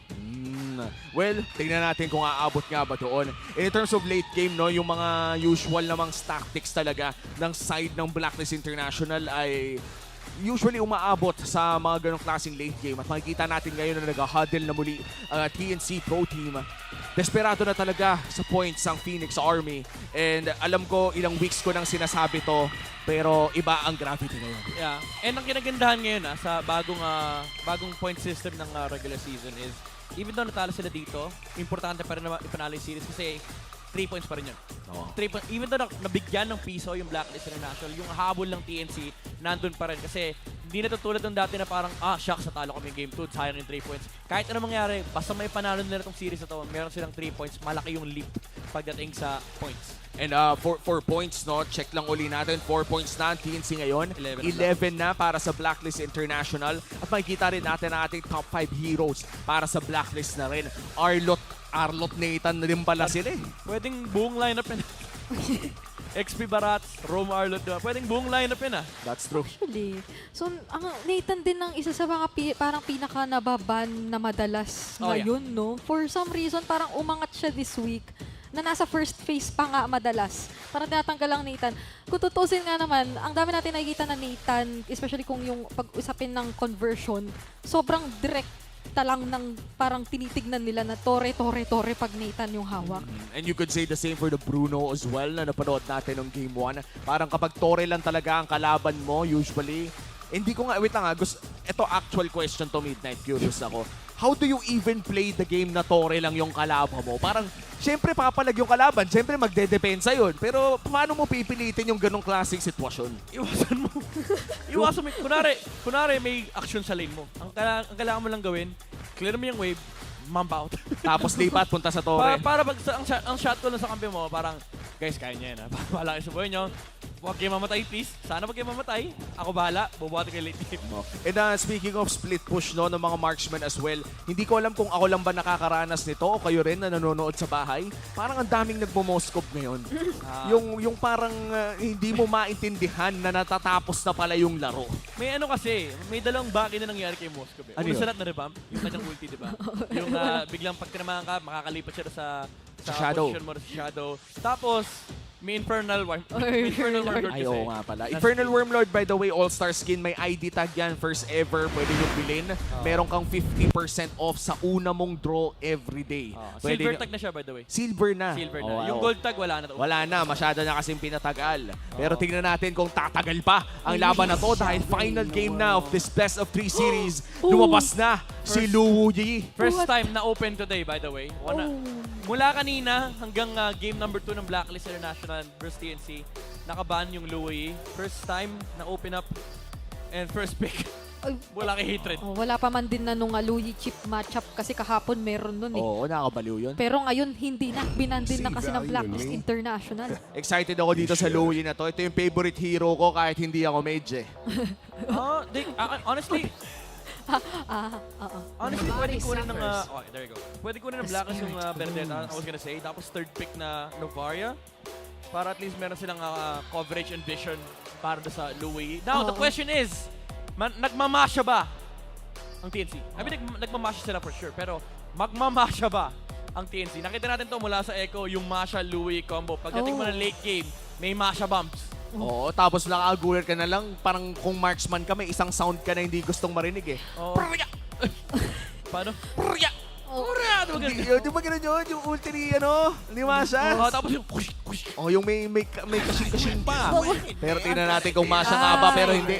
Pakito. Well, kung ganun na either Masha or Claude, no, katakot-takot yung split potential na naman din or yung pagmamanage na pwede natin i-expect for TNC. Mabuti na lang at may Benedetta kahit papano sa Blacklist International para makasabay doon. Pero speaking of, cool laners natin, wala pa naman for both teams. May Navaria again, still. Navaria is good against Barats and Louie. Yung Navaria kasi, kaya maganda siya sa bird. Ang laki ng Barats. Palalaki mo pa. Oo. And the Barats is one of the best in terms of tanking damage. Pero feeling ko at this point, sa tingin mo ba, Midnight, kailangan nang tanggalin ng blacklist yung Claude? Ay, Kasi yun lang, may nagtatanong sa akin. Or pick the Claude. Or pick the Claude, di ba? Oo. Parang iniisip, may mga nagko-comment kasi sinasabi nila, paano madaya, skill nila yun. Isang ka makakakita, silang dalawa lang yung makakagawa ng global split push na may BMI. Yung diversion BMI play na ginawa ng Onyx last time, yung international split push. International split. Yun ang literal, banana split Banana revamp. split revamp. Pero Ang international split push. International split push. Kung may Blacklist International, may international split push. Nilabas na ang ISS. Ayan na, Minotaurte ng international split push. Ay, ISP pala. Sorry. ISS na nang galing. Sige. Basta, ang alam natin, pwedeng mapunta yun sa Blacklist kasi sila yung unang mag-pick after nito. Tapos wala din yung Grok. Pinili nilang tanggalin, which is alam nating counter dun sa mga blazing duo. Alam na to ng, siguro alam na to ng TNC na parang, boss, nakikipagpaunaan sa Claude yung magkabila. So pwede nilang paghandaan to, i-ready ulit nila yung Bruno.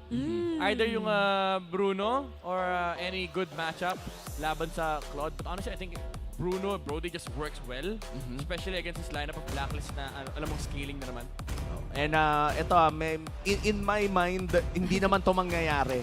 Pero dahil nga sa mga nakikita ko sa ads, ayun na nga, tinanggal na yung Masha. Paano kaya kung Moscow Bluey, matapos niyang umulti doon sa baba, mag-uulti siya sa kabila para Oo nga, no? panibagong international split push. Hindi, mahirap yun. Mahirap. Kailangan may kalaban dun sa... Mahirap. Pero grabe, tignan mo naman to. Totoo ba to? Is this true, Stone? In-spam niya to nung season 7. Nagkaroon siya ng malaking win streak, I think. Parang 8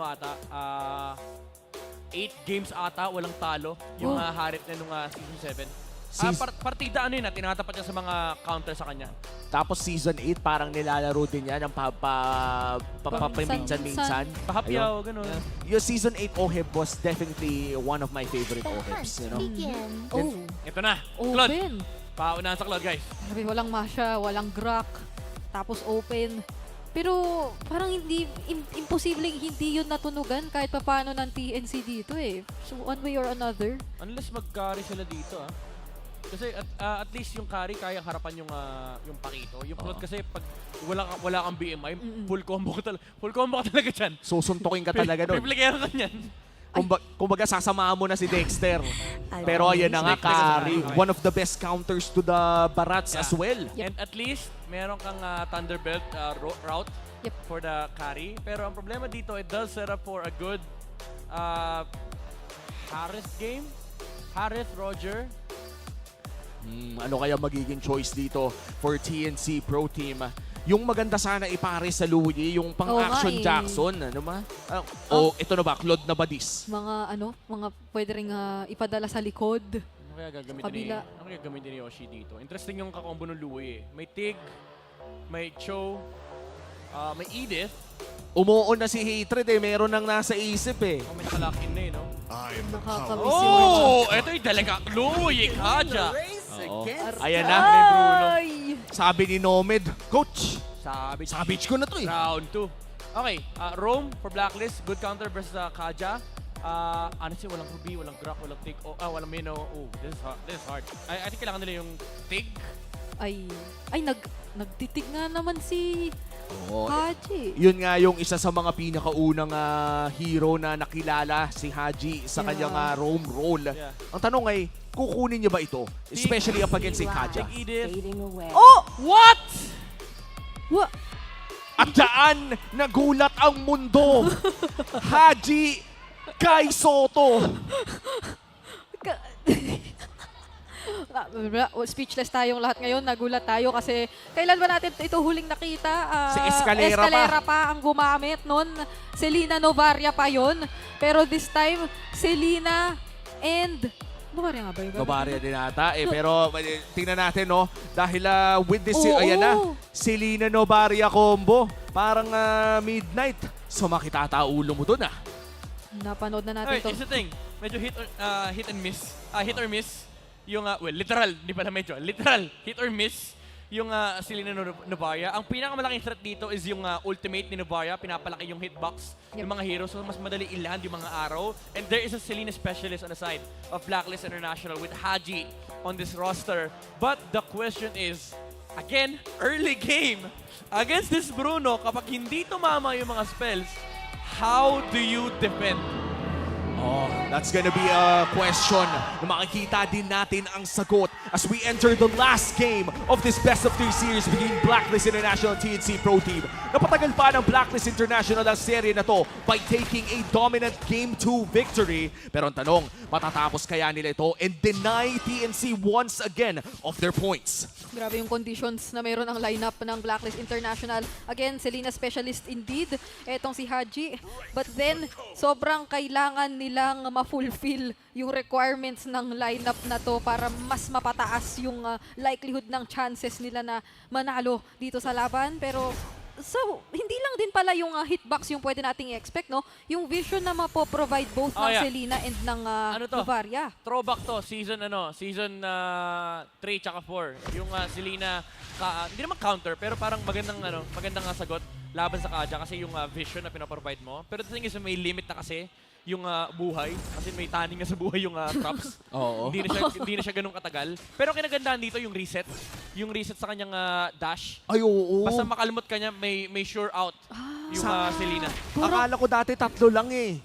Di parang yung kulit na pwedeng nating makita kay Haji dito, parang yung mga vengeance ng Carlot pala pag napagbigyan. Aray. Medyo mahapdi rin eh. Mahapdi din talaga. Naka-lethal ignition din kasi si Haji. And when we look at this Selena now, as far as I know, there is a potential for 4 dashes on this Selena kung sakaling magaling mag-reset. Yeah, yung initial na 3 dash, isang kalmot, refresh, tapos yung pang-4 na pang-out.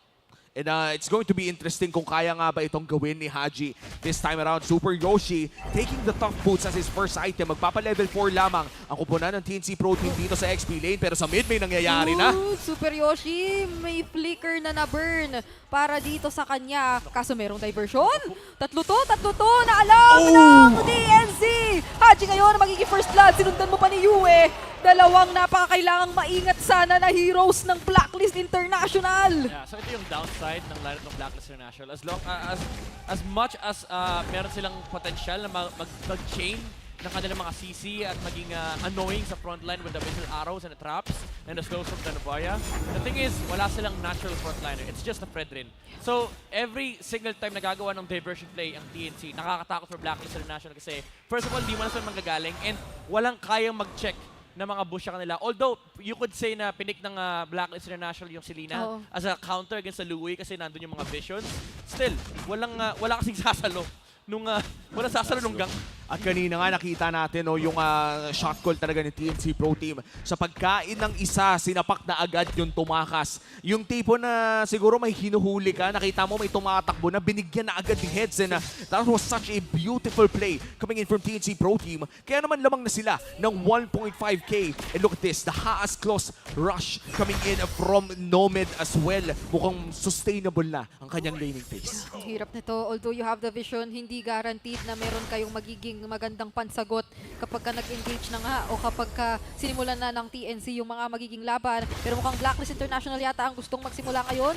Binawasan ng kaunti si Super Yoshi. Pero nandito na rin si Ryzen and Nomad. Napakalaking threat tignan ng mga pang-fronta na meron ng TNC kumpara sa Blacklist at mukhang hindi na muna ipinagpatuloy yung kamuntikang nangyari dun sa top. Tahimik lang muli ang ating laro. 2 kills pa lang ang ating napapanood pero lumalaki ang gold lead ng TNC Pro Team as they try to find their next big play. 5 seconds bago lumabas ang flicker ni Super Yoshi and we can expect na may pipilitin naman sila. Yeah, pwede silang gumawa ng diversion play towards top lane pero as of now, may trap.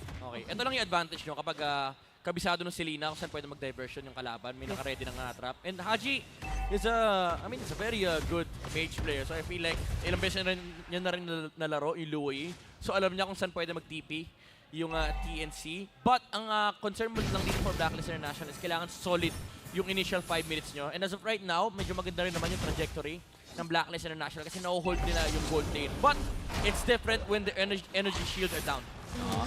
Oh, Yoshi! Speaking of down, magiging down nga ba ngayon si Sensui kasi ginamitan siya ng Divine Judgment. May taunt pa na naabutan para dito kina Ryzen. Mapipigilan din yung aggression dahil may mga tumama na Abyssal Arrow. Pero very low si Sensui on HP ngayon for Blacklist International. At mukhang i-secure na nga ng TNC. Etong pagong, naisputan si Heads. May diversion nga lang din tayong makikita. At masasalubong ba si Oheb? Mag-iingat yata pero natutunugan ba?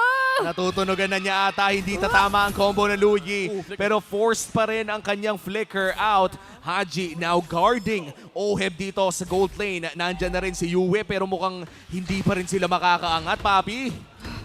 Ayan na, nagsimula na ang Nomad Nomad's Phenomenal Tower Taking. Binigyan ng pangalan. Nomad's Phenomenal Tower Taking. 1 down na. Episode 1 na guys. Wala nang energy shields. At naghahanap na rin ng pangalawa pang episode. Kumbaga, pinapaakyat na yung team para mag-survey doon sa baba. Lumilipad na yung team. Sa bagay, yung episode 1 niya lagi, energy shields muna na para laking bagay for TNC palagi. Kasi kung makikita ka natin ngayon, halos mag-1K yung advantage niya compared kay Oheb sa gold. So, ang ganda nung nakikita natin na phenomenal tower taking mula kay Nomad. Ito lang yung medyo nakaka-bad trip do. Pag tinamaan ka nung pana, ang daming kasunod. Oo, parang tournament na eh. May star shotter, may trap, may kasunod. Most likely kapag yung tinamaan yung Bruno, may kasunod na Electro Final Blow, Petrify. And naka-Fury lang si Nomad dito. So, there is definitely a way for Blacklist to deal with the heroes of TNC. Lalo sa late game, medyo hindi mag-enjoy yung barat. Kasi most likely siya yung recipient ng mga spells dito ng Blacklist. Kasi kulat ni Ryzen. And towards the late game as well, kapag may cooldown reduction na ang isang Haji and Yue, dadalas ang frequency ng pagbato ng mga Astral Echo na yon. Pero habang nangyayari itong taas, tignan nyo yung baba. Episode 2 na ng Nomad's Phenomenal Tower Taking. Makakailang episode kaya tayo for this game. Kasi hindi na talaga namamalayan ng Blacklist International na inuunti-unti sila. Pero speaking of namamalayan yata ni Sensui! At nahanap si Nomad taking him down prior to this turtle. Commercial breakdown muna, bossing. At saktong-sakto sa commercial break, nandito na rin yung special episode na Turtle Take. Second turtle of the game. Third turtle si Yoshi, nahuli si Haji. Nakapag-flicker, nahuli pa din, pero nakapag-dash out. So hindi naman nabigyan ng TNC. Medyo weird na nag-flicker Divine Judgment doon na walang damage dealer. Walang retry kanina Sensui, pero ngayon meron na. Oo, mukhang meron matotot. Ryzen dito nangangalati ang buhay. Binubutan ng mga Shuriken at Alec pa final blow. Kaya naman matatanggal yung retry holder ng TNC. At mukhang Blacklist this time ang makakasecure ng turtle objective. Yun naman pala, kapag may kinain, tas naghahanap kung saan idudura, lapagan mo ng Alecto. Oo. Hindi na magalaw yung dinosaur. Yung kakasabi lang natin kanina, basta tinamaan ka ng paana, ang dami kasunod. At yung mga sunod-sunod na damage na yun ay paniguradong kailangan ng abangan ng TNC Pro Team. Parang, hindi ko alam kung ako lang parang bumagal yung frequency ng plays nila o hindi lang ba nagkakaroon ng conversions? I'd say hindi lang nakasync yung plays dito ng TNC, especially after the punish mula kay Sensui. Ganda rin kasi nung first item niya rito, Blade Armor. So pwede niyang harapan yung Bruno. Kanina sinasabi natin walang natural frontliner. Now with this item build, he can now actually deal with the Barats, the Pakito, and the Bruno. Ang next lang dito is most likely yung Radiant Armor para sa Louie. And he can actually do a lot of sacrifice plays. Kasi kapag nag-focus down yung TNC na patayin yung Fred Rain, again, ang daming kasunod. Nandiyan yung Vision, nandiyan yung Star Shotter, and ang pinaka-importante rito is yung ultimate na nilalabas ni Novaria. Yeah, and that Astral Echo definitely could help Blacklist International to land more skill shots. Napaka-underrated kasi ng pagpapalaki ng hitbox, pero mukhang defensive na muna si Nomad this time around. Si Sensui ay nasa likod na rin para bigyan ng vision ang Blacklist International at nagbabak na ngayon ng TNC Pro Team.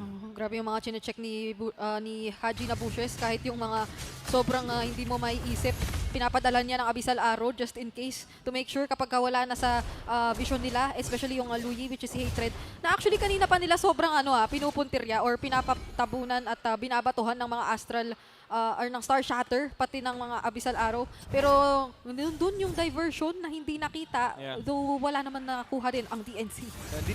I think after that sequence na nangyari for Blacklist International, yung punish sa Bruno, and then yung weird na Divine Judgment in the middle lane, hindi na nakapag-recompose yung TNC. Blacklist has been controlling the map ever since.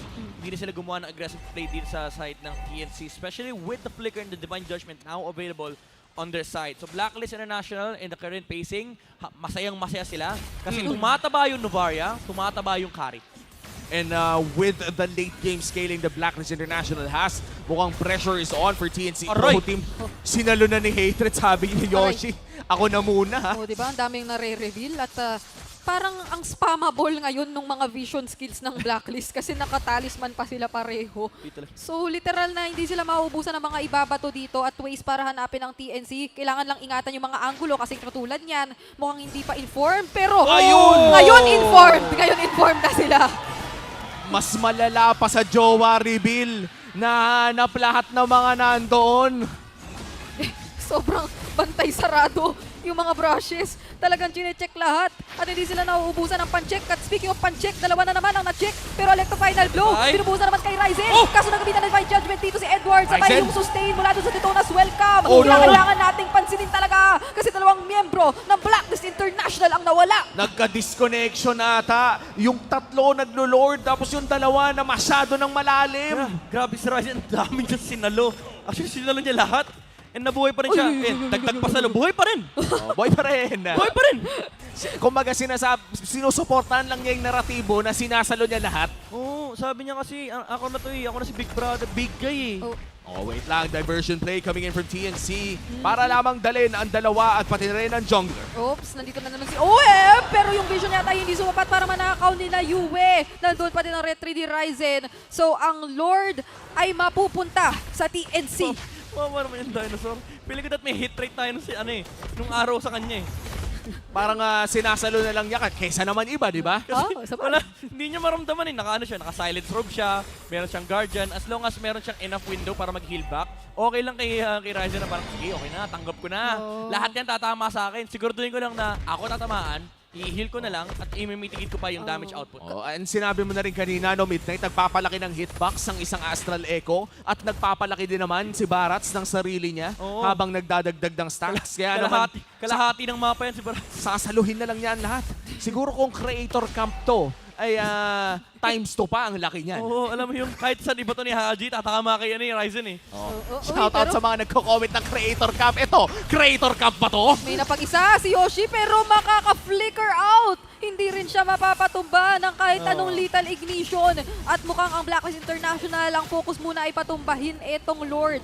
And parang kanina, tinatry or nagiging successful nga naman yung pinag-uusapan natin na pinapunish or binibigyan agad si Ryzen. Pero at this point, parang kapag ganun, meron ng madi-divine judgment from Blacklist So, parang doble ingat na rin ang kinakailangan nila. Hindi na kayang mag-all-in ng sobra. But the thing is, I think there's a disconnect between the positioning of Yoshi and the other squad. Kasi parang hindi nila fully utilize yung divine judgment. Di sila makapagsama-sama. Now that the flicker has been burned out, may 2 minutes ang Blacklist International na walang instant jump na magagaling dito sa TNC. Even though may diversion play, again, yung talon ni Yoshi rito, he will always be spotted out by this vision coming out from Blacklist. And the vision coming out from Blacklist, parang kahit saan nga tumapak, wala nang privacy. Grabe yung same yung route ang dinadaanan ng Star Shadow at nung Abyssal Arrow. Wala nang privacy. Wala nang privacy sa mapa ng TNC. Kahit saan ka pumunta, parang kita na ng blacklist. Kumbaga may CCTV kahit saan ka dumaan. Kahit sarili lang jungle, talagang chinecheck na lang din nila kasi pwede rin lumipat at tumalon doon ng TNC eh. Pero as of now, walang galawan o wala pa nga tayong nakikitang sobrang makasurpresang play muna mula doon sa diversion. Ginawang PBB yung TNC. Biruin mo, para nasa bahay ni Kuya kahit saan ka pumunta. Alam ni Kuya yung ginagawa mo. Diversion play mo kung hindi nila itutuloy. Tignan muna natin ang ating real-time win rate. Mukhang lamang pa rin naman ang TNC. They do have the gold lead right now and they have control around the Lord area as well. Pero pag blacklist ka, anong mas gusto mo? Ikaw magsimula ng Lord o pasimulan ang TNC? At kailangan sila yung makapag-engage. Kapag tinamaan yung mga tamang heroes ng Astral Echo, importante for blacklist na sila yung kumuha ng kill dito. I think the proper targets would be either the Kaja, Bruno, or yung Barats. Either one of those three, malaking target for Blacklist International. Ang problema na kasi ng Blacklist ngayon is kailangan talaga tamaan ng Astral Echo si Super Yoshi kasi alam natin isang Kaja, walking win condition yan. Sobra. Nakakatakot. Kumbaga pag nakakuha talaga ng target ay dire-diretso na talaga dapat ang damage for TNC. Ano yun si Kaja, blind item, honest OT itong mahihila ko. Honest OT. Meron ba? Meron ba? Okay. Masyadong malalim. Oo. Teka lang, may natatamaan na naman. Sensui, papasok na rin yata. Ryzen, pinopoke at binabawasan. Ginamit na rin niya yung kanyang Detona's welcome. Tapos nangangalahati na ngayon sina Super Yoshi. Sensui doon. Natamaan din ng missile expert. Pero sobrang nangangalahati at ang daming pokes ng blacklist. They need to go home. They need to go home. Kailangan na umuwi.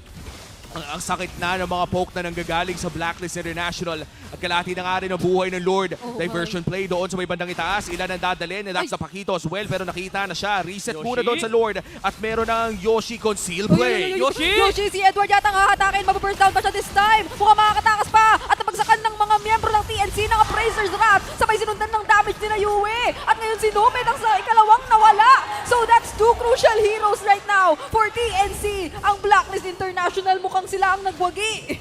At itutuloy pa ata nila ang Lord dito. From a 2K gold lead, 1,000 na lang ang lamang ng TNC Pro Team. Isang diversion play that went wrong.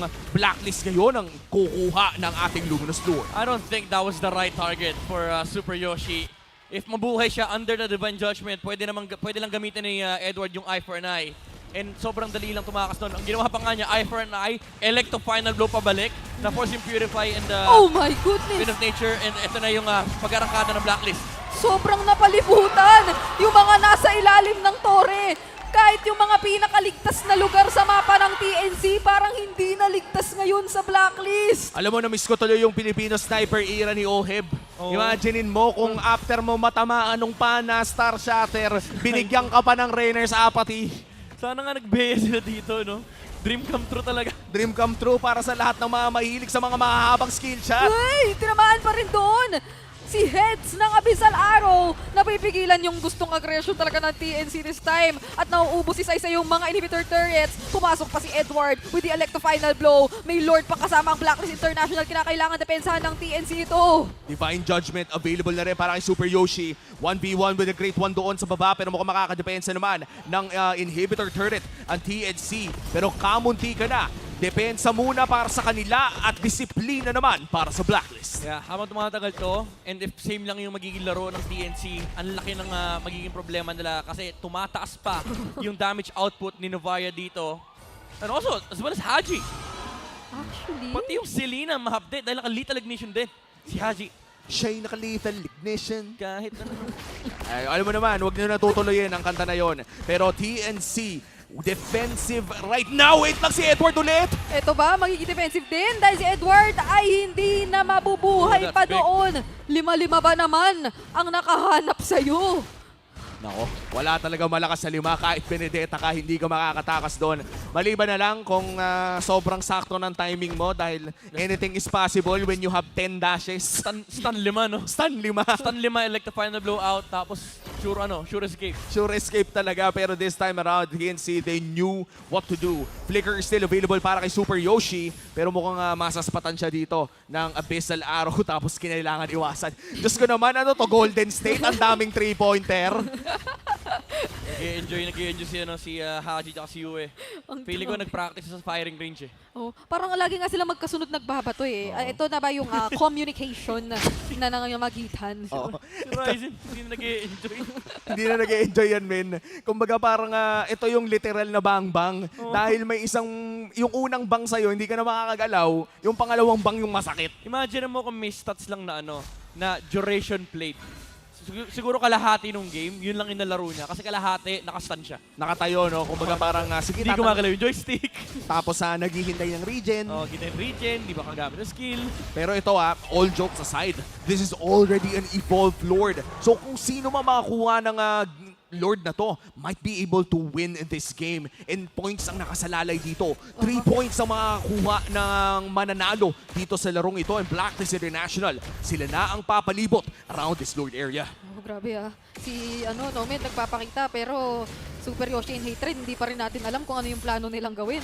Basta magkasama sila, baka isa o tumipi o dalawa papunta dito sa Blacklist. Kasi maging Blacklist yata, nag-iingat. Wala pa sila masyadong vision or information about TNC. Yeah, pero ang hirap din for TNC, humarap ng angulo kung saan dialapag yung diversion. Kasi pag kontrolado yung top side. Kanina pa binabatuhan ng Star Shotter and Arrow ng Blacklist International itong side na to. Mid lane, di rin sila pwede magpunta rin dahil hawak ni Edward yung bush. Top lane, makikita sila nung Torre. Unless dun sa bush, ilapag. Pero hindi pa aabot yung range na may trap dyan! Ay, naku! May trap doon! Nakita sila! Napoke pa! Nangalati na ang buhay! At ang Lord very, very low na rin pala! At mukhang sino nga bang makakukuha nito kasi pumasok na si Edward! Hatred makakukuha yung kill onto the XP laner of Blacklist pero ang Lord si Sensui pa din! Siyang makakakuha! Oheb! Pinapadala na ng mga shuriken! Pero ang bola-bola ni Nomed na naman ba ang mananalo this time? Hindi na! Dahil may Star Shatter sa kay Kalmut ni Haji kay Super Yoshi dito sa itaas para siguraduhin na mananalo siya. Yan ang Unli Dash! At tuloy-tuloy na nga ang pag-push dito ng Blacklist International. Minions na lang ang kanilang iniintay at magla-lock base na sila. This time around, sa muling pagkikita, mukhang Blacklist International naman ang magiging masaya. 3 points secured para sa Blacklist International after that Game 3 victory against TNC. 1-1 ang naging score. Pangalawang pagkikita, panalo na ang Agents. Mukhang naganda talaga ang Blacklist International dito. New strategies every single game. First one didn't work. Second time, balik tayo sa basics. And third time around, bagong strategiya na naman. Novaria, Selena. Kinulang na tayo ng Beatrix pero pwede na. Oo. Kumbaga, skill shot pero grabe no yung ending. That play coming in from Hatred, that diversion. Kung saan nahanap sila ng trap. That was the start of the disaster of that team fight. Pero syempre, show of sportsmanship muna tayo dito. TNC Pro Team, they have suffered a lot this season. Pero nakapuntos naman sila ng kahit papano ng isa ngayon. Palakpakan natin ang TNC Pro Team. Magingay kayo para sa Phoenix Army. Double done. Kita natin yung explosiveness kanina ng game number 1. It's just that they really need to be consistent and decisive with the shot call. But again, overall, it was a good game against Blacklist. And for Blacklist International, mukhang naka 3 points na naman sila. Tuloy-tuloy ang kanilang pagkapanalo. Kaya naman kakausapin natin muli ang Blacklist International kasama ang ating hosts. Once again, congratulations to Blacklist International. All right, let me hear it from you, Blacklist. Congratulations. Now, ayan, nandito rin si Rana J. Oheb.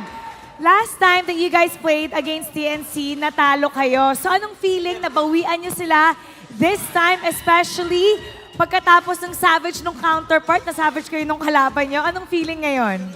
Masaya kasi ngayon nakagain na kami ng momentum kasi papalapit na rin yung playoffs, so kailangan talaga naming manalo, maka-score ng points. So sobrang laking tulong na nanalo kami kahapon tsaka ngayon para makagain kami ng momentum going forward. Oo nga, 3 points para sa panalo ngayon. At maganda yung kanila ipinakita doon. This time, I wanna ask Haji.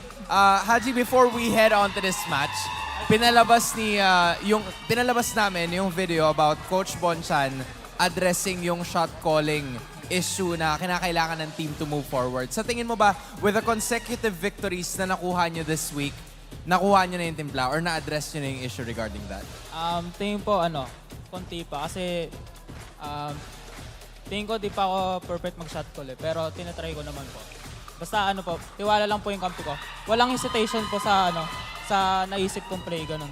Tiwala ang players, tiwala ang coaches, tiwala rin ang blacklist agents sa kaya mong gawin. This time around, I'm gonna be asking you one more question kasi hindi ka lang nagpakitang gilas in terms of shot calls. You've also used Selena in this game. Selena, gumana. Isang hero na madalas hindi natin nakikita for this season. What was the reason behind the Selena pick? Ano po? Ano yung rason kung bakit nyo na-pick up yung Selena in this one? Trip lang po ni Coach Bon. Tsaka po kanina po kasi, nung nagpa-practice po kami, parang may nakalaban po kaming gano'n na Selena. So, hindi ko po siya na-practice, biglaan lang po na nagamit. So hindi niya ba na-practice? Opo, pasok lang po sa lineup ng kalaban. Kaya, So idea mo daw yon, Coach Bon? Biglaan lang kasi syempre matagal ko ng teammate si Haji naalala ko dati, magaling talaga siyang mag-Selena. Then, ayun si Karl, Selena main, ilan 5K matches. Kaya ayun, nakapag-Selena kami ng biglaan, although hindi na-practice. Good risk naman siya dahil alam naman nung gagamit na alam niyang gamitin. Wow, hindi nakapag-practice, pero that's one of the reasons kung bakit na-surprise yung kalaban at sila ngayon ang nagugi. And ang ating MVP of Game 3, Oheb! Oheb, once again, congratulations! Ikaw ang MVP. Ano naman mensahe mo sa lahat ng ating mga manonood? Maraming salamat sa mga sumusuporta sa amin kahit puro talo kami ng mga nakaraan. Mas gagalingan namin tsaka mas ayusin namin mga laro namin sa mga susunod namin na laban. Congratulations! It's time para magbuko juice ka na mamaya. Once again, congratulations to Blacklist. You may now take your bow. And Dex, you'll hear this once again. You may now take your walk of victory. Narinig ulit ni Dexstar at ng Blacklist International ang word na victory for today. Mara, yun na in-interview mo, we were talking to Haji a while ago. The other players were saying na magic bunot yung Selena. And it seemed like it worked pretty fine dahil nakuha nila ang series victory. Nakaka-surprise nga, pero surpresa din ba ang ating mga casters? We're gonna break down the analysis for you. Casters, paso. Maraming salamat, Mara and Hans. Nandito na tayo sa ating third game victory kung saan Blacklist International nakakita. It's another 3 points for them. 2 straight na kanilang pagkapanalo for this week. And ang ating MVP for this time around will be the Filipino sniper himself, Oheb. Yeah, yung consistency, yung stability, 0 deaths by the way, 503 on the KDA, 73% kill participation. And ang kinagandahan dito is yung pag-scale up niya ay naprotektahan din talaga ng Blacklist International. And tulad ng tinanong ni Omi kanina sa akin na paano nga ba pag ang trabaho mo lang ay mag-torrent. Dito ang trabaho niya kasi mag-farm lang. Literal, iwan lahat ng clash. Bahala kayo sa buhay nyo. Kaya niyan. And the thing is, nandun din kasi yung tiwala. Hindi naman sa bahala kayo dyan, pero nandun yung tiwala kila Haji, kila Yue. And nakaabot sila doon sa late game na kung saan napakalakas na ni Kari. Napigilan nila yung Nomad's phenomenal tower taking. And umabot ang Blacklist International sa point na dahil walang early game momentum ang TNC, nakapag-farm ng payapa dito si Oheb and nailabas niya yung onslaught niya rito sa mga team fights dahil sa kanyang damage output. May isang clash, actually makikita nyo in a bit, na kung saan pinunish niya rin talaga yung nagamit na Wind of Nature Purify mula dito kay Nomad. This is that specific clash. Dahil din kay Edward, na force out yung Purify, Wind of Nature, and then Oheb flickered in to get that kill. That was big coming out from Blacklist International. And again, hindi nag-enjoy yung heroes dito ng TNC. Actually, tinamaan pa nga si Hatred. Hindi naman siya yung initial target. Pero ito yung strategy na in-employ ng Blacklist International. Na-surprise kami. Kasi sinabi naman ni Coach Bonchan ay magic bunot lang. Hindi pala ito pocket pick or pocket strategy. But it does work. Like the concept behind it does work against the Luoyi and the Kaja. Kasi matagal ng answer si Selena laban kay Kaja dahil sa mga constant vision na binibigay niya. And also that allowed this free space for the gold laner of Blacklist International na makapag-transition towards the mid-game and para magawa ni Oheb yung kanyang trabaho na mag-deal ng damage output dito sa mga nakokontrol na heroes ng Blacklist laban sa TNC. Now, looking at the emblems here, again, dahil nga si Kari recently ay naka-fighter emblem na rin talaga, it adds to the layer of sustainability, lalo sa mga clashes, even though there's a lot of poke damages that could come out from TNC. Nandyan yung kanyang spell bump para makatulong sa pagbalik ng HP dahil, well, again, wala namang masyadong frontliner ang Blacklist International dito. So they do rely on the ability to stay in the team fight and hintayin na may tamaan dito yung Star Shotter and pati na rin yung Abyssal Arrow mula kay Haji. And binanggit natin kanina yung pag-scale ng Blacklist International is much stronger compared to TNC dahil may andaming scaling here sa kanila. For one, nandiyan yung Navaria, nandiyan din yung Selena, and these damage dealers, these are heavy bursts na kapag tinamaan ka, napakabilis lang for the carry to finish you off. And that is what happened in this game. Dahil nga nawalan ng momentum ang TNC, umabot sa point na pinagbabaril-baril na lang ng Blacklist International ng TNC. And Yue dealing 57k damage for Blacklist International. Ryzen tanking 152k damage mula sa Blacklist para sa TNC.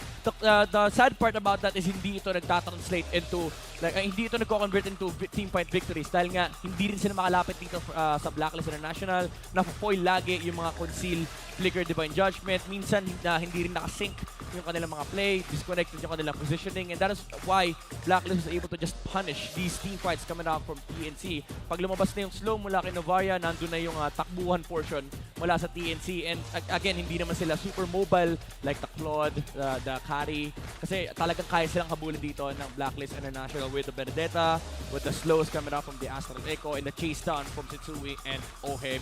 Medyo mahirap din talaga actually i-pull off itong ganitong klaseng lineup mula sa Blacklist, but we have to acknowledge that they failed the early game here for TNC after that initial sequence and was brought upon by Haji and the squad dahil nga sa constant vision, yung araw sa tumatama laban sa TNC, and again, that punish from Blacklist overall, nahinto nila yung potential na pag-snowball. It was looking like a snowball for TNC, like a repeat of game number 1.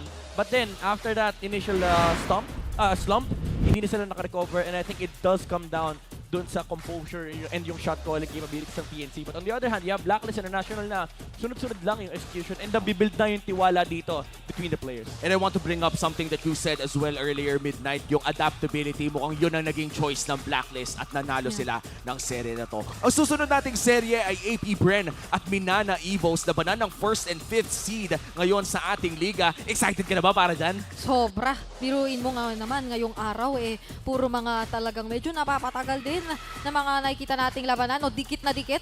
And for this time na mukhang kahapon lang mainit din ang Manana. Interesado na ako makita paano sila lalaban kontra sa Bred. Nako, mainit yan. Beast versus Hukbo. Kami ang naging casters nyo para sa second series na to. Kung nga pala si Umi, kasama ko dito si Brigida, pati na rin si Midnight. Magbabalik ang MPL Philippines Season 13 after a short break.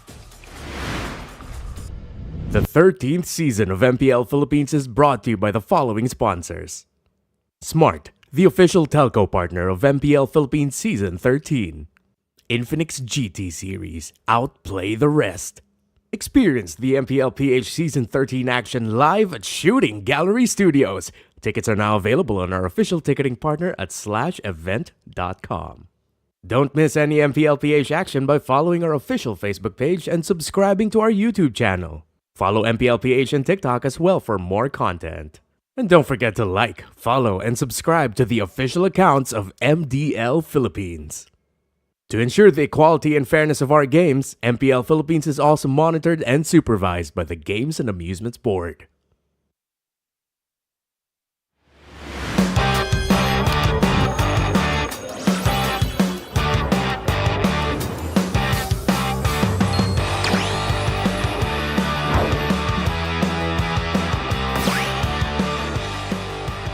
Nakilala niyo na pala ang transferee natin.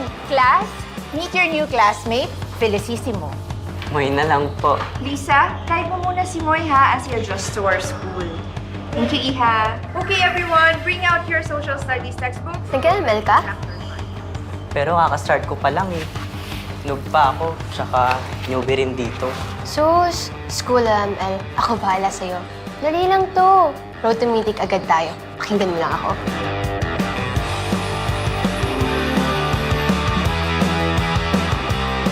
Rule number 1, let your personality show.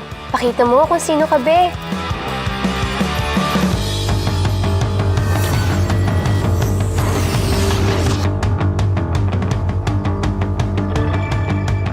Perfect na perfect. Rule number 2, find a good school-life balance. Study hard, play hard.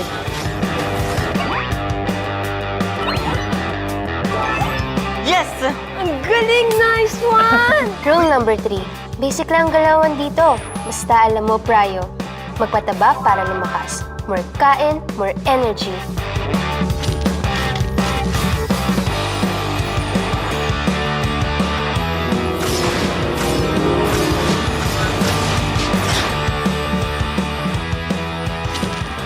Rule number 4, pag may humamon, game on! Huwag matakot sa clash. Kita ka namin sa map, auto-rest back.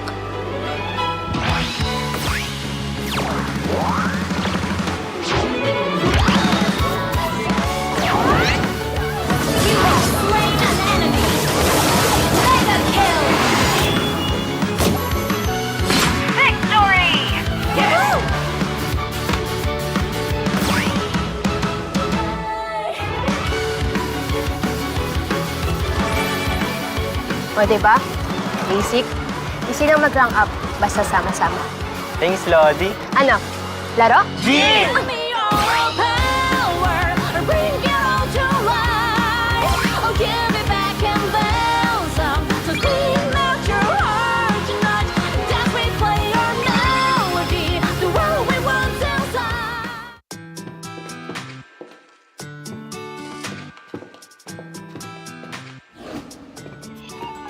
Guys, next week na yung tournament. Game tayo, ah. Sige, basta ako ang tank, ha? Gold din MM ako, ha? XP na ako. Kaso... Nag-last day na nga pala si Kyle. Okay, guys. Please welcome Mimi, our new teammate. Hi, Mimi. Good to have you, Mimi. Hello. Please take the empty desk. Thank you. Hi, welcome sa department. Thank you. Baka gusto mong sumali sa team namin. Meron kaming ML tournament. Hindi ako nag-games eh, sorry.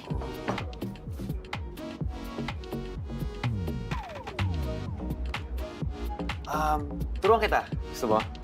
Dali lang naman. Tsaka parang team bonding na rin tayo. Pwede naman, pero hindi ako nag-games, ha? As in, zero knowledge talaga. G lang. Magkukore ako, bubuhatin kita. What?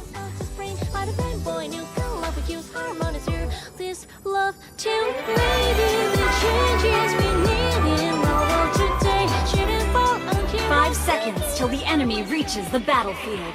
Smash them! Oh, Mimi, dito ka lang sa tabi ko, ha?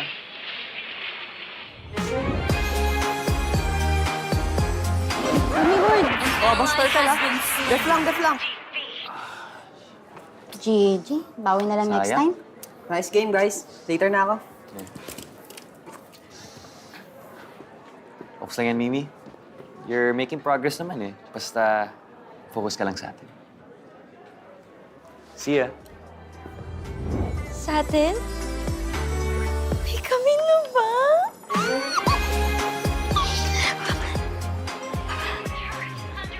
Mimi, sa tournament, dapat masanay tayo gamitin yung in-game chat. Ha? Okay. Okay.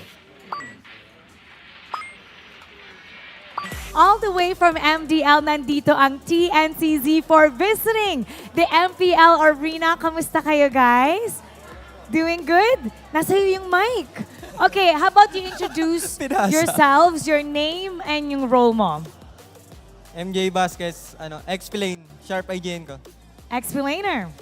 John G. Paul de la Rosa, jungler, jungler po, GIGN. Jungler. Vin, mid laner ng TNC4. At siya si Captain. Ajay, gold lane ng TNC4. Kiorim, roam ng TNCC4. It's nice to have all of you here. Now na nakilala na namin kayo, kwento nyo naman, nanonood kayo kanina, right? Kamusta yung buong experience nyo dito sa MPL Arena? How was it? Masaya naman po. Kasi nakikita namin sila personally. Sino? Nakikita sila? Yung TNC MPL team po namin. So yung mga MPL players. Okay. At na-meet nyo naman sila outside, nakakausap nyo sila? Sakto lang po. Sakto lang. Sakto lang. Sakto lang. Well, communication, little communication is still communication. Now, Vin, matanong kita kasi I assume you guys are very close to securing a playoff spot sa MDL. 'Di ba? Kamusta ang lakbay sa tagumpay ng TNC Z4?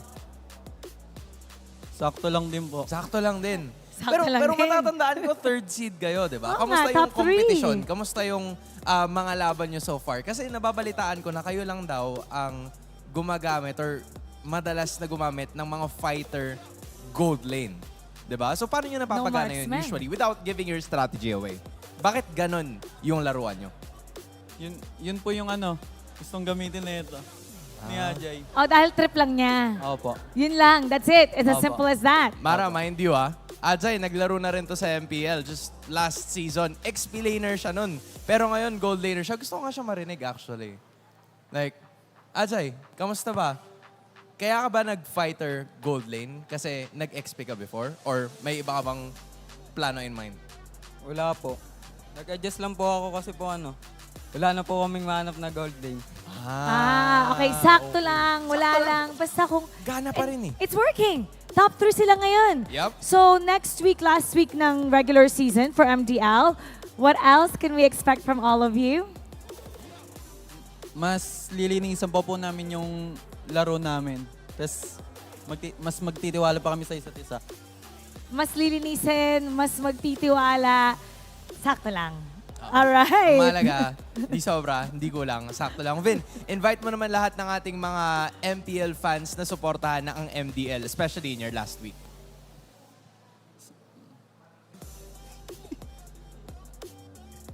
Sige, message mo lang sa lahat ng sumusuporta sa TNC Z4. Salamat sa patuloy na suporta sa TNC4 fans. Sa mga boss namin, Boss Billy, Madam Ivy, Boss Christian, Boss King, especially kay Boss Jan. There we finally have it. Alright, thank you sa lahat ng mga bosses at sa lahat ng mga fans. Panoorin nyo sila sa last week ng MDL. They're top 3 right now, fighting for the top spot. Magbabalik ang MPL Philippines, so keep it here.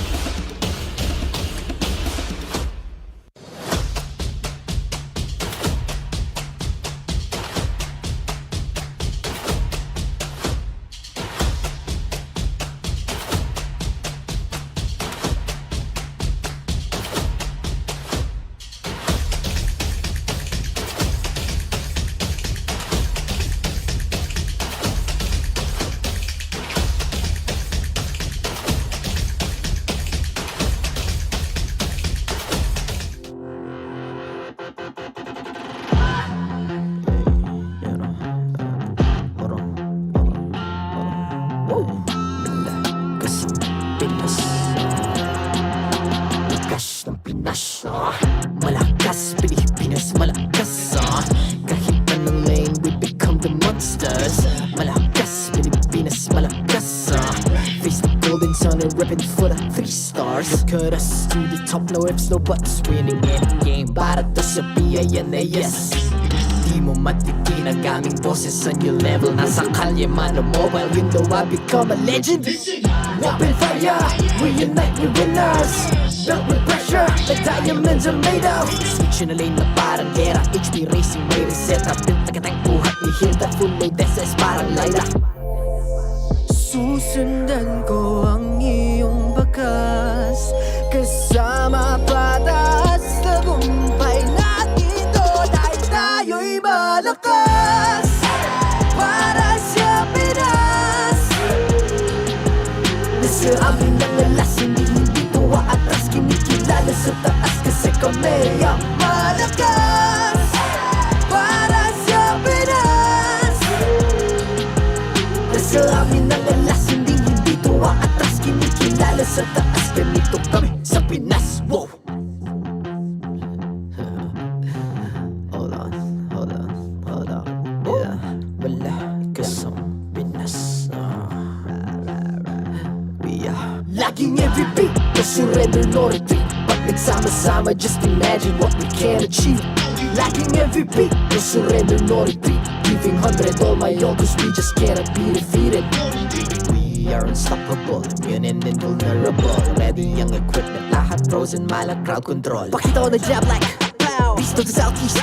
Taas sa watawat, proud and loud, cause every enemy we devour. Susundan ko ang iyong bakas. Kasama patas. Tagumpay natin to. Dahil tayo'y malakas. Para sa Pinas. Nasa amin ang alas. Hindi tuwa atras. Kinikilala sa taas. Kasi kami ang malakas. Para sa Pinas. Nasa amin ang alas. Hindi tuwa atras. Kinikilala sa taas. Ganito kami sa Pinas. Wow!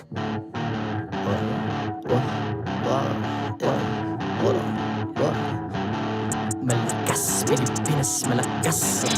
Kahit anong lane, we become the monsters. Malakas, Pilipinas, malakas. Face the golden sun and weapon for the 3 stars.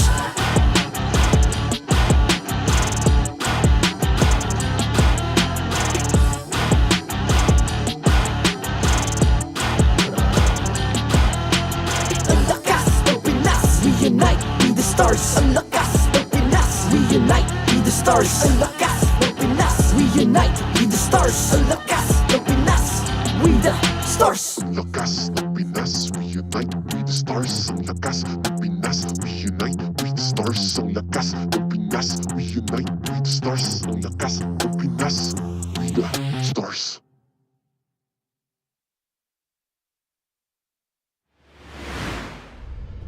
The 13th season of MPL Philippines is brought to you by the following sponsors. Smart, the official telco partner of MPL Philippines Season 13. Infinix GT Series, outplay the rest.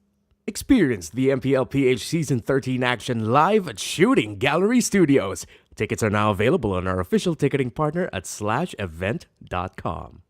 Don't miss any MPL PH action by following our official Facebook page and subscribing to our YouTube channel. Follow MPL PH on TikTok as well for more content. And don't forget to like, follow, and subscribe to the official accounts of MDL Philippines. To ensure the equality and fairness of our games, MPL Philippines is also monitored and supervised by the Games and Amusements Board.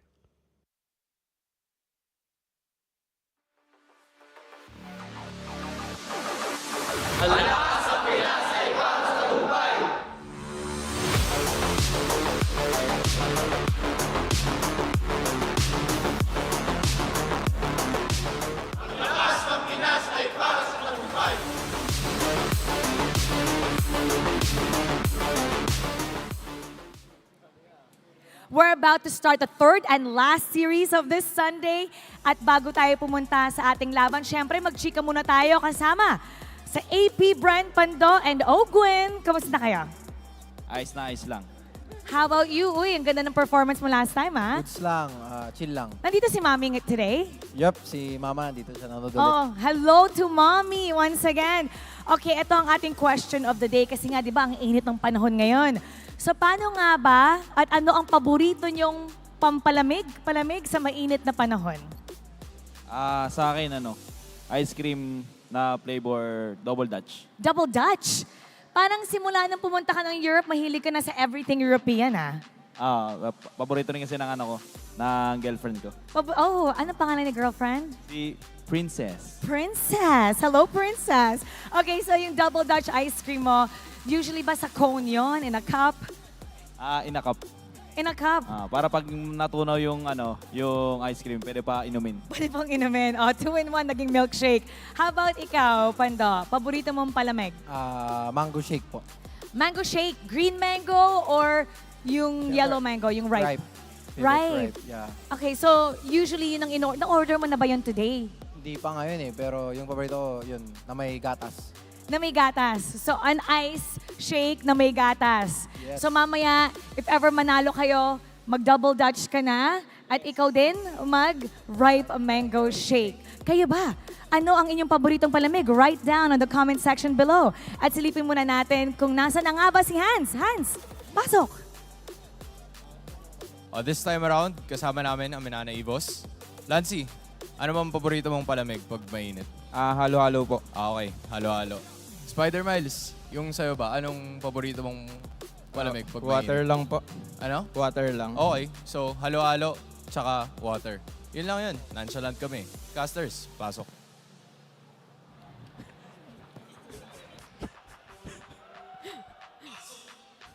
May ganun. Ito, ganito yung, paano yung nonchalant tayo, bilis. Nonchalant pala. Ayan, nandito na po tayo sa... Hindi, syempre hindi. Maligayang pagbabalik sa inyong lahat. Umi nga pala, kasama dito si Bridget, pati na rin si Midnight para itin sa inyo ang pinakahuling serye ngayong linggong ito. It's APBR versus Manana Evos. Magtatapatan na ang mga tigre at ang mga bees. Parang ang taas naman ng energy mo dyan, pare. Parang ibang Minoan Fury yun, Yung medyo may pag-ganon-ganon, may waves. Parang masarap ang kain yung dalawa. Masarap talaga ang kain. By the way, ang sarap palang malibre ng isa. Maraming salamat, Bridget. Para lang may context kayo, nilibre kasi kami ni Brigida dahil siya ay kakatapos na mag-birthday. Kakatapos na. Bertingin nyo, happy birthday, Brigida. Ito na nga, ang ating laban dito ay tungkol sa mga shaper ng meta for this time around. And we're talking about Spider Miles. Last week, nang tanungin si Coach Ducky sa dahilan likod ng kanilang Florin pick, shinout out niya ang kapitan ng Manana Evos na si Spider Miles. Ang galing raw kasi mag-Florin. Ngayon tingnan natin kung gaano nga ba karami ang na-impluensyahan ni Spider Miles matapos niyang ilabas ang kanyang Florin pick. Na-impluensyahan na rin ba mga RG nyo? Pakiramdam ko, parang siya nagiging sakit ng ulo kasi parang lately, sa sobrang dami na nagfo-Florin, napapabasa ka na ng skills. Meron palang isa pa tayo na underlying sa ulti niya. Yan, so ito makikita natin dito sa stat line, yung effect ng Manana Evos. Now, before, parang ang total picks and bans ng Florin ay nasa below 8. Pero after i-spamin ni Spider Miles, ni Sir Miles, itong Florin pick for Manana Evos, ano pa lang, dito pa lang ang dami na. 1, 2, 3, 4, 5, 6, 7, 10. Ang dami! Oo. Basta over 10. Kumbaga parang ito yung tipo na after talagang i-pick ni Miles, dumami na. Pero hindi lang naman kasi Florin. Ni Spider Miles ang dapat katakutan sa Manana Evos dahil karamihan ng nakaharap ng hukbo ay nirespeto ang hero pool ni Sir Miles Pahin, Sir Miles! Wait, so 8 dun sa top 10. Hero ni Miles. Claude lang at actually, yung Arlot medyo applicable pa yata kasi nagamit din siya. Nagamit niya yun one time. So, Claude lang talaga ang naiiba dito na hindi pa nahawakan ni... Actually, ginamit niya to. Hindi, yung Claude, tama ka. Yung Claude, sorry, medyo na okay. Yung Claude nga lang yung hindi niya ginagamit, no? Oo. And look at this, all of the heroes na nakita natin against Manana Evos, talagang masasabi natin that when we talk about Manana Evos, we are talking about Miles. Nandun na kumbaga synonymous na ang kanyang identity. Yeah. And noong unang beses naman na magharap ang Manana Evos at AP Bren, napahirapan ng hukbo ang mga bees. Paano kaya magiging ang takbo ng kanilang huling pagharap dito? I mean, nung first time silang nagkita, first time din natin nakita actually na nahirapan ng sobra-sobra yung AP brand. It felt like na parang, wow, it felt like na parang, it felt like may chance, ang laki talaga ng chance ng Manana Evos kasi na-turn around din talaga nila yung game even though ang laki ng lead ng AP brand and dito nag-shine yung individual players, no? Specifically, si Miles, si Kaizen, si Domeng, sa capability niya sa gold lane, and overall, yung macro awareness ng Manana Evos. Sobra, ito yung din, memorable na nag-hold ng minions sa moment. Dito rin yun eh. Tsaka, even AP Brand, sobrang on point nung kanilang naging map awareness kasi ito rin yung point na sobrang late game na nagawa pa nilang hanapin si Domeng na nagtatago ng taimtim. Kaka-check lang talaga nila ng bushes dahil sobrang haba na nung laro. Oo, and I remember ito ata yung cute na nana na nagbe-base lock eh. Yung hindi na natin maintindihan saan nanggagaling yung damage pero yung nana na bumibasic. Ito yung naalala ko during this time. But looking at the highlights, no, talagang kahit sabihin na nating may 10k gold lead yung AP Brand, dikit yung kill score. Maganda snipe. Boom! Oh my God. Ito rin pala yung memorable Layla debut. Andito tayo nun. Kahit tayo caster niyan eh. Oo, ako lang yun na iba, no? Si Burrito yung nandun sa dulo eh. Pero naalala, sobrang tumatak tong game na to para sa akin kasi aside doon sa base hold ni Few. So ito yung pinakamalupit na flicker play na nakita ko sa buong buhay ko. Flicker hold minion. Yeah. Wala nang TikTok play, walang flicker ulti, walang flicker first kill. Flicker tayo. Hindi niya nilakad yung papunta. Hold minion. Saka nakakita nung ganun kataas yung level ng IQ. Oo, kumbaga parang nakita na niya 3 steps ahead na ang itong maliit na butas na to ay potentially maging malaking problema. Hindi ka makakapag-push. At kung hindi man natin sila makitang mag-push kayo naman ay pwede namin makitang i-push ang pagkapanalo nyo ng diamonds. Dahil meron naman tayong pinapamigay. Kung kanina namigay namin ng 1,500 pa, bigyan ng 500 na naman. Oo, para na mga gusto na talagang i-push yung last chance kasi last match of the day na talaga itong AP Brand kontra Manana. I-comment nyo na dyan down below sa ating YouTube streams kung hashtag APBR kayo or hashtag MNNE para magka-chansa na manalo nga nung 4 na pinamimigay nating 500 diamond. Huwag niyong kakalimutan ang inyong game and server ID dahil mahirap na. Paano kung nanalo ka pero hindi namin mapadala? Ang lungkot naman nun. Or iba. Sa iba. Dapat tama. Kailangan tama yan ha. And by the way, watch the star matches to win MPL PH S13 playoffs tickets for 3. 3 kayong pwedeng sumama. So, jowa mo plus yung best friend mo. Just comment your winning team in the live stream post and tag 2 of your friends. Tanggap ko kung third wheel eh. No? Hindi, yung best friend. Sige, best friend na lang. Pero 1 winner per match will be randomly selected and ma-announce yan on April 22. Malapit na yun. Bukas na. Bukas na Yung pala. gagawin niyo sinabi ni Omi, siguro din nyo na kayo mag-aaway.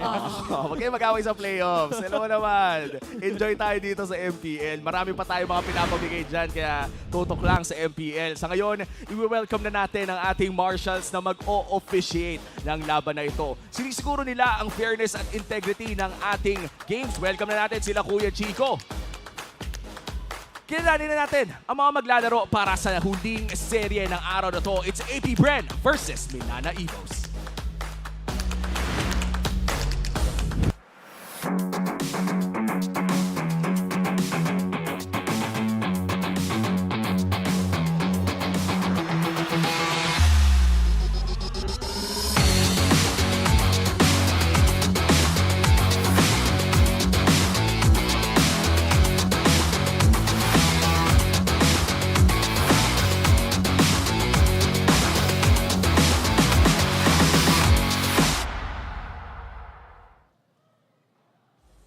While the world champions currently lead the pack, they remain focused on clinching that coveted upper bracket slot. The Hive is buzzing with energy as they aim for another victory to round out the week. Give it up for AP Bren!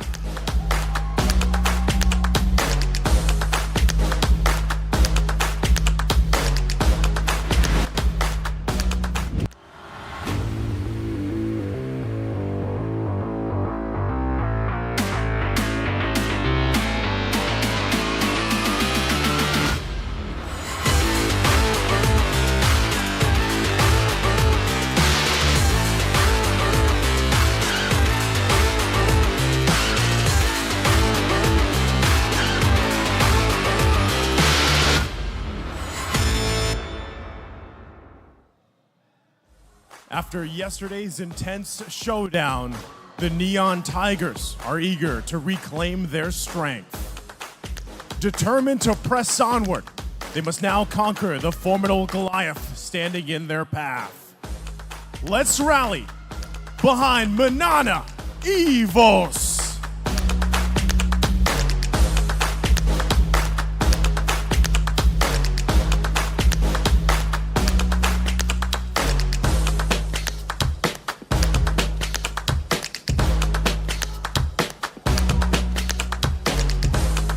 And their coaches, Coach Ducky and Coach Imba DJ.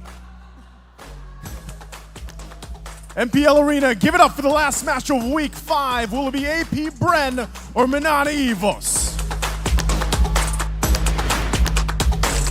At magsisimula na nga ang pinakahuling serye ng Week number 5. Let's welcome AP Brand. We have Super Marco, KarlTzy, Few, Pando, and Ogwen. Uy, si Pando muli ang magiging ex-player ng AP Brand this time. And after ng kanyang naipakita kahapon, particularly dito sa naka-flash sa ating screen, which is yung Benedetta, hindi malabo na medyo iba na namang klase ng aggression ang pwede nating asahan mula sa tinatagurian nga nating quote-unquote Goliath o mga mountains na kakaharapin ngayon ng Minana. At kung aggression din lang ang usapan, the fighting healers are here. It's Doing, Kaizen, Lancy, Kirk, and Spider Miles. Last season, marami nagsabi kinapos sa oras ang Manana Evos. Ngayon, lahat ng oras ay nasa side nila. Although naputol yung momentum nila kahapon, still, iba pa rin yung daladalang aggression dito ng Manana Evos. Magandang match to para mapatunayan kung gaano nga ba kalakas ang kanilang strategy or ang kanilang fighting healers. And looking at the team head-to-head ngayon, mukhang medyo malaki ang lamang ng AP Bren in terms of the KDA. But look at that, yung average heal, man! Yep, almost, actually, more than twice. 48,000 average shield to allies. And it does affect overall kung paano yung takbo ng game. Kasi in terms of damage dealt per minute, halos pantay sila. Pero looking at it, dahil mas maraming hinihil ang Manana Evos, mas marami silang conversion pagdating sa team fights and pagdating sa mga kills. Yeah, kaya sobrang pantay lang halos din ng kill participation dito ng parehong koponan. Sobrang involved talaga ng Manana pagdating dun sa particular na aspect na yon. Pero objectives din yata ang isa sa mga kailangan nating tignan.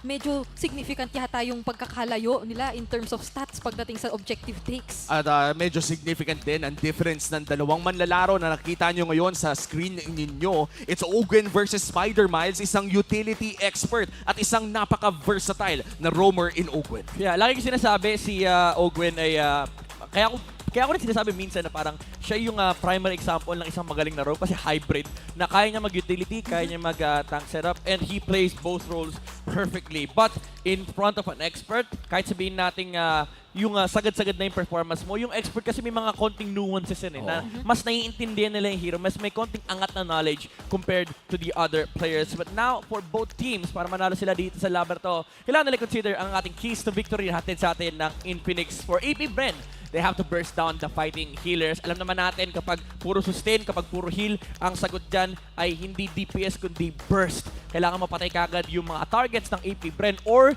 yung healer mismo mula sa side ng Manana Evos. For Manana Evos naman, revisit your mid-game rotation. Lately, and especially kahapon, nakita natin na may butas yung rotation ng Manana Evos. They lose objectives here and there, lane management as well. Kailangan yan ayusin ng Manana Evos. For both sides, may magaling na Florin user, they have to contest this Florin. Wow. Nandito na pala tayo sa era ng MPL kung saan kailangan ng pag-agawan si Florin. Naalala ko going back, I think in the World Tour of AP Bren, ang dami pang mga community posts, ang daming mga conversations about this Florin pick na pangit daw at bakit daw pinipilit. Pero this time around, pinag-aagawan na. Available na rin pala ang live stream viewer rewards ng MPL PH. Halika't manood ng MPL PH sa TikTok para makasali sa Goodie Bag Lottery and magkaroon ng tsansa na magtagumpay. Buksan ang inyong TikTok application, pumunta sa MPL Philippines TikTok channel at MPLPH_official. I-click ang official live stream at i-tap ang top left corner para makasali. Ayun, i-power tap nyo na yan para naman manalo pa kayo ng mga additional prizes. So kung kanino pa kayo nanonood, siguro na-realize nyo na ang daming pinapamigay ngayon sa MPL. Kaya naman sumali na kayo. Konting comment lang, konting tap lang ay pwede na kayong manalo ng kung hindi diamonds, kung ano-ano pang mga prizes. Entering the drafting phase of this match, apart from the Florin, may inaabangan pa ba tayong ibang pick dito, Midnight? Rafaela, Angela, Minotaur, kulang pa ba listahan natin? Paramis, Novaria. Yung kanina yata, no? Angela? Yung 10. Yung 10. Angela, ano pa bang mga utility hero natin dyan na hindi pa natin nababanggit? Baka naman magselos na si Estes. Oo. Hindi na pinapansin. Pwede, di ba? Pwede rin, may digi pa. Naku. Si Spider-Man. Pero ito na, Florin! First ban! Ayun. First time. I think first time ever. Oo. First time ever, first ban to, Florin. Respect ban is real talaga, pero Manana Evos, alam nilang hindi rin nila pwedeng basta-basta ibigay ang isang Matilda. Kaya naman tatanggalin nila. Oh, wow.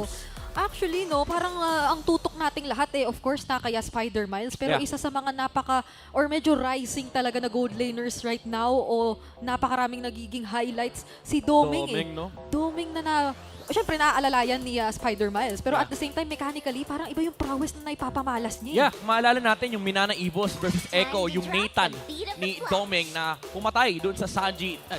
Tama, doon kay Sanji. Sabihin ko sana doon sa Sanji ni Novaria, pero pwede rin naman. Kasi pagkadugtong na sila halos Synonymous na yun So, nandun pa rin yung explosiveness ng players ng Manana Evos. I do like this Joy Ban. Kahit pa sabihin natin hindi naging successful for APBR, kailangan mo pa rin respetuhin yung assassin capabilities ni KarlTzy. But now they do go back for the staple Fredrin first pick. But open ang mga favorite dito ng Manana Evos na Paramis and Arlot. Oh no, the Arlot is something na gustong-gusto talagang laruin ni Kirk. And correct me if I'm wrong na lang, isa rin ito sa mga talagang hyped up na heroes na hawak ni Kirk. Hawak ni Architect. I think si Yawi pa nga ata yung nagsabi nun sa stream niya na parang palumag Arlot to, palumag Arlot to. Ayan na. Oh! Okay, Paramis and Angela this time around. Last time, Paramis, Florin. Pero wala nga yung Florin. So Paramis, Angela, this can be heavily countered by Valentina though. Pwede niya kopyahin yung Heart Guard o kaya yung Netherrealm. So I think this is a good Valentina game unless i-Vexana na naman ni Few. Kasi may Valentina Minotaur. Actually, Valentina plus Goldane also works. Or Valentina Arlot para at least walang Arlot pick for Manana Evos. Sa bagay nga naman. Well, makakakita ba tayo nun from Pandoni? Kasi parang so far, di ba, puro, or yung for the past 2 games ay talagang Benedetta o yung mga makukulit na explainers ang kanya nagamit. Though, same lang din naman kasi technically yung mga pwedeng mangyari or i-expect na impact from an Arlot. So, they had that. Louis Arlot. Oh, iba na. I like this. This is the classic Louis combo noong unang in-introduce sa MPL PH. Yung pinakaunang highlight was Louis Arlot from Escalera and Super Friends. If I'm not mistaken, 100% win rate pa rin to. Itong duo synergy na to. It does help APBR kasi nasa tayo nasa meta tayo ngayon na palakasan talaga ng synergy sa may mid lane. And I think Louis Arlot is one of the deadliest combos out there kasi yung surprise final slash nga, nakakagulat na. Double the surprise pa with the diversion. So, gulat ka na, ginulat ka pa ulit. Parang kumbaga, bumili ka ng chocolate egg na may toy sa loob. Yung toy, may toy pa sa loob. Alam mo yung pinaka-nakakagulat talaga para sa akin? Ano? Yung bumili ako ng champurado, may bangus. Kailan nangyari yun? Or ano ba yan? Basta nangyari na yun. Basta nangyari na yun. Tapos kung makikita natin ang career hero stats dito ni Spider-Miles, yung Florin niya talaga yung 6-1. Tinalo pa yung parang 2 kapito 6-1. Kaya naman pala. First ban, worthy na first ban, worthy. Pero going back, parang ang hirap nga lang ngayon kasi kanina nakakita naman tayo ng Louis, but then may sagot in a sense na napakaraming sources of vision. Pero for now, Manana, meron pa ba silang makukuha or meron ba sila as of now na parang vision? Parang wala na kasi hawak na nila yung dalawang hero sa mid, yung Paramis at Angela. I think if you really want vision here, kailangan mo idaanin sa santong bruskuhan. Yung palakihan ng muscle. I like this Benedetta ban. It's a good ban against Pando kasi Benedetta pa lang yung nakikita natin from APBR on the new XP lane. Pero again, pwede kasi i-flex din yung Arlot. It does allow for flex room for APBR's draft. Now that they've banned out the CC, there's a couple of things that you might consider here for Manana Evos kasi nung tinanggal yung CC, kailangan mo isipin ano ba yung mga matchups na hinahanap dito ng APBR. I think Pakito is one good matchup here. Paunahan sila for the XP lane. And in terms of XP lane as well, no, meron pa namang export na choice in case gustong sunugin yung Fredrin. But then again, I think in terms of Akai, si Kaizen na lang ata yung nag-aakay na jungler ngayon dito sa MPL. Si Kaizen tsaka si Kyle. Ayo. May one game si KarlTzy, I think. Hindi ko maalala kung anong match. Basta may one game si KarlTzy on the Akai. Kaizen has 2 or 3, I think. Oo, pero parang naging choice na talaga ng Manana Evos itong Akai. Even if hindi popular choice. Pero Minotaur ang magiging last ban ng side ng Manana. Palabas yung Terizla, I think, ni Kirk. They could last pick it para makita nila yung XP lane matchup, which does kind of force Manana Evos to pick yung gold lane nila dito. I think Claude works here kasi hindi mo rin pwede ibigay sa APBR considering na may hawak silang Louis. So I think paunahan sa Claude to. And then XP lane last pick for Manana Evos. Napapaisip nga ako sa... Baka may possibility kaya ang Masha rin dito for XP dito ng Manana. Kasi so far parang, well, makakatunaw din siya in a sense, makakabigla for yung Fred rin. But then, parang pwede niya kasing gawin yung typical na tatargetin mo talaga at lulusubin lang yung Louis, for instance. Ano kaya magiging response dito ng Manana Evos? They're still looking for their side laners. Nabanggit mo ang Harith, open din ang isa sa mga popular na pick katulad lamang ng carry. Ano pa ba ang mga pwede nating abangan? Kasi he wins all the remaining gold lane matchups aside from the Brody. Pero I don't think Brody works here for APBR kasi may Faramis and Akai. I mean, the Faramis alone pwede yung Brody, but with the Akai, medyo mahirap kasi pumesa sa team fight. So I think Manana Evos, it's a very good Harith pick if they do ever go for it. Dito sa 4th pick, no? Kasi may kasamang Angela din. So ang taas ng protection. Ooh! They go for the X-Work instead. Okay. Wait, may open pa din pala na Roger. Natakot ako, imagine yung Roger Jella if ever Pero since hinuli nga nila yung gold lane matchup, parang ang ingat nila sa kung anong gagamitin ni Doming. Kumbaga may chance pa rin talagang maglabas ng Roger Gold. Pero mukhang ito na nga yung nabanggit ni Midnight kanina na Pakito. Nakuha yung Harith. That's such a waste.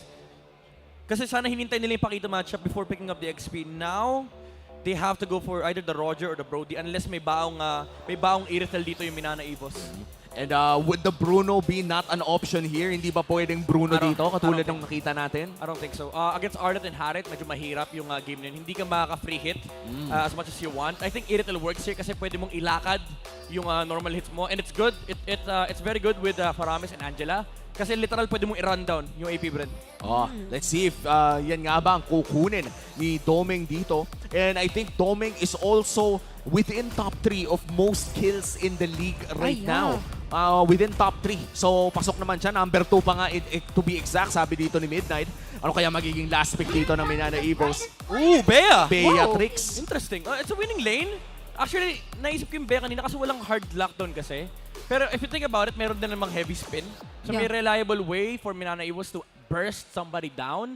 Ang medyo concern lang dito with the Beatrix pick is susceptible ka sa gank ng Arlot Louis. And of course, yung backline assassination na isang Pakito. Compared to the Irithel, again, aside sa rundown potential, you have the mobility and maneuverability around the fights. Pero with the Bea pick, again, mas malakas yung punish nila kapag nakapin down si Kaizen na target against AP Brand. Wow. Grabe yung support utility part ng ating lineup rating or ng comparison. Sobrang nagpi-favor. Understandable nga naman, it's the Angela and the Faramis both in their hands. So, nandoon na nga yung alalay, yung protect with a second chance, tapos heart guard. Tapos meron din naman kayong probably depensa through yung heavy spin in a way kung gugustuhin nyo pang ilayo yung mga kalaban. And I remember the last time that Manana Evos played this Akai lineup, alam ni Kaizen kung paano mag-bait out ng skills for the price of one heavy spin. Minsan, 2-3 ultimate yung nababato sa kanya only for him to heavy spin back to his team. Naalala ko yung game na parang Manana Evos versus Blacklist din First round sila nakita. And this time, no, hawak na naman ni Kaizen ang kanyang one of the favorites, I would say, with the Akai. Up against KarlTzy's Fred rin. Napataka ako na, hindi ba open yung back siya? Parang when I think about KarlTzy, back siya yung naaalala ko sa kanya. Well, to be fair, that was a first pick Fred rin. So medyo safe. Ano yun parang too good to pass off. Festival of Blood si Super Marco para dito sa kanyang Harith. Grabe, yung laning naman din dito, sobrang makikipagsabayan na naman ba? At magiging sobrang ingat ng dalawang gold laners natin this time. Very interesting kung ano yung mga pwedeng mangyari. Pero before that, mas interesado kasi ako kung saan ba natin makikita yung mga diversion plays later on, Oo. considering nga yung lack of information na pwedeng makuha ng Minana. Ang dami yata nating pwedeng ikagulat dito sa laban. Tsaka imposible rin hindi magdikit-dikit tong mga to eh. Kapag ka nagkaroon na ng Nether Realm, kailangan tabi-tabi jutsu na talaga. Yep.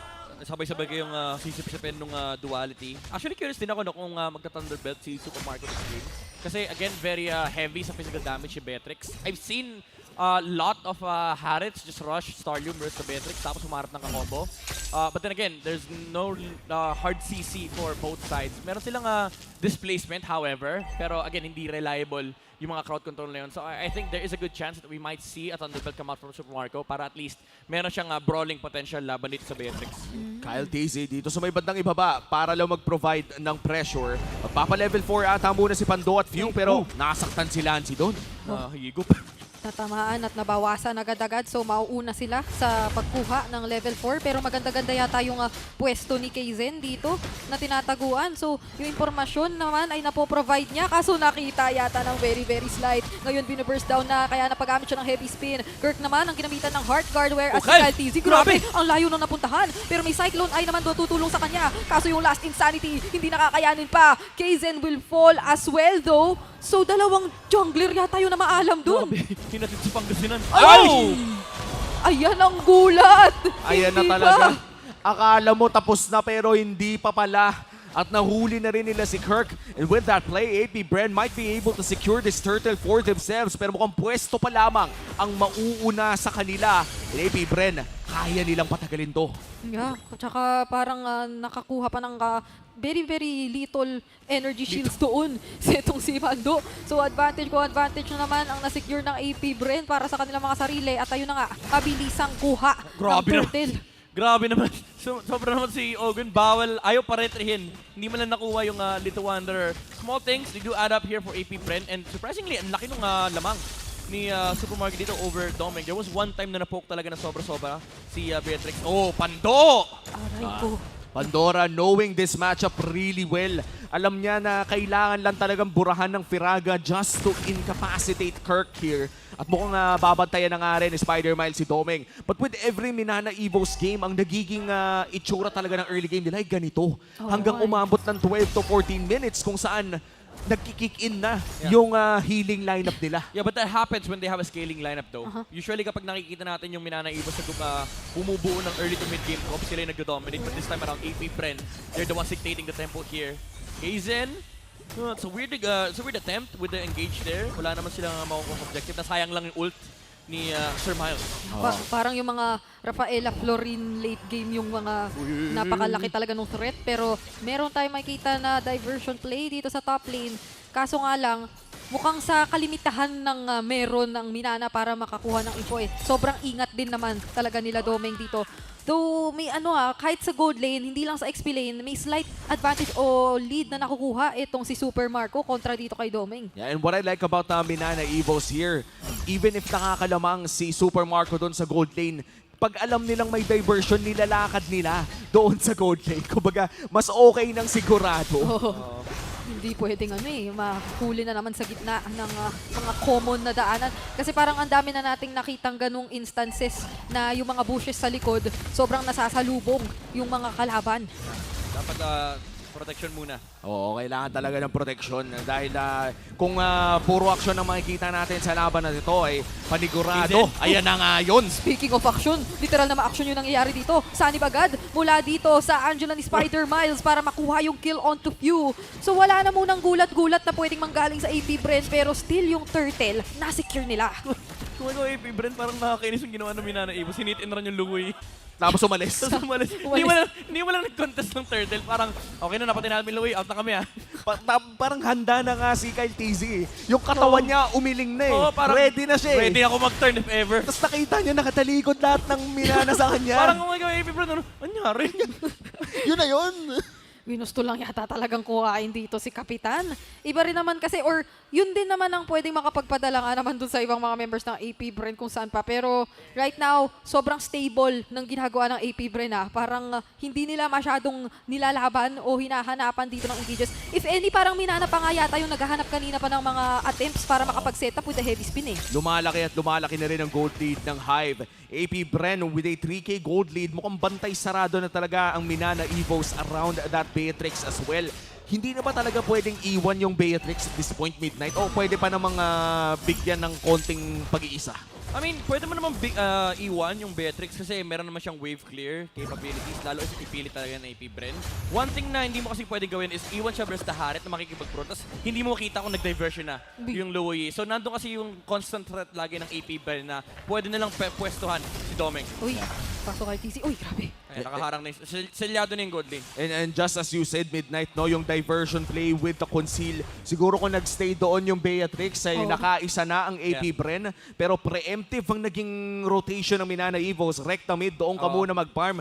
Parang protect the president yung nangyayari dito eh. Ito, medyo 4-protect 1 strategy to for Manana Evos. And gets din nila, maganda yung read nila on that gold lane matchup. Alam nilang, again, kahit pwede nilang iwan yung Beatrix, at some point pupunta dyan yung AP Bren. So that was a very well-timed movement from Domeng. Hindi na siya nag-attempt na i-clear pa yung susunod na wave kasi na-clear na yung mid lane and nawawala na yung Louie at that point. Yeah, talagang kailangan na hindi or lalong mabigyan dito ng mahirap na early o mga simula ang gold laner or ang pinaka-chansa nila pagdating ng late game for Manana. Pero AP Bren, sinisimulan na naman ang turtle. Napakagandang final slash na nagmumula dito mula kay Ogwen. Kaso napakasakit din ng mga sunog-sunog. Tapos yung last insanity, hahabulin pa si Pando. Pando will fall para dito sa side ng AP Bren. Kaso babawi sila, si Lancy ang makukuha at maging si Kaizen. At nandoon yung sniper. Renner's apathy. Tumama naman kahit papaano pero yung damage kapos pa yata. So meron tayong makikitang diversion dito sa baba. Hinahanap etong X-Borg pero makakauwi naman si Kirk.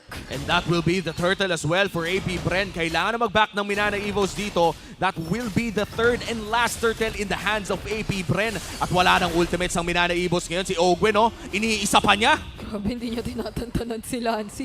So parang at this point, hindi natin makita na nakakasabay yung dalawang, of course, yung roam and mid ng Manana pagdating sa mga paunti-unting pokes at pagpawas o pagpanakot sa AP Bren. Tas aside from that pa, hindi nila sobrang naalalayan pa or hindi natin nakikita na nagagamit nila ito para depensahan yung mga crucial heroes nila. Kasi ang ingat lang din ng AP Bren sa pagpili ng mga laban. At yung pag-iingat na yun, mukha namang nakikita natin yung gold lead nila na poprotektahan nila. Kailangan na ba mag-risk dito ng Manana?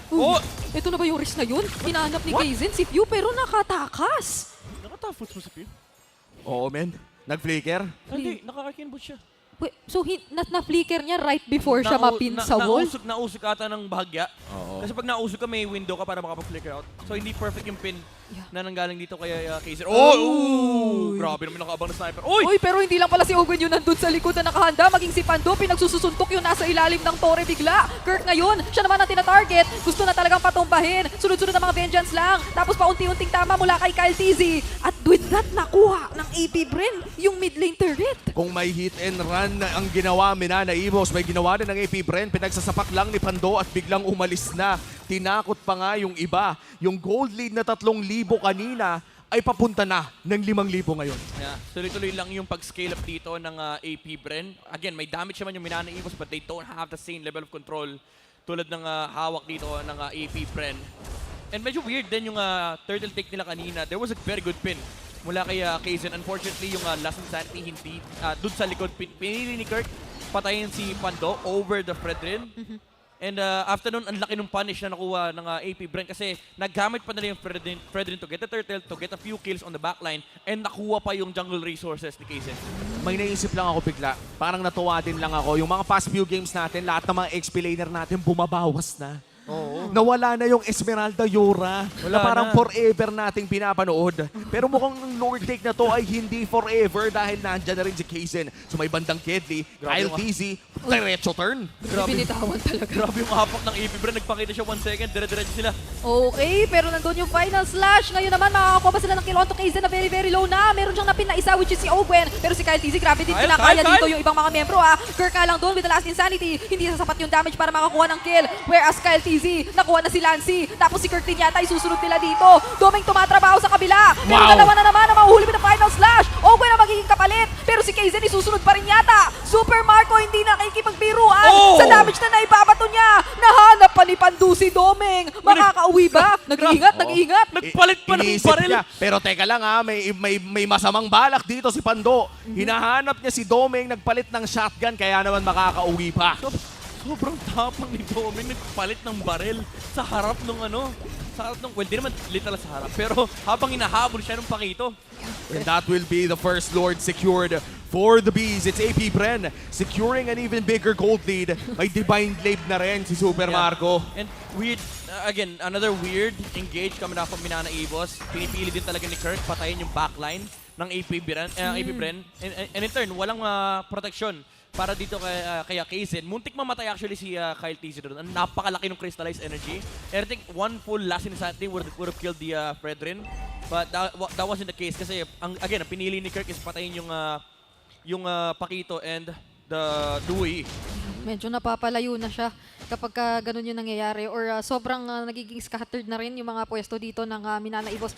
Unlike what you would expect kasi nga naman Faramis yung hawak nila dito na hero. So hindi naman sila or hindi pa natin nakikita yung sobrang pag-group up dito ng Manana. Pero sabi nga dito kanina, wave clear, parang sobrang abundant naman nun para sa side nila. At dito na nga natin makikita yung identity ng Manana. After 12 minutes, doon natin nakikita na nag-hold on sila pero makaka-hold on pa nga ba? Okay, wala na doon. Muntikang mawala yung Firaga armor pero nasustain kahit papaano. Kaysen nga lang mahuhuli si Owen at ngayon naman si Kirk. Siya ay masusuntok rin ni Pando. So dalawa na ang nakuhang kills ngayon ng AP Bren pero si Owen ang kapalit. Nag-iisang kapalit. Mukhang gusto pa rin nilang kuhain etong itaas na tore. 1 for 2, tumama naman ang Redrix Apathy. KarlTzy medyo malalim.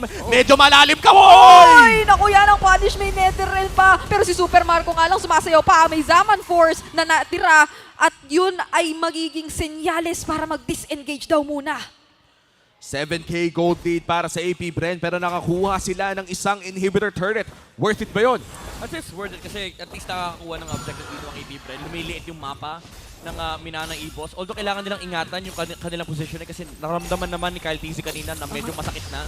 Actually, hindi medyo masakit na yung Beatrix. Lalo pat pagkatapos nitong DHS na binubuo ni Super Marco, ni Domeng, di na pwede basta-basta humarap ang AP Bren. Even si Super Marco, kahit gano'ng kakapal yung shield, I think pwede pang i-swerve ni Domeng to. Instead of the DHS, pwede niyang bilhin yung Sea Halberd. Oh, and he is going for a Sea Halberd.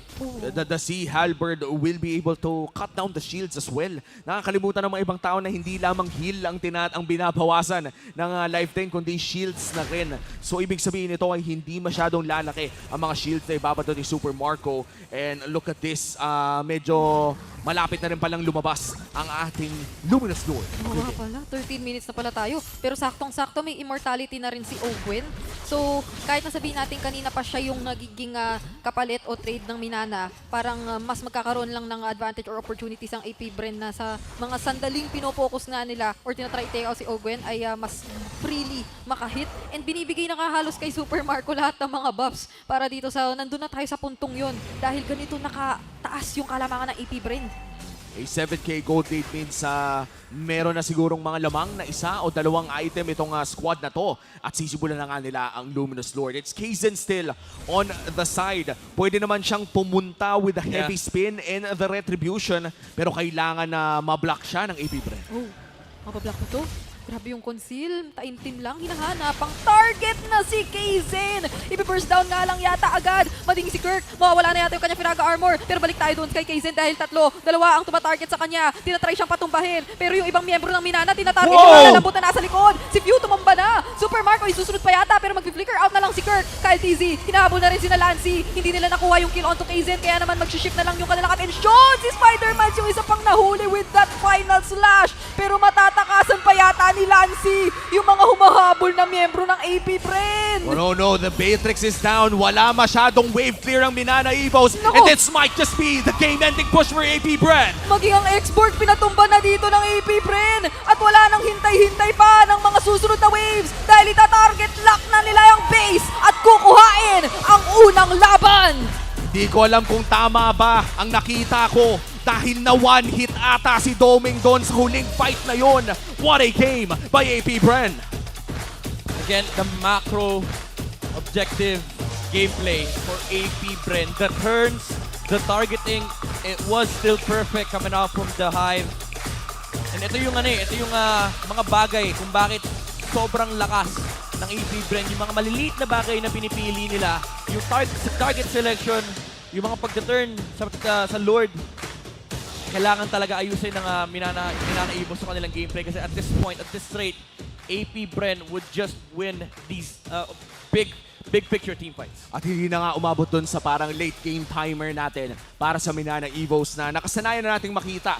This time around, as you said, Midnight, wala silang late game scaling masyado compared to their usual compositions. Kaya naman nakakita tayo ng napaka-dominanting team fighting mula sa APBR. And let's talk about the objectives, Brigida. Ang ganda din ng ginawa ng APBR doon. Yeah, yung mga miminsang moments na nakikita mo na sobrang invested na nila kuhain yung Lord. Tapos may kita lang nila kahit si Kaizen lang. Parang kahit wala silang information sa ibang tao, okay lang talaga sa kanilang bitawan na tapos sugurin na lang talaga dito yung makikita at masispot nila na member ng Manana. And very visible din naman sa graph kung papaanong lamang sila doon at isa to sa napakalaking susi kung paano nangyari. Kita naman ang final slash papunta na rin kay Coach Ducky.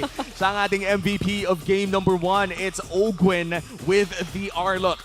I really have to say, Manana Evos prioritizing the Angela for Spider Miles, it does make sense. Pero binigyan ng comfort hero dito si Ogwin with a stolen Arlot on the side of APBR. These final slashes that led to the turns by APBR. Again, yung ini-explain ni Brigida kanina, yung lakad lang ni Kaizen. Lumabas lang 1 second sa bush. Kinon silang kagad ni Ogwin, hinarapan kagad. And yung mga combos niya, nalulupitan ako sa mga engages na ginagawa ni Ogwin dito. May mga different variation. May stun into final slash, may final slash flicker into stun. Iba't ibang engage yung ginagawa ng APBR dito. And parang nahihirapan yung Manana Evos kasi parang nakokondisyon. May psychological damage yun na parang, paano kaya ako papasukin itong Arlot na to? Iba't ibang paraan yung ginagawa dito ni Master Ogwin. And again, Manana Evos, there were weird team fights in the mid game. Not gonna lie. Hindi natin sugarcoat to. Weird talaga yung target selection. Ang daming chances na mapapatay sana nila si KarlTzy, but they opted to go for the backline and hindi nila matulungan yung Beatrix kasi problema din, early game hindi makasama si Domeng. Pagdating ng mid to late game, ang lagi nasa harapan ni Domeng is yung Fredrin. Kaya naman yung bypass ng Manana Evos hindi nila nagawa.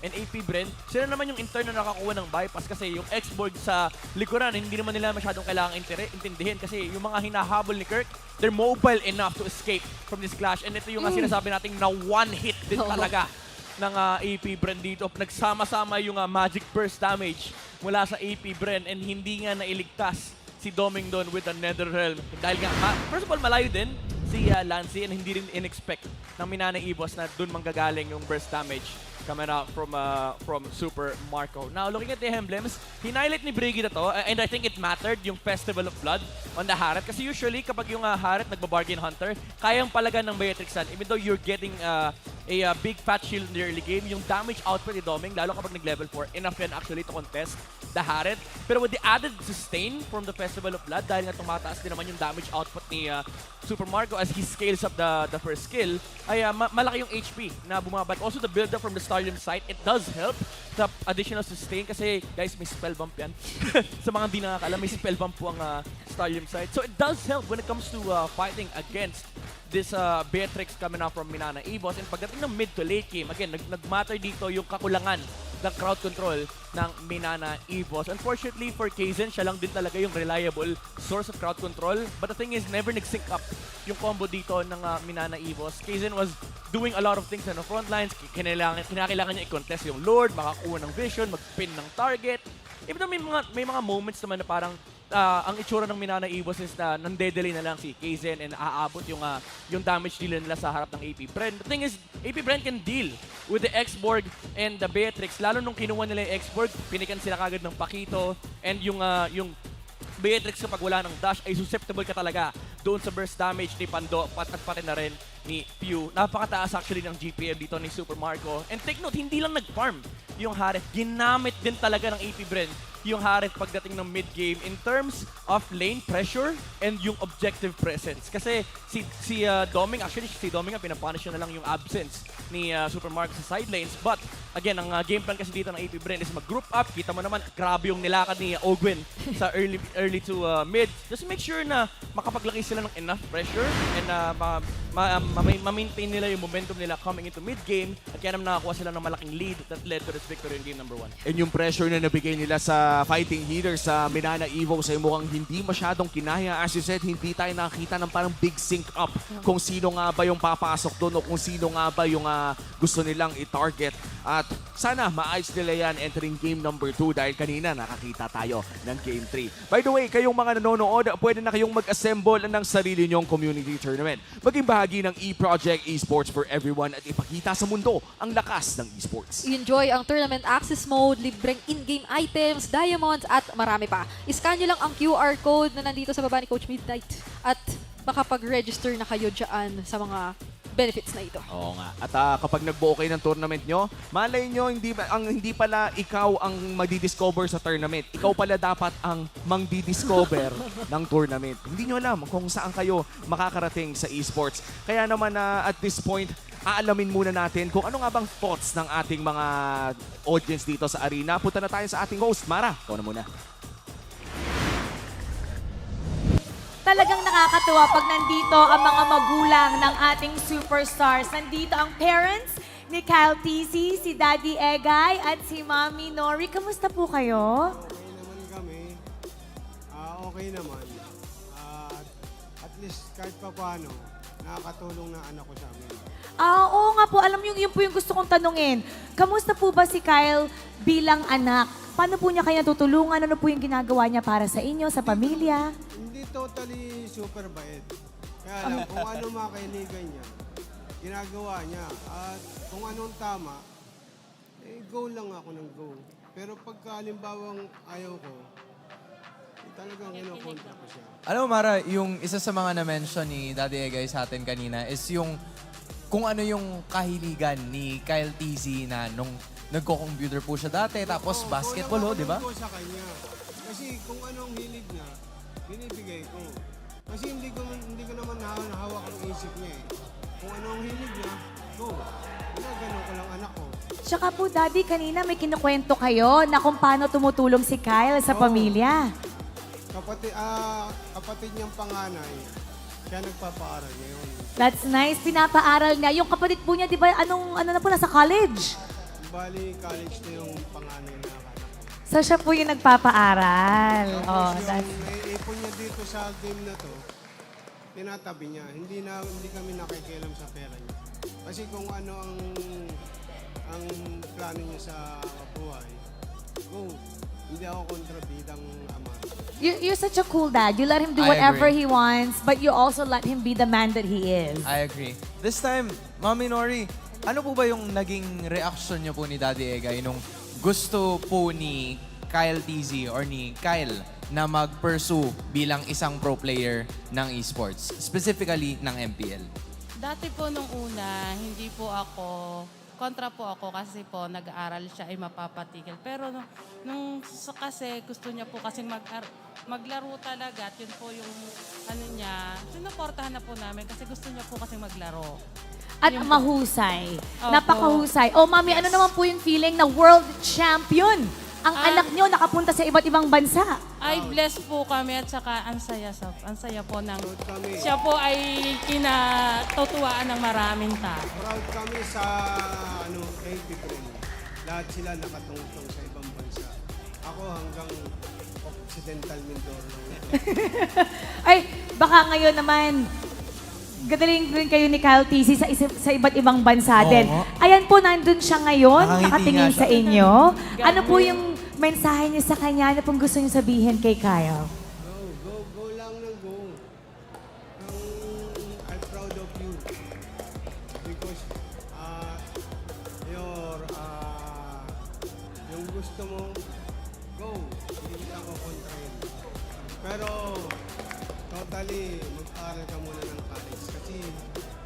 kang pinag-aaralan kaysa yung asawa ka na maaga. Malabo tayo dyan. Ay, malabo dyan.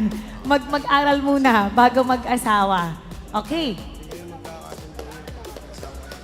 Sige po, Daddy. Makikinig siya sa inyo. Kayo naman po, Mami. Ano pong gusto niyo sabihin kay Kyle?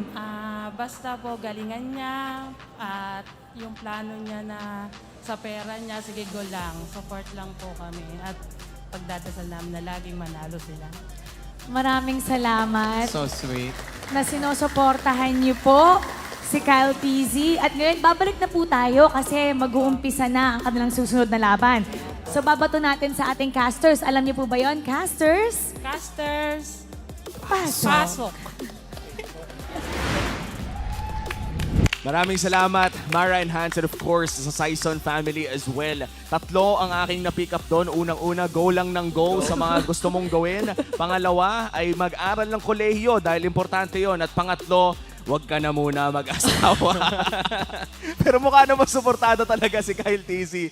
This time around, we did see a lot of good performance. Alam mo, ngayon ko rin lang na-realize na sobrang sanay na tayo na maganda yung performance ni KarlTzy that we rarely mention it anymore. Alam niyo yung parang ganong level na, na parang pag nagkamali siya, tsaka lang natin mapapansin. When was the last time na nagkamali Kaya nga eh. KarlTzy? Sobrang consistent at wala, sanay na lang na tayo na siya yung nagko-complement or isa sa mga pinaka nagiging pillars din ng APBR sa kung paano nila napupull off yung iba nilang ginagawa or kung meron man silang binabago sa kanilang ginagawa. Tsaka makikita naman talaga natin na yung sakripisyo bilang tank jungler, hindi naman natin nakakalimutan na kaya pa rin yung mag-funny o assassin. Pag nabigyan ng chance, paano yun? Buti na lang umalis na yung camera sa atin dahil naghahanap na tayo ng mananalo sa ating Smart Game Face of the Day. MPL Arena, be the next Smart Game Face of the Day winner. Just flash the hashtag, the power of smart on your devices on a green background. Pag natapat sa inyo yung camera, alam nyo na, ilagay nyo na yung pinakamalupit yung game face para manalo kayo ng redeemable in-game code. May mga shy type pa. May mga shy type tayo ngayon, pero mukhang may mga palong-palo na nagmumukha, simpa. Welcome! Ikaw ang ating panalo na Smart Game Face of the Day. Congratulations sa'yo, ate! Yan ang yan ang Smart Game Face of the Day natin today. May kasamang dance moves. Paano? Ganun. Wow. Ay, ganun tayo. Kanina pa tayo sumasayaw dito. Ikaw nagbi-minotor ka kasi. Kumanon ka kanina ng onte. Gumaganon ka. Minotor. Pag off-cam, okay lang. Pag hindi nyo ako mapapasayaw. Alam na natin. So kung may All-Star Dance Challenge. Ano yan? Ay, yung wow. Okay yan. Ano yan? Goated yan. Goated. One of the most recognizable dance. Tsaka, hindi lang yun ang hinahawakan ni Rene J. Bukod sa pagiging M5 representative, hinahawakan din ni Rene J ang isa sa mga most recognizable songs na mga cover niya dati. Alin dun? Madami. Pa 5 million na yun. Pa 5 million na yun, men. Shoutout sa'yo, Rene J. Alam ko na pala ang isang sayaw na sinasayaw. Halos lahat ng mga Pilipino. Ano? Lord Dance. Lord Dance. Ayan ang tunay na Pilipinong sayaw. Kung tinikling ang tradisyonal na sayaw ng Pilipinas, ang modern na sayaw ng Pilipinas ay ang Lord Dance. Na, I would say, nagbigay na ng more than 2 international championships sa atin. Ano kaya steps? Imagine mo, sinayawan lang natin yung ibang teams sa M-Series. Sayo, cha-cha-cha lang, tinikling-tinikling lang. Alam mo naman, pag nasa Pilipinas ka, marami talagang nananalo sa sayaw. Ayan na, pasok na tayo sa ating second game of this Best of 3 series. Blue side naman para sa Manana Evos and red side para sa APBR. Kakasabi lang natin na nagpa-fan ito si Kyle. Tinanggal na agad. Sabi ng Manana, uy, nagpa-fan ito. Oo nga pala, nagpa-fan ito si Kyle. Yung dance step na yun, saglitan lang natin ginawa, pero ano pala yun, foreshadowing. Foreshadowing. Grabe naman. By the way, open ng Fredrin, open ng Arlot. May open din ng Angela. Ang daming problema dito ng Manana Evos kasi isa lang ang makukuha nila. So may makukuha dito ang APBR either way. I think the safer route is to go for the Arlot. If kunin ng APBR dito yung Angela, they can't take it with the Valentina kasi they'd have to give out the Fredrin. So either way, yung Valentina mauuwi pa rin sa kamay ng Manana Evos. So I think, again, Arlot is the safest bet. Yeah, let's see if it's going to be the Arlot. The Florin as well is open. Pero mukhang Angela ang kanilang magiging choice here. Arlot Val. parang comfort over na talaga ngayon ng Manana Evos. Actually, may Faramis din pala si Pio, no? Faramis sa Fredred. Ano kaya? Lilia kaya ni Lancy naman this time para may onting Pwede. agro kung maggaganon man si Kapitan. Pero kasi open din yung yung mga Eternal Guard at yung lahat. favorite niyang deck sana, no? Ang dami nang open this time around. No? Parang Matilda at Nolan, Matic, hindi mo na malalaro yan eh. Pero this time, ang dami mo pwedeng choices. Pwedeng ang AP Brand pa yung mag-florin eh. Actually, naku. Ay! Pag sila yun, medyo yun Okay, there goes the Fred. Arlot, Promise, Vex.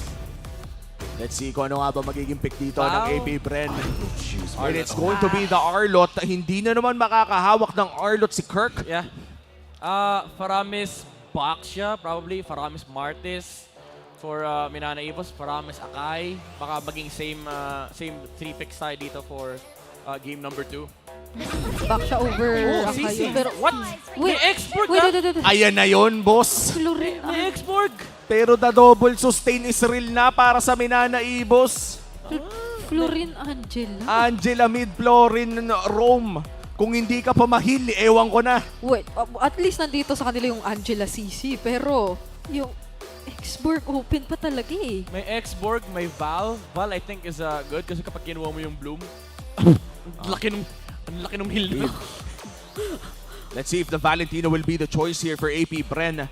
The Faramis is still open kung gusto nilang kunin ito. Pero as Midnight said, the Valentina might just be the biggest pick here dahil nga napakalaki ng pag-agaw doon sa Bloom. Yeah. Interesting. Nilabas muna si M5 Brody. Interesting. Ngayon na lang natin, actually today, ngayon na lang yata natin nakita si Brody. Oo. Feeling ko na to, nadaan na sa recommendation, sabi ni Marco. Coach, Brody ako. Ganun lang kasimple. Coach, Brody. Ako na to eh. Ay nako, yun.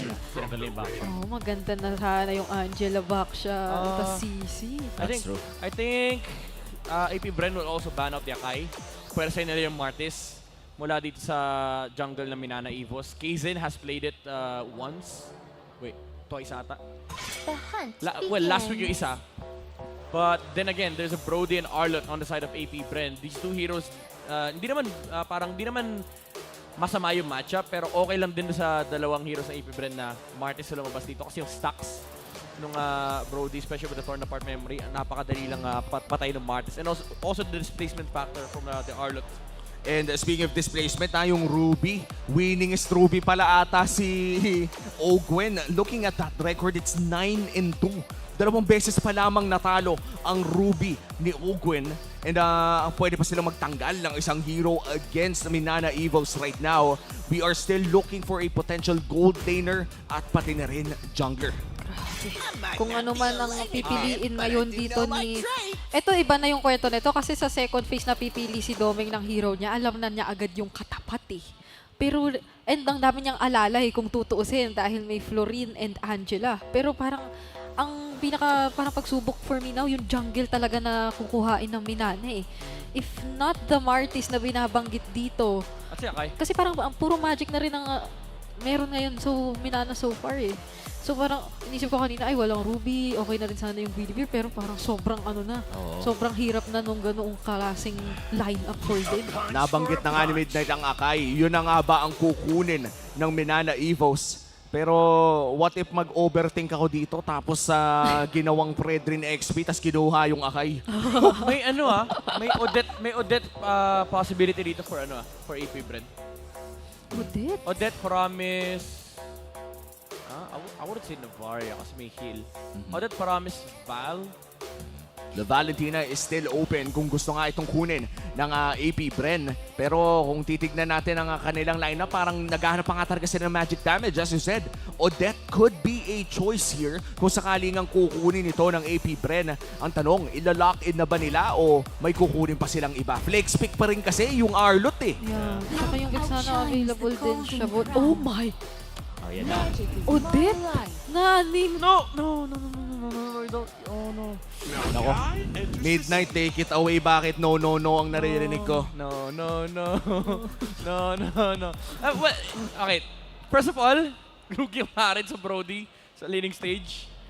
And it's hard playing Harit with the Zaman Force against the Odette. Yeah. Kailangan may dumisplace dito kay Few. They do have the Akai for that though. Pero problema kasi hindi nila kita yung last pick. I think Kaja pwede pa i-pick yung Kaja.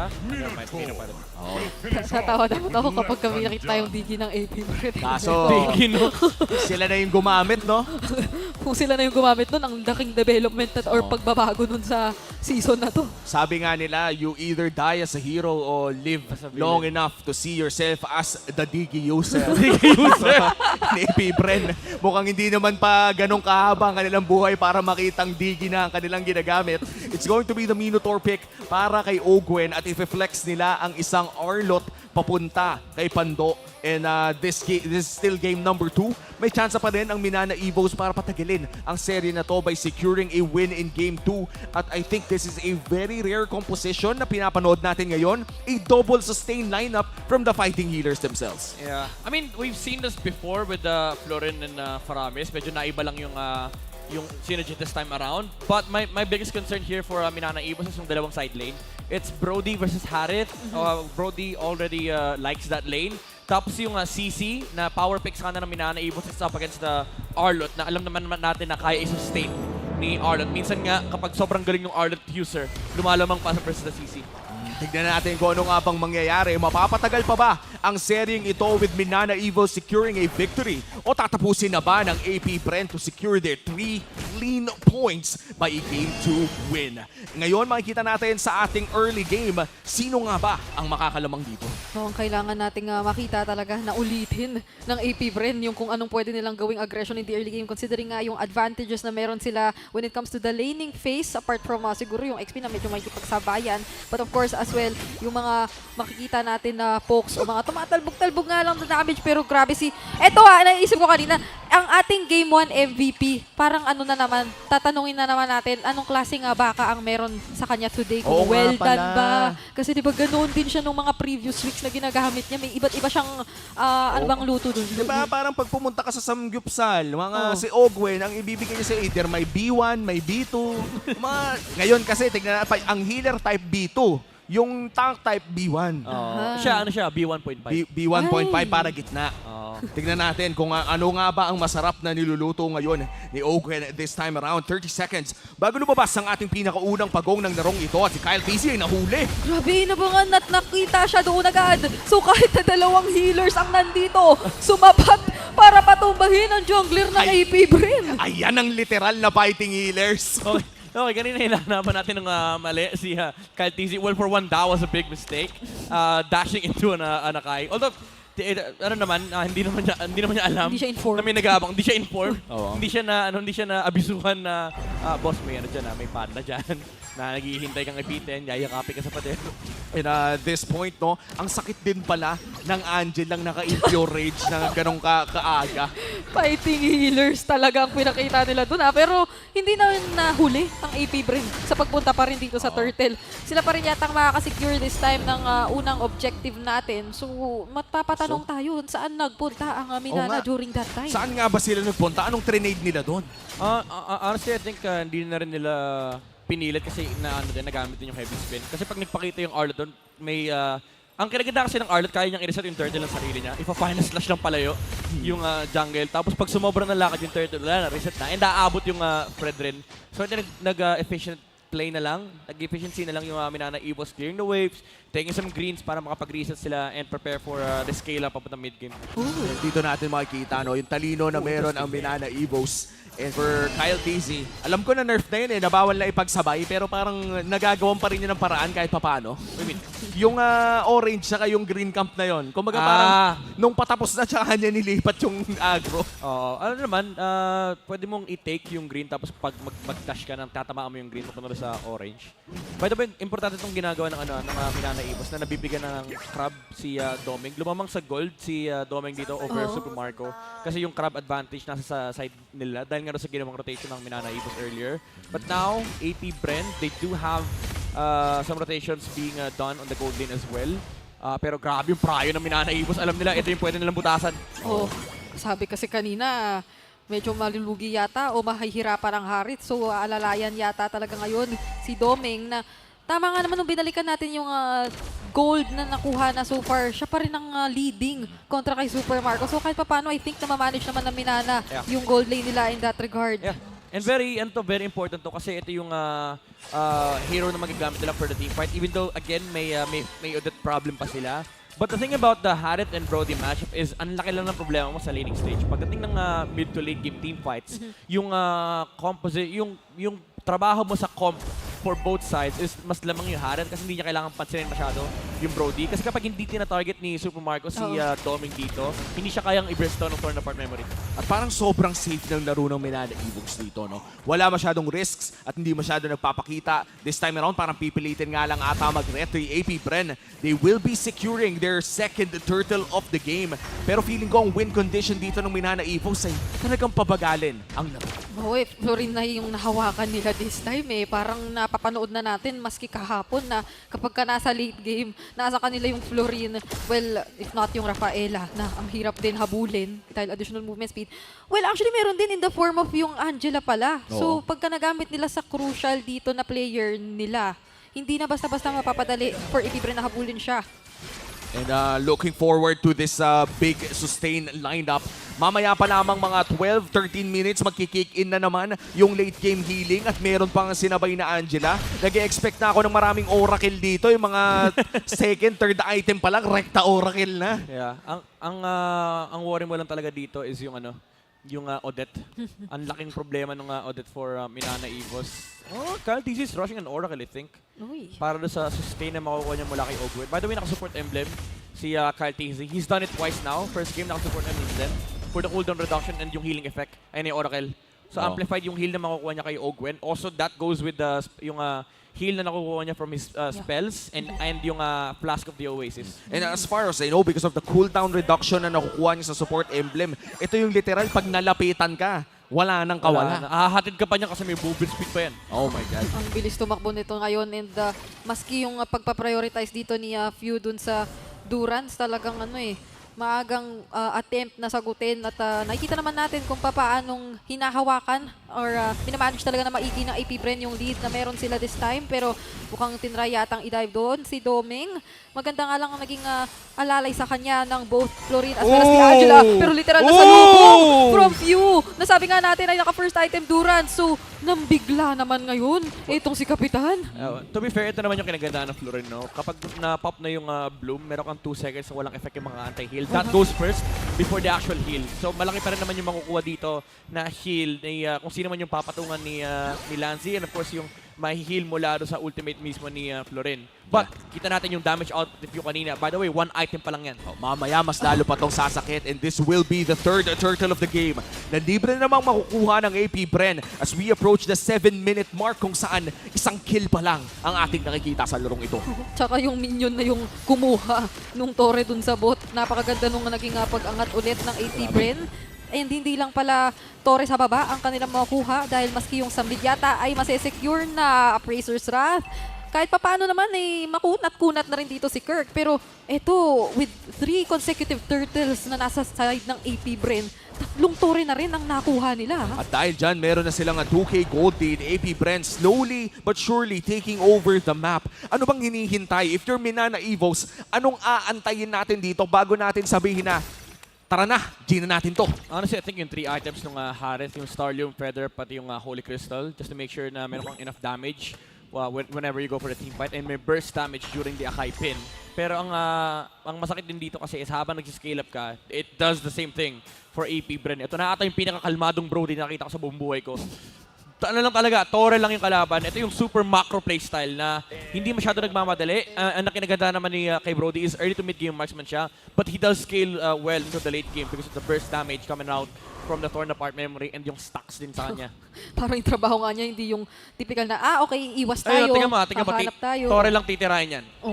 Yan. Bana. Minion muna. Saktong trabaho muna ang gagawin. Pero, wow, the respect flicker coming in from Few. Mukhang nire-respeto din pala ng AP-Bren yung pwedeng gawin sa kanila ni Kaizen. Sabi mo kasi kanina din na magaling mang bait out itong si Kaizen ng mga skills using the heavy spin. Pero at that moment, kahit wala pang heavy spin medyo napaganda yata yung kanyang pagpasok doon at panggulat kay Few. Nabawian din yung ginawang gulat ni Few doon sa bottom lane kanina. Pero ramdam mo rin yung ingat and patience ng Manana. No? Sobrang wala silang pinipilit talaga. Tamang depensa lang muna. Pero at the same time, ang APBR nakakababad na sila dito sa jungle ng Manana. 9 minutes in, already an invade here. Kaizen with a heavy spin. Si KarlTzy dinala na sa bootcamp ng Manana. Uy, pero nga makunat-kunat yan. Ngayon si Kaizen pa yung nadala dito sa kampo ng APBR. Torn apart memory, sasapat ba? Hindi. Nandoon kasi ang Bloom na healing mula kay Spider Miles. Magte 10 minutes na ang ating laro. Isang kill pa lang ang ating napapanood. What a game 2. Well, ito yung duality ng MPL PH. Welcome to MPL PH, where you get either 1 kill per minute or no kills per minute at all. Ay, siguro kung dinivide mo na ang 1 divided by 9. Hindi ako marunong mag-math, sorry. Minsan nga nag-e-error pa Nag-e-error pa sa calculator pag luma. Kung hindi scientific yan, mahihirapan pa i-compute. Pero yun na nga, si Kaizen na-taunt na ni KarlTzy. Pero mukhang hindi pa rin nila itutuloy ang laban na to. Di sila makapasok. Nakakatakot kasi yung Odette. Curtain call, nagamit na rin dito ni Kirk. Pero wala naman sobrang nabawasan.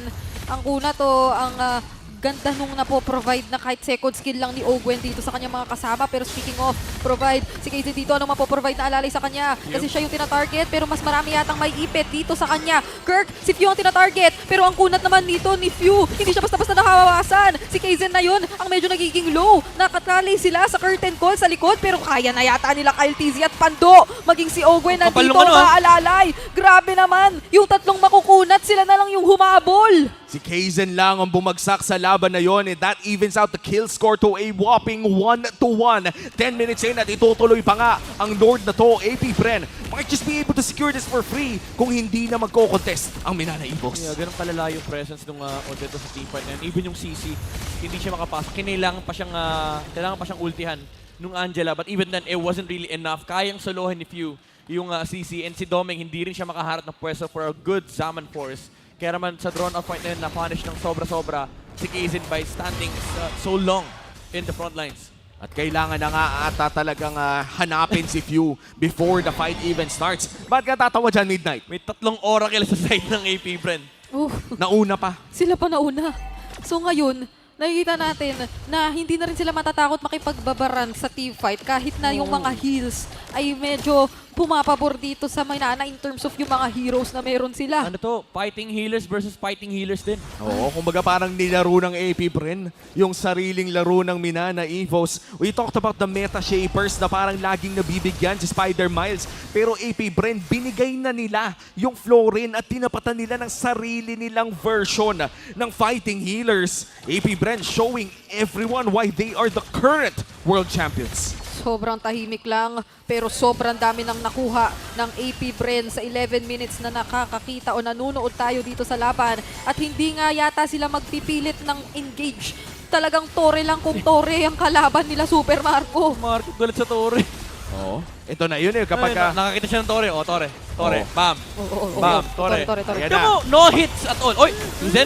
Pero makakahuli ba si Kaizen dito? Hindi. Napakaganda pa naman yung Fury na pansagot mula kay Ogwen. Kaya naman ngayon nawala muli si Kaizen para sa side ng Manana. Ang APBR ay nandito. Kumakatok na sa base. May isang inhibitor turret pa naman para dito si Manana. Pero maski yun yata, isusunod na ng mga bees. 20 segundos para dito kay Kaizen. Makakapag-clear naman dito sa mid lane pero may malaking wave doon sa taas. Hindi pa binabato ni Few ang kanyang swan song pero yung final slash hindi tumama mula kay Pando. Okay, nakakuha naman doon ng maganda-gandang iwas yung mga membro dito ng Manana. And with that ay kahit papano'y madedepensahan yata nila yung iba pang mga paparating na waves ng APBR. May isa pang wave sa may mid lane. I think APBR would still use this kasama yung dalawang side lanes. They would clear out the side lanes right now. Probably sync it up. Hindi na aabot. Hindi naman sync yung top and bot. And at this point, no, parang pagka nangyari to sa'yo sa RG, hindi mo alam kung anong nangyayari. Walang kills, wala masyadong may objectives. But still, it is a very silent game. But the gold lead coming in from APBR is not silent at all. Alam mo sa RG, ano pa lang to 10 seconds pa lang nung game May 3 kills na. Patay na mid mo, na-invade na yung jungle. May nag-all chat na. Nag-all chat. Ano ba yan? May nagma-my turn na. Oo. Usually, ang gulo na dapat ng ganitong kill score Pero ang sa kanila, Wala. By the way, itong Lord fight na to, sobrang hirap ito for Manana Evos. They have to go through the Minoan Fury with the flicker, by the way. The Swan Song with the flicker, by the way. And, walang flicker si Pando, pero may final slash. Oo. Ang hirap pumasok if you are Manana Evos. Medyo mission impossible na kung ikaw si Kaizen. Heavy spin papuntang Retry Steel. Yun siguro ang kanilang tsansa para makuha ang Luminous Lord na to. Uy, curtain call ginamit na nga rin dito ni Kirk. Kaso si Kaizen sobrang bawasan na. Fury pa nga ginagamit yung Swan Song. Appraiser Strat, naiwasan naman ni Kirk. Pero si Domeng dito sumasayaw na. Kaso si KarlTzy masesecure naman yung Lord just in time. Pero si Kaizen nag-heavy spin papalayo muna kasi iba na. Binagsak na ng APBR. Yung mga ultimates na meron sila. Si Kirk ang naging kapalit doon ni KarlTzy. Pero other than that, out na sabi ng Manana. 1-4-1 plus the Lord. Nakalamang pa rin ang AP Bren at yung Swan Song talaga Midnight. Sinabi mo na pwede pa pala yung sumide-step. Yeah, and sabay pa yung sabay pa yung pag-cast nila ng Minoan's Fury and Swan Song with the flicker.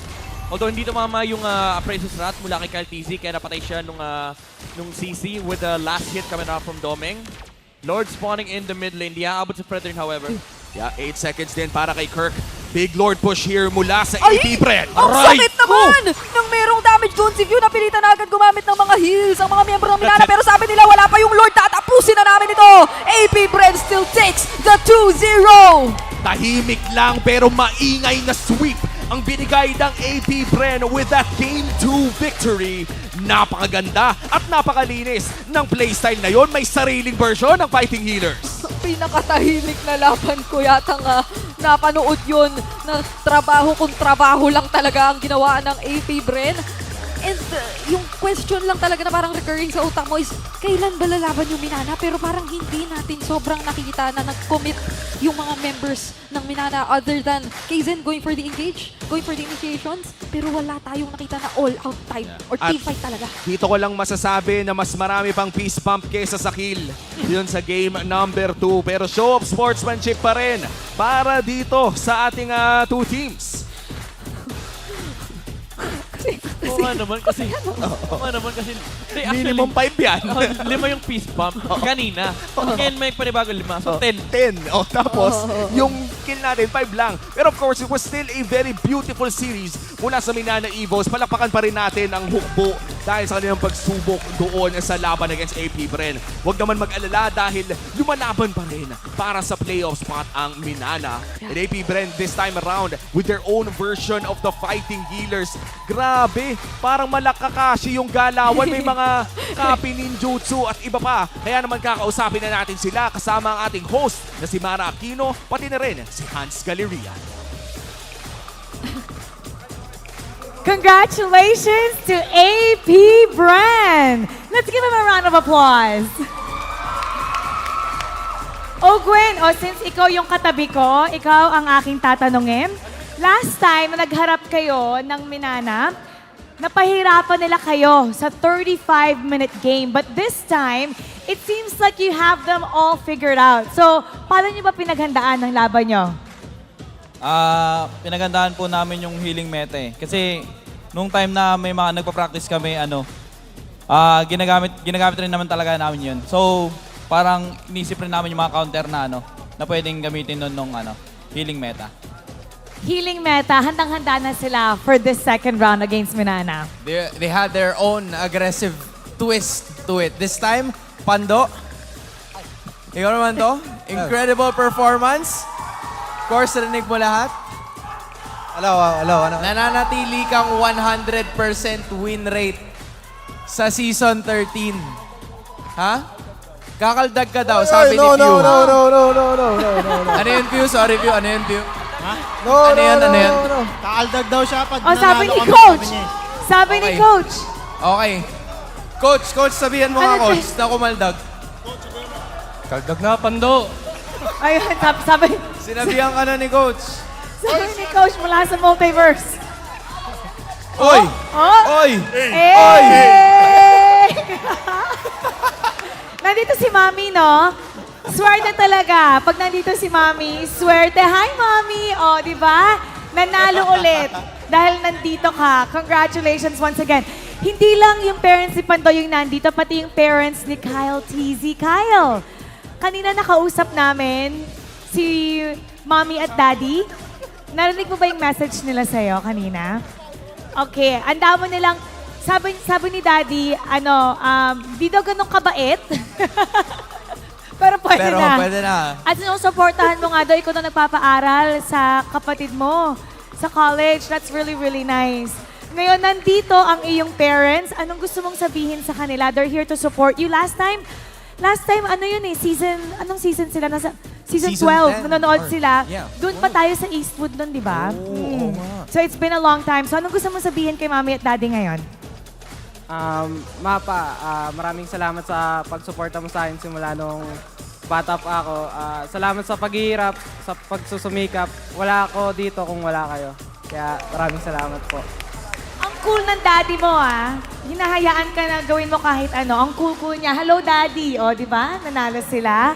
At ngayon, announce naman natin ang ating MVP. And our MVP for game number 2 is none other than Few. Congratulations!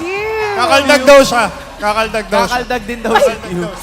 Ayaw naman niya, pero idea niya yung kay Pando kanina. Hindi, si Coach Daki na lang daw kakaldag. Si Coach Daki na lang daw yung kakaldag. Si Coach Daki! Coach Daki. Coach Daki in Multiverse, ikaw daw yung kakaldag. Ayaw kumaldag si Coach.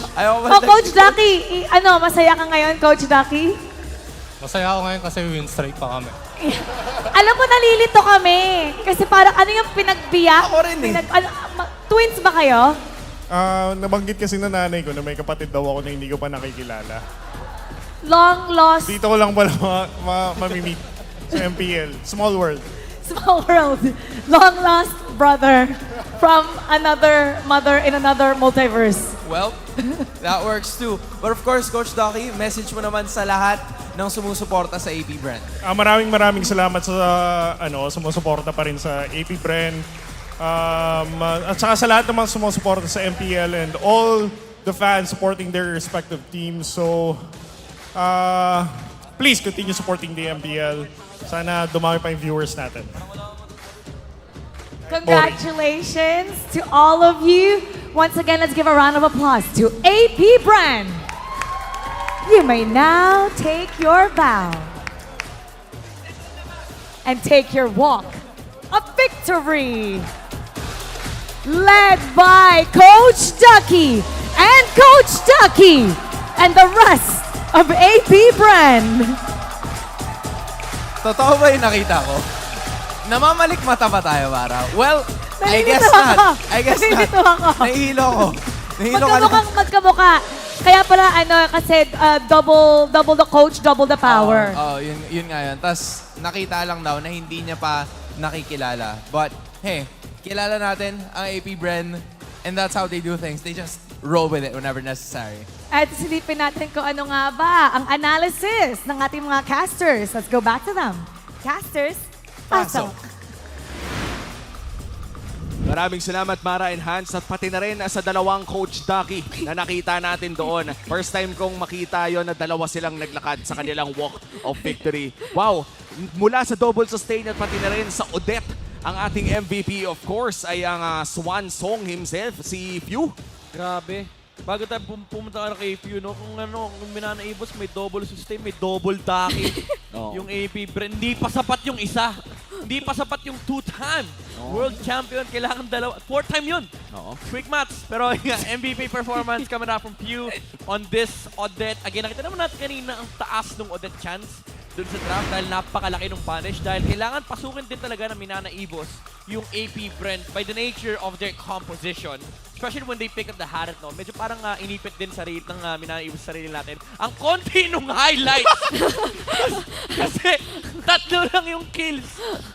And hindi naman ako magre-reklamo kahit kulang yung time ko, pero bibilisan ko na lang to. And AP Brand, again, with the objective taking na ginawa nila dito, yung objective mindset na si Super Marco ay tower lang ang kalaban, pinush na lang yung towers dito ng Manana Evos, pinalit yung resource na pwedeng i-farm for Domeng. In turn, nakuha nila yung map control, wala nang rotations na nanggaling from Manana Evos, and wala rin naman kasi masyadong pang-engage. Similar to game number 2, yung akay lang din talaga yung hard CC dito, but again, the very bad side of the composition of Manana Evos here is yung nature lang ng kanilang lineup. Yung gustong gawin ng mga heroes sila is pumasok. And again, wala silang sagot doon sa Odette, especially kapag kinasa na yung Swan Song dahil ang dami nilang layers na kailangan daanan. Nandyan yung Minoman's Fury, nandyan yung Final Slash, and of course, nandyan yung beefy frontline with KarlTzy with the support emblem, by the way, and meron pang Oracle dito, additional healing effect, added pa na movement speed sa support emblem, and of course, brute force breastplate, and again, the raw tankiness of the hero. Wala rin kasi masyadong burst damage for the Fredrin. Kayang-kaya ibalik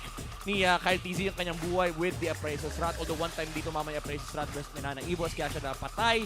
And looking at the damage dealt here, 48.7k done by Few and 114k yung tinangke ni Kazen just because of the fact na walang ibang makalapit sa kakampi niya. Nag-try naman si Kirk na puntahan yung CC sa may backline. Unfortunately, naramdaman niya yung concert ni Few. Bihira kumonsert si Kapitan. A man of few words, no pun intended. A man of few words indeed for AP Brent. Tamang trabaho lang and siya pa yung pinakamataas damage na dealt dito. Supermarco with 29.2k. Karamihan dyan yung mga torn apart memory na may random lang na tinatamaan. Pero Tori lang din talaga yung kalaban dito ng AP Brent. But again, Manana Evos, they did try. Unfortunately, just with the virtue of the draft, lane matchups, and teamfight composition, medyo lugi na lang din talaga sila sa AP Brent. It didn't even matter kung ano yung naging rotations dito sa early game for AP Brent just because of the fact na walang playmaker sa composition dito ng Manana Evos. And, you know, natural state ng game na habang tumatagal yung game, AP Brent would just naturally win out. Wow. And the raw damage coming in from the Swan Song as well. Nabanggit mo na nga lahat ng mga pwedeng mabanggit doon sa napakatahimik na laro na yun. Kakaiba ang ating mga nakita sa Week 5 na to. At yun na nga ang ating pinakahuling serye for Week number 5. Kami ang naging casters nyo for that series. Ako nga pala si Umi. Kasama ko dito si Brigida at pati na rin si Midnight. At ibabato na namin kayo kay Mara Aquino and Hans Galleria.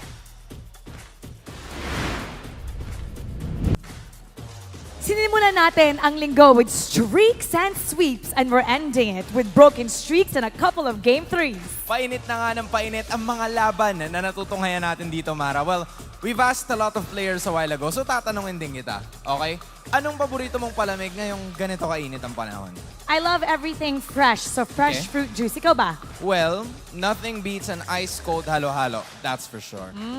Kayo dyan. Always stay hydrated dahil magkikita ulit tayo next week dito lang sa tahanan ng pinakamalalakas na Mobile Legends Bang Bang players sa buong mundo.